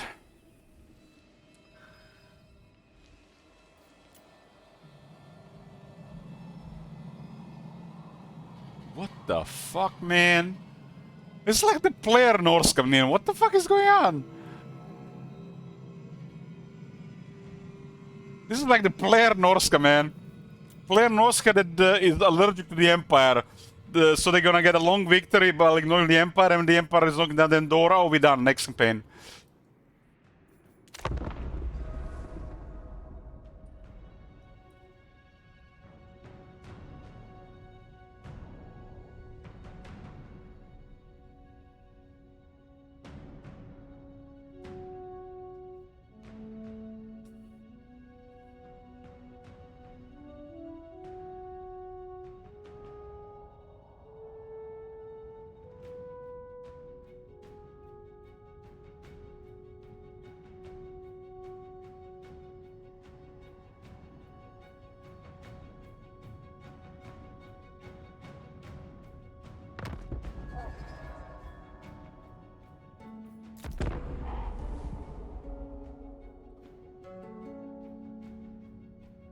It still feels like the mod AI is probably about 20% more effective at building an empire, considering like 60, 80, and 100 from the tests.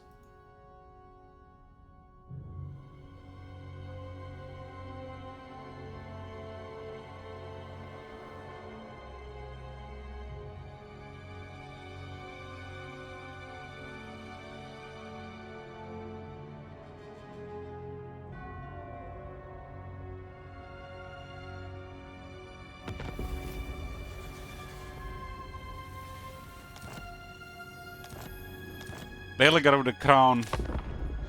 How do you kill that?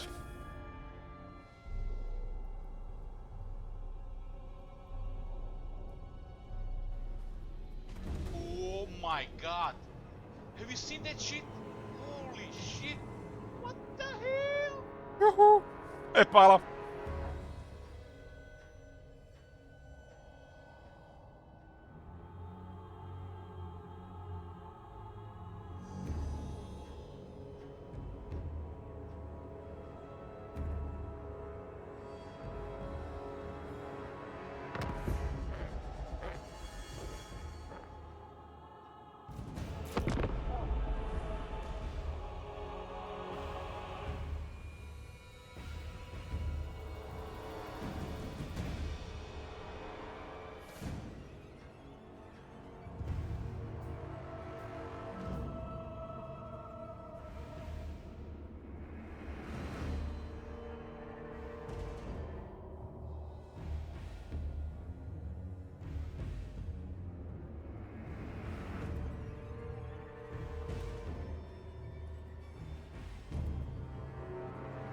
Best change coming only for this faction. That is true. That is true. That was the best thing you get from buying Shadows of Change. So you can test how bad AI is. This is why the DLC exists. Pseudo observer faction.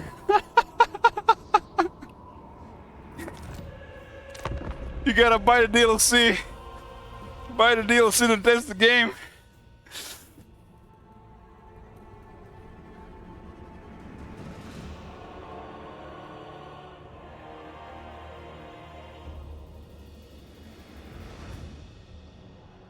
One day we might get a spectator mode, but why get introduced so we could just buy the changeling?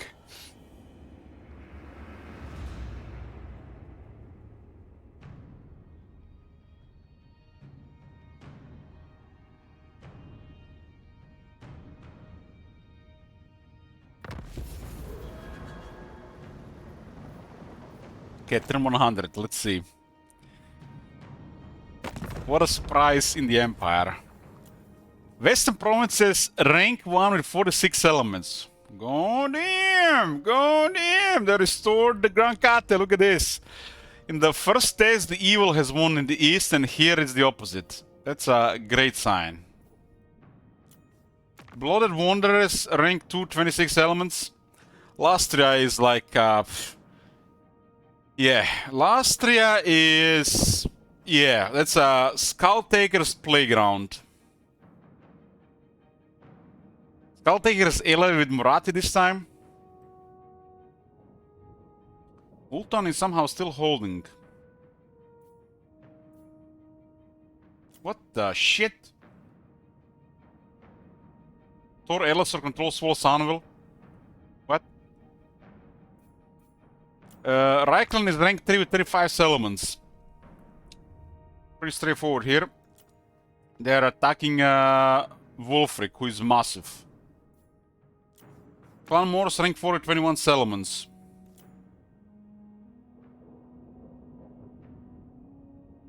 A strange situation down here that this faction is still up.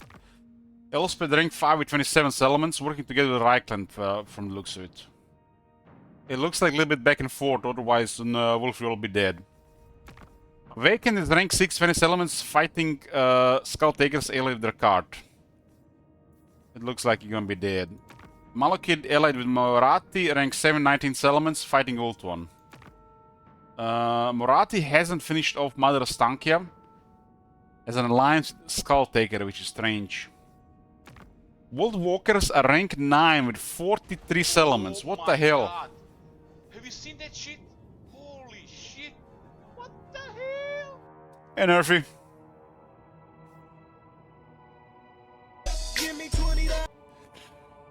Okay, yeah.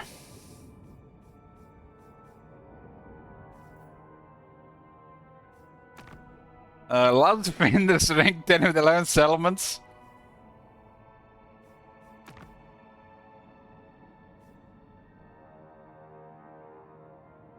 It's kind of bizarre, Diego bro, because Elspeth is way smaller. Must have start losing armies. You know what happened in my Tyrion campaign? Kairos was allied with Skulltaker, and they were all running Lastria, but getting ready to attack me.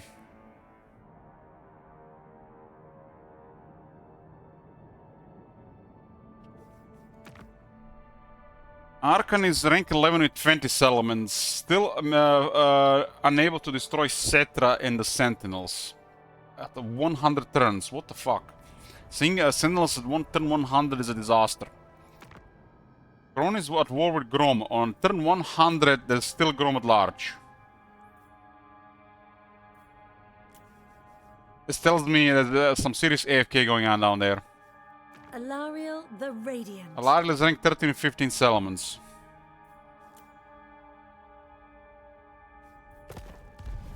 Well, this is gonna be the last test, boys. It's gonna be the last test, and we already see in this current version of the public beta, they still AFK. They still go back and forth, but it seems to be less. It's still noticeable, and I think still game breaking. Because, you know, it should not be happening on Legendary. They do build large empires a little bit faster, but this cannot compete with a proficient player. This cannot compete with a proficient player, and it's unacceptable for Legendary difficulty. When they park their armies and go AFK for several turns, they lose all momentum, especially if they have military. It just looks horrible.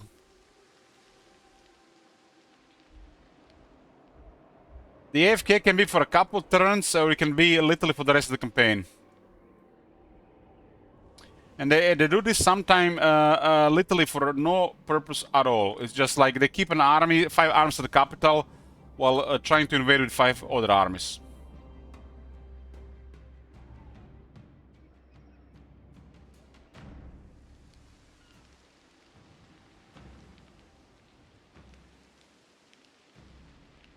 Something tells me it's been AFK here for a while.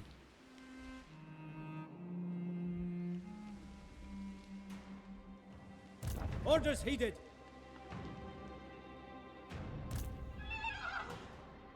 The nation call. No. No, I will not talk with you. Leave.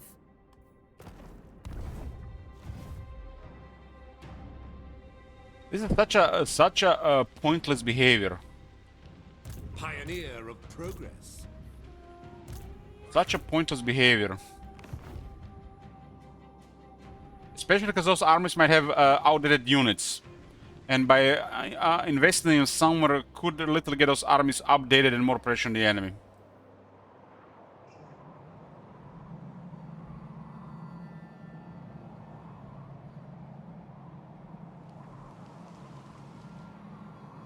There's something really rotten with this.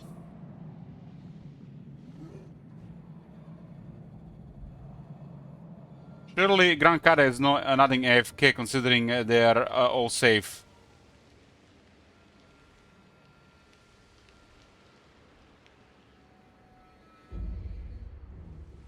Fitting, indeed. What the fuck is he doing here? What the fuck is he doing here? The strongest army, rank 50 Legendary Lord.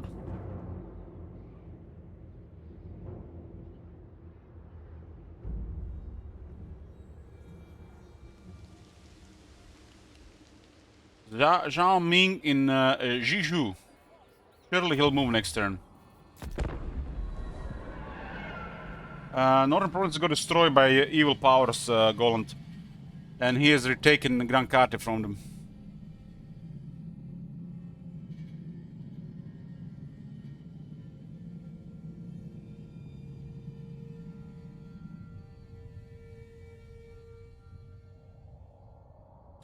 Definitely an improvement over the vanilla AI, but this is work in progress. This is not what we wanted. The mods are far superior. This is a far cry from the mods. Not only more effective, more aggressive, provide a better legendary difficulty, but it's a way more enjoyable experience.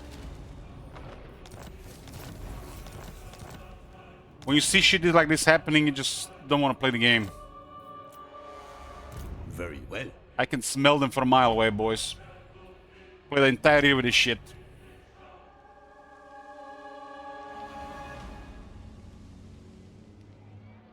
Don't need to test with AM mods, Agneta. AM mods work. You want me to test the public beta with the AI mode? But for what purpose? Will it even be compatible, or will it just override their behavior because it's a mod? Unless the mod has been updated for this version of the game, I don't think it serves any purpose. You think it will do something else because something is hardcoded, the mod cannot change? If they're even better? I guess we could try. I really want to start the next campaign instead of just do one more testing.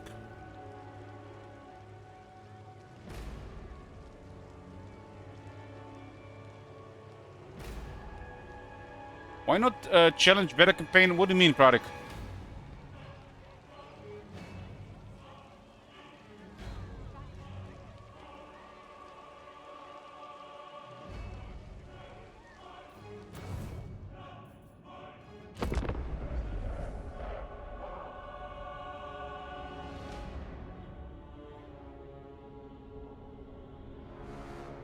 We have a mod that changes the potential product. So, like I said, what they're doing right now with this public beta is what we've been testing like 3 months ago, and we already found the good stuff and how to create an experience. Well, they're just working on a beta version of it. Yeah, we actually know they increase the potential product. The base potential for the major phase has been increased by 25. It's noticeable, and their random potential is now between 0 and 60, not 0 and 50. He moved. Okay, he moved here. Let's see next turn. Pratik, we are using a mod that can rework the entire potential. So whatever they did here is just a far cry from the mod setup we have. It's all really good in the mod setup.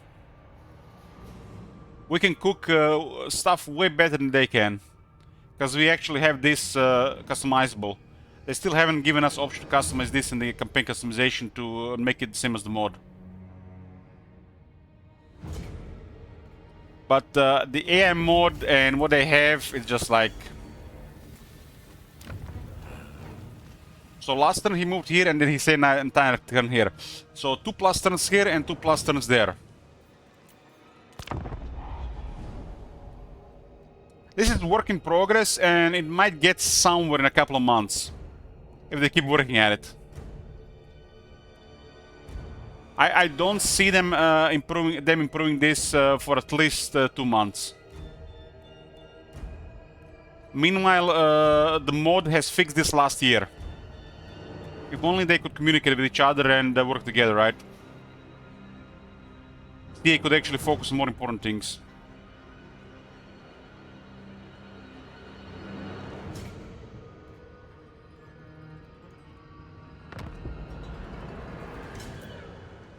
I concur. It is. This is that back and forth indecisiveness. 2+ turns here, third turn here. You see this? This is literally game breaking. This is one of the worst behavior I ever seen in Total War. Once you learned what they are doing, you don't want to play the game until you fix this. It is absolutely game breaking. What's the point of even playing the game? And this is happening with a variety of factions at all times in the campaign. It might not be happening adjacent to you, but it's happening somewhere until it's happening adjacent to you and you notice it.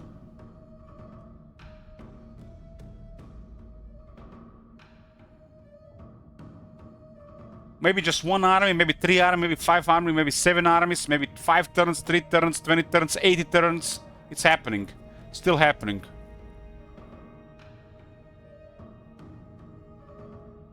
How many turns until they make a right move? Will it take them 10 turns to make 3 good moves? Look at this. Fitting. You guys seen this right in the last 5 turns? 2+ turns here, 4 turns here now. Their strongest army, their strongest lord, not doing anything for 6+ turns.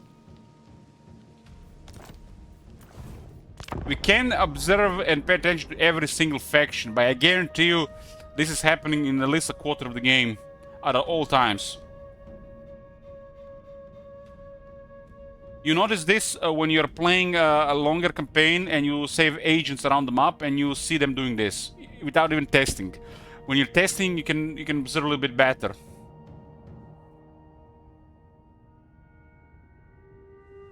The time I really noticed this when Vlad was about to trample over an area of the map, and then he spent 10 turns in a settlement.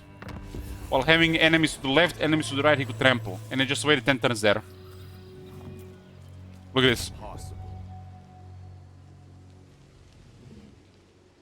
Begone, miscreant! We have nothing worthy of discussion.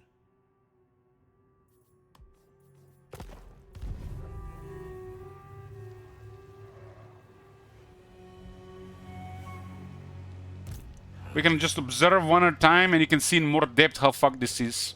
How fucked up this is. Don't play vanilla, vanilla is shit. We'll test every version of the game they update, but this is unacceptable. Mid and late game are trash. You might have some early game experience, a little bit bad now in the mid game, but goddamn man, this is so sad.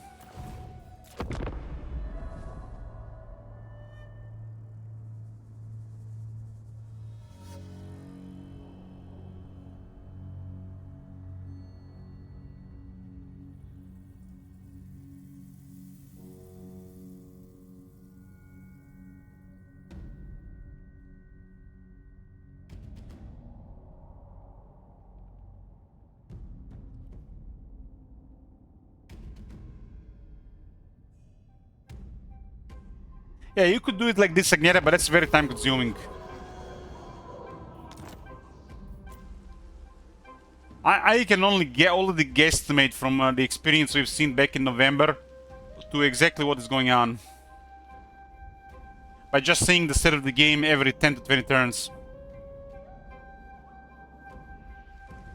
I could guess maybe a pretty good accuracy.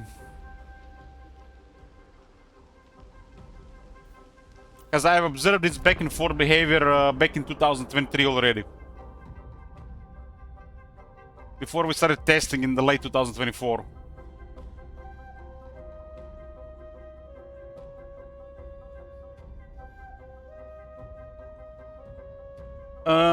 We can do a random campaign after the sellout stream, Agneta, if you want.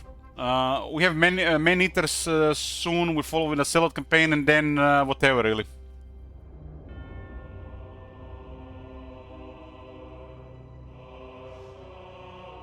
But right now, I want to focus on man-eaters, do the Zealot stream, and the Zealot campaign, and then after.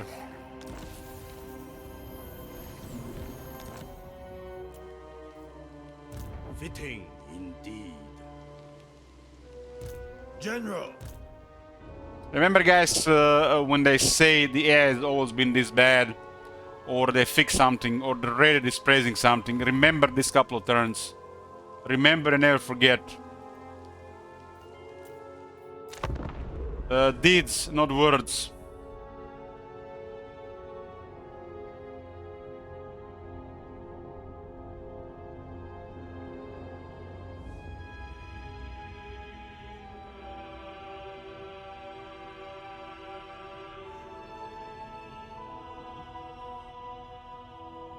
But they definitely improved some things. Some things, but the core issues remain from the campaign AI.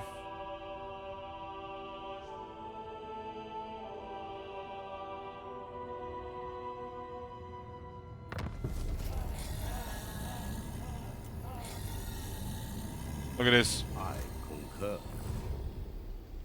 Very well. You know what's the worst thing? You know what is the worst thing?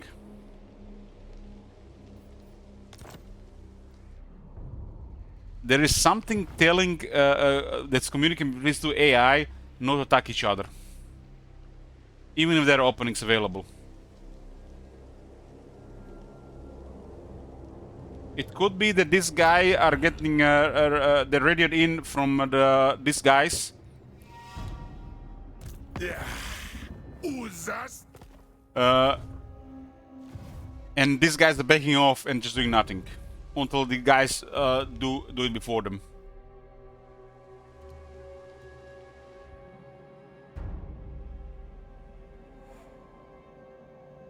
There's some weird communication between the AI.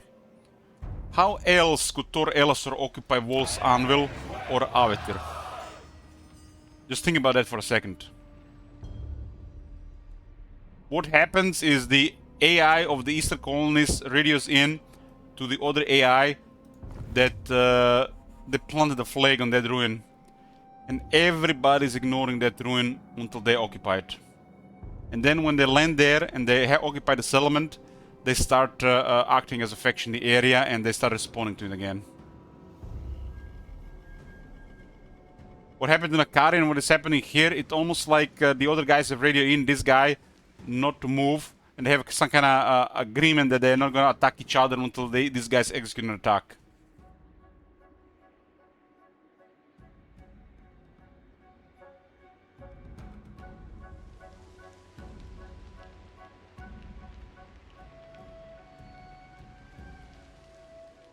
These guys have massive military. I dream of your...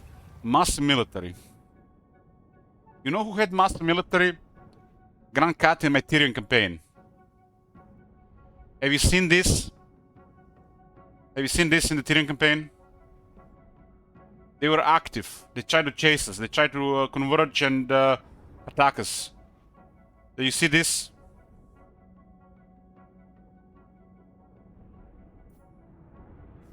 They have what to do, but they don't know how to do it.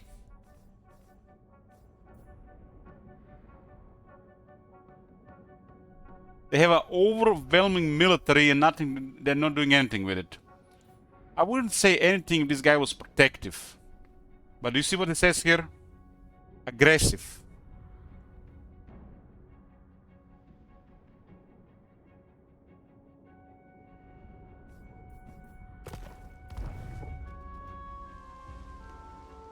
You could literally find a faction like we found Zhao Ming here, and if you pay attention to them, I can guarantee you most of the time 70 to 90% of their actions will do nothing. It will require a freak accident for them to start progressing again. It happens every campaign.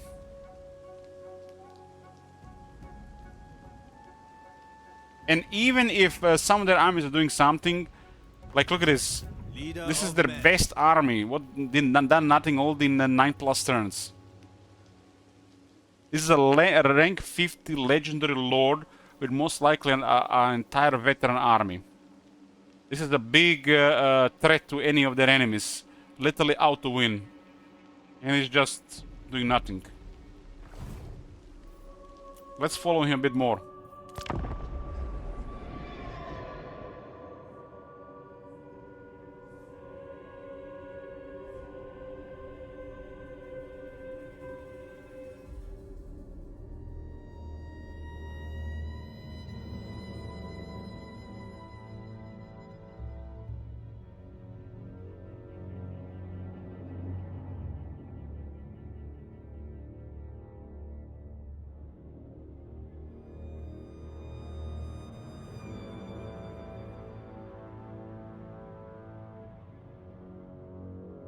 This is fixed in a ultra aggressive and smart AI mode. Just ignore the name. The name is ridiculous.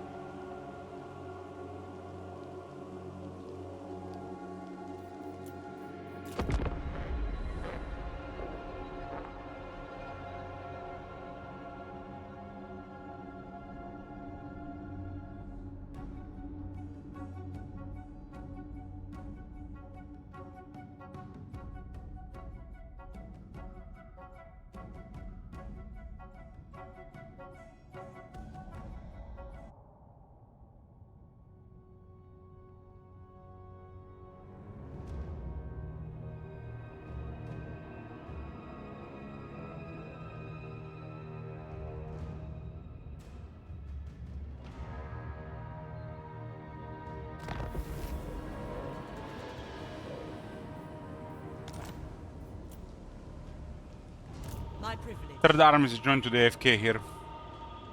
Instrument of the divine.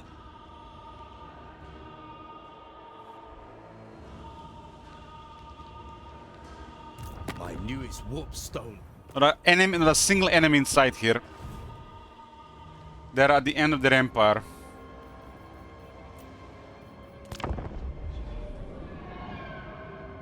This faction has been AFK for a while. The strongest faction in the world, by the way. Could have already been occupying half the Ogre Mountains. Remember what I said about the aggressiveness in the Shroud? Expansion, the desire to attack factions around? Fairy tales.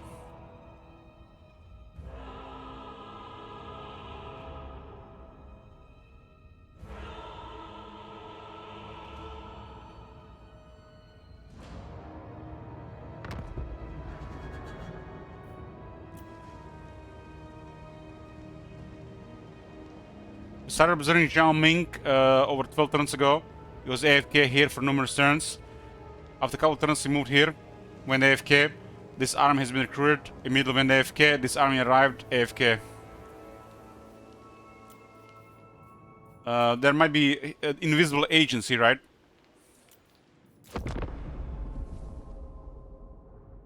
That query system they mentioned, I'm not sure what the game they're talking about.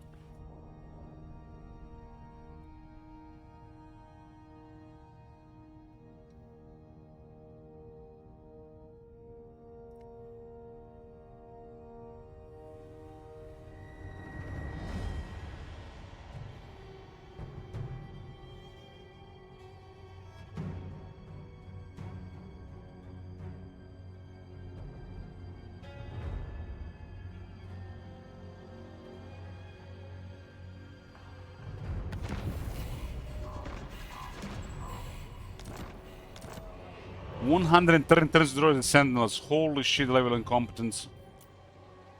One of the armies went to join the other AFK armies here.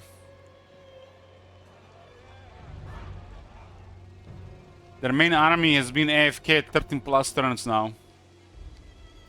At this stage of the campaign, it's an eternity.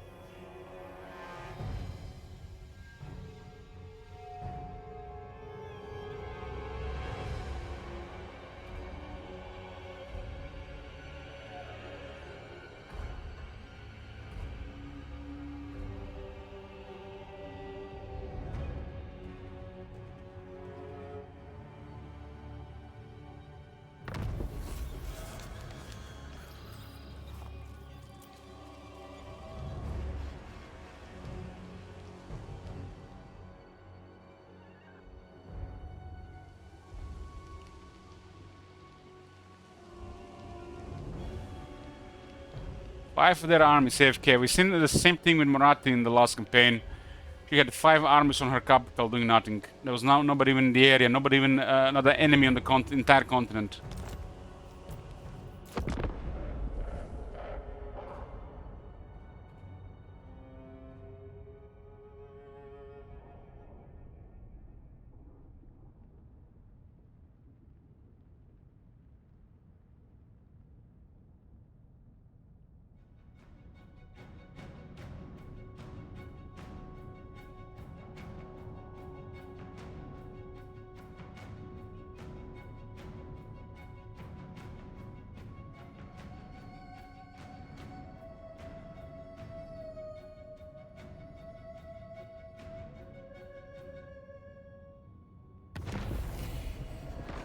It doesn't happen with all the factions, Nazram.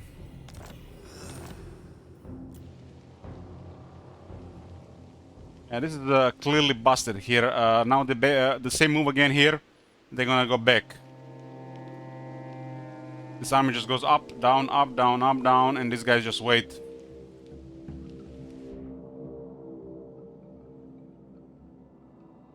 There's a hostile faction to the north. Hostile faction to the in the northwest, and hostile faction in the southwest. And these armies are just also going left and right. Might take them 10 turns to make 1 turn of progress.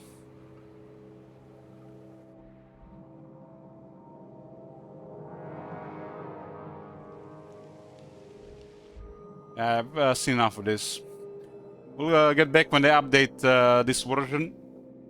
But there's definitely been some improvements, but there's still a really big issue with AFK. A really big issue with AFK.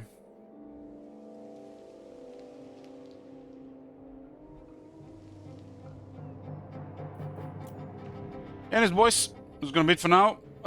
Tomorrow we're starting an Ogre campaign. We are playing Man-Eaters. And we're gonna be the Man-Eaters for the first time. Looking forward to it. Haven't played Ogres since the rework. So it's gonna be a first one. And when that is done, we'll have a sellout campaign with playing around with potential.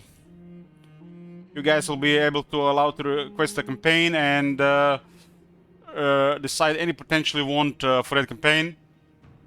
We'll have the wheel for the top 4 finishes and some goals. After that, anything can happen. St. Isaac went to request a Dwarf campaign. I'm gonna have to have a chat with him. We might have that after. There's also a Chaos Dwarf campaign planned. Special one. And there is Kustaltin always waiting for me. That cursed Kustaltin. Thanks for watching, boys, and I'll see you next time. Good night. Time to go play that Dega Bro game. I mean, badge.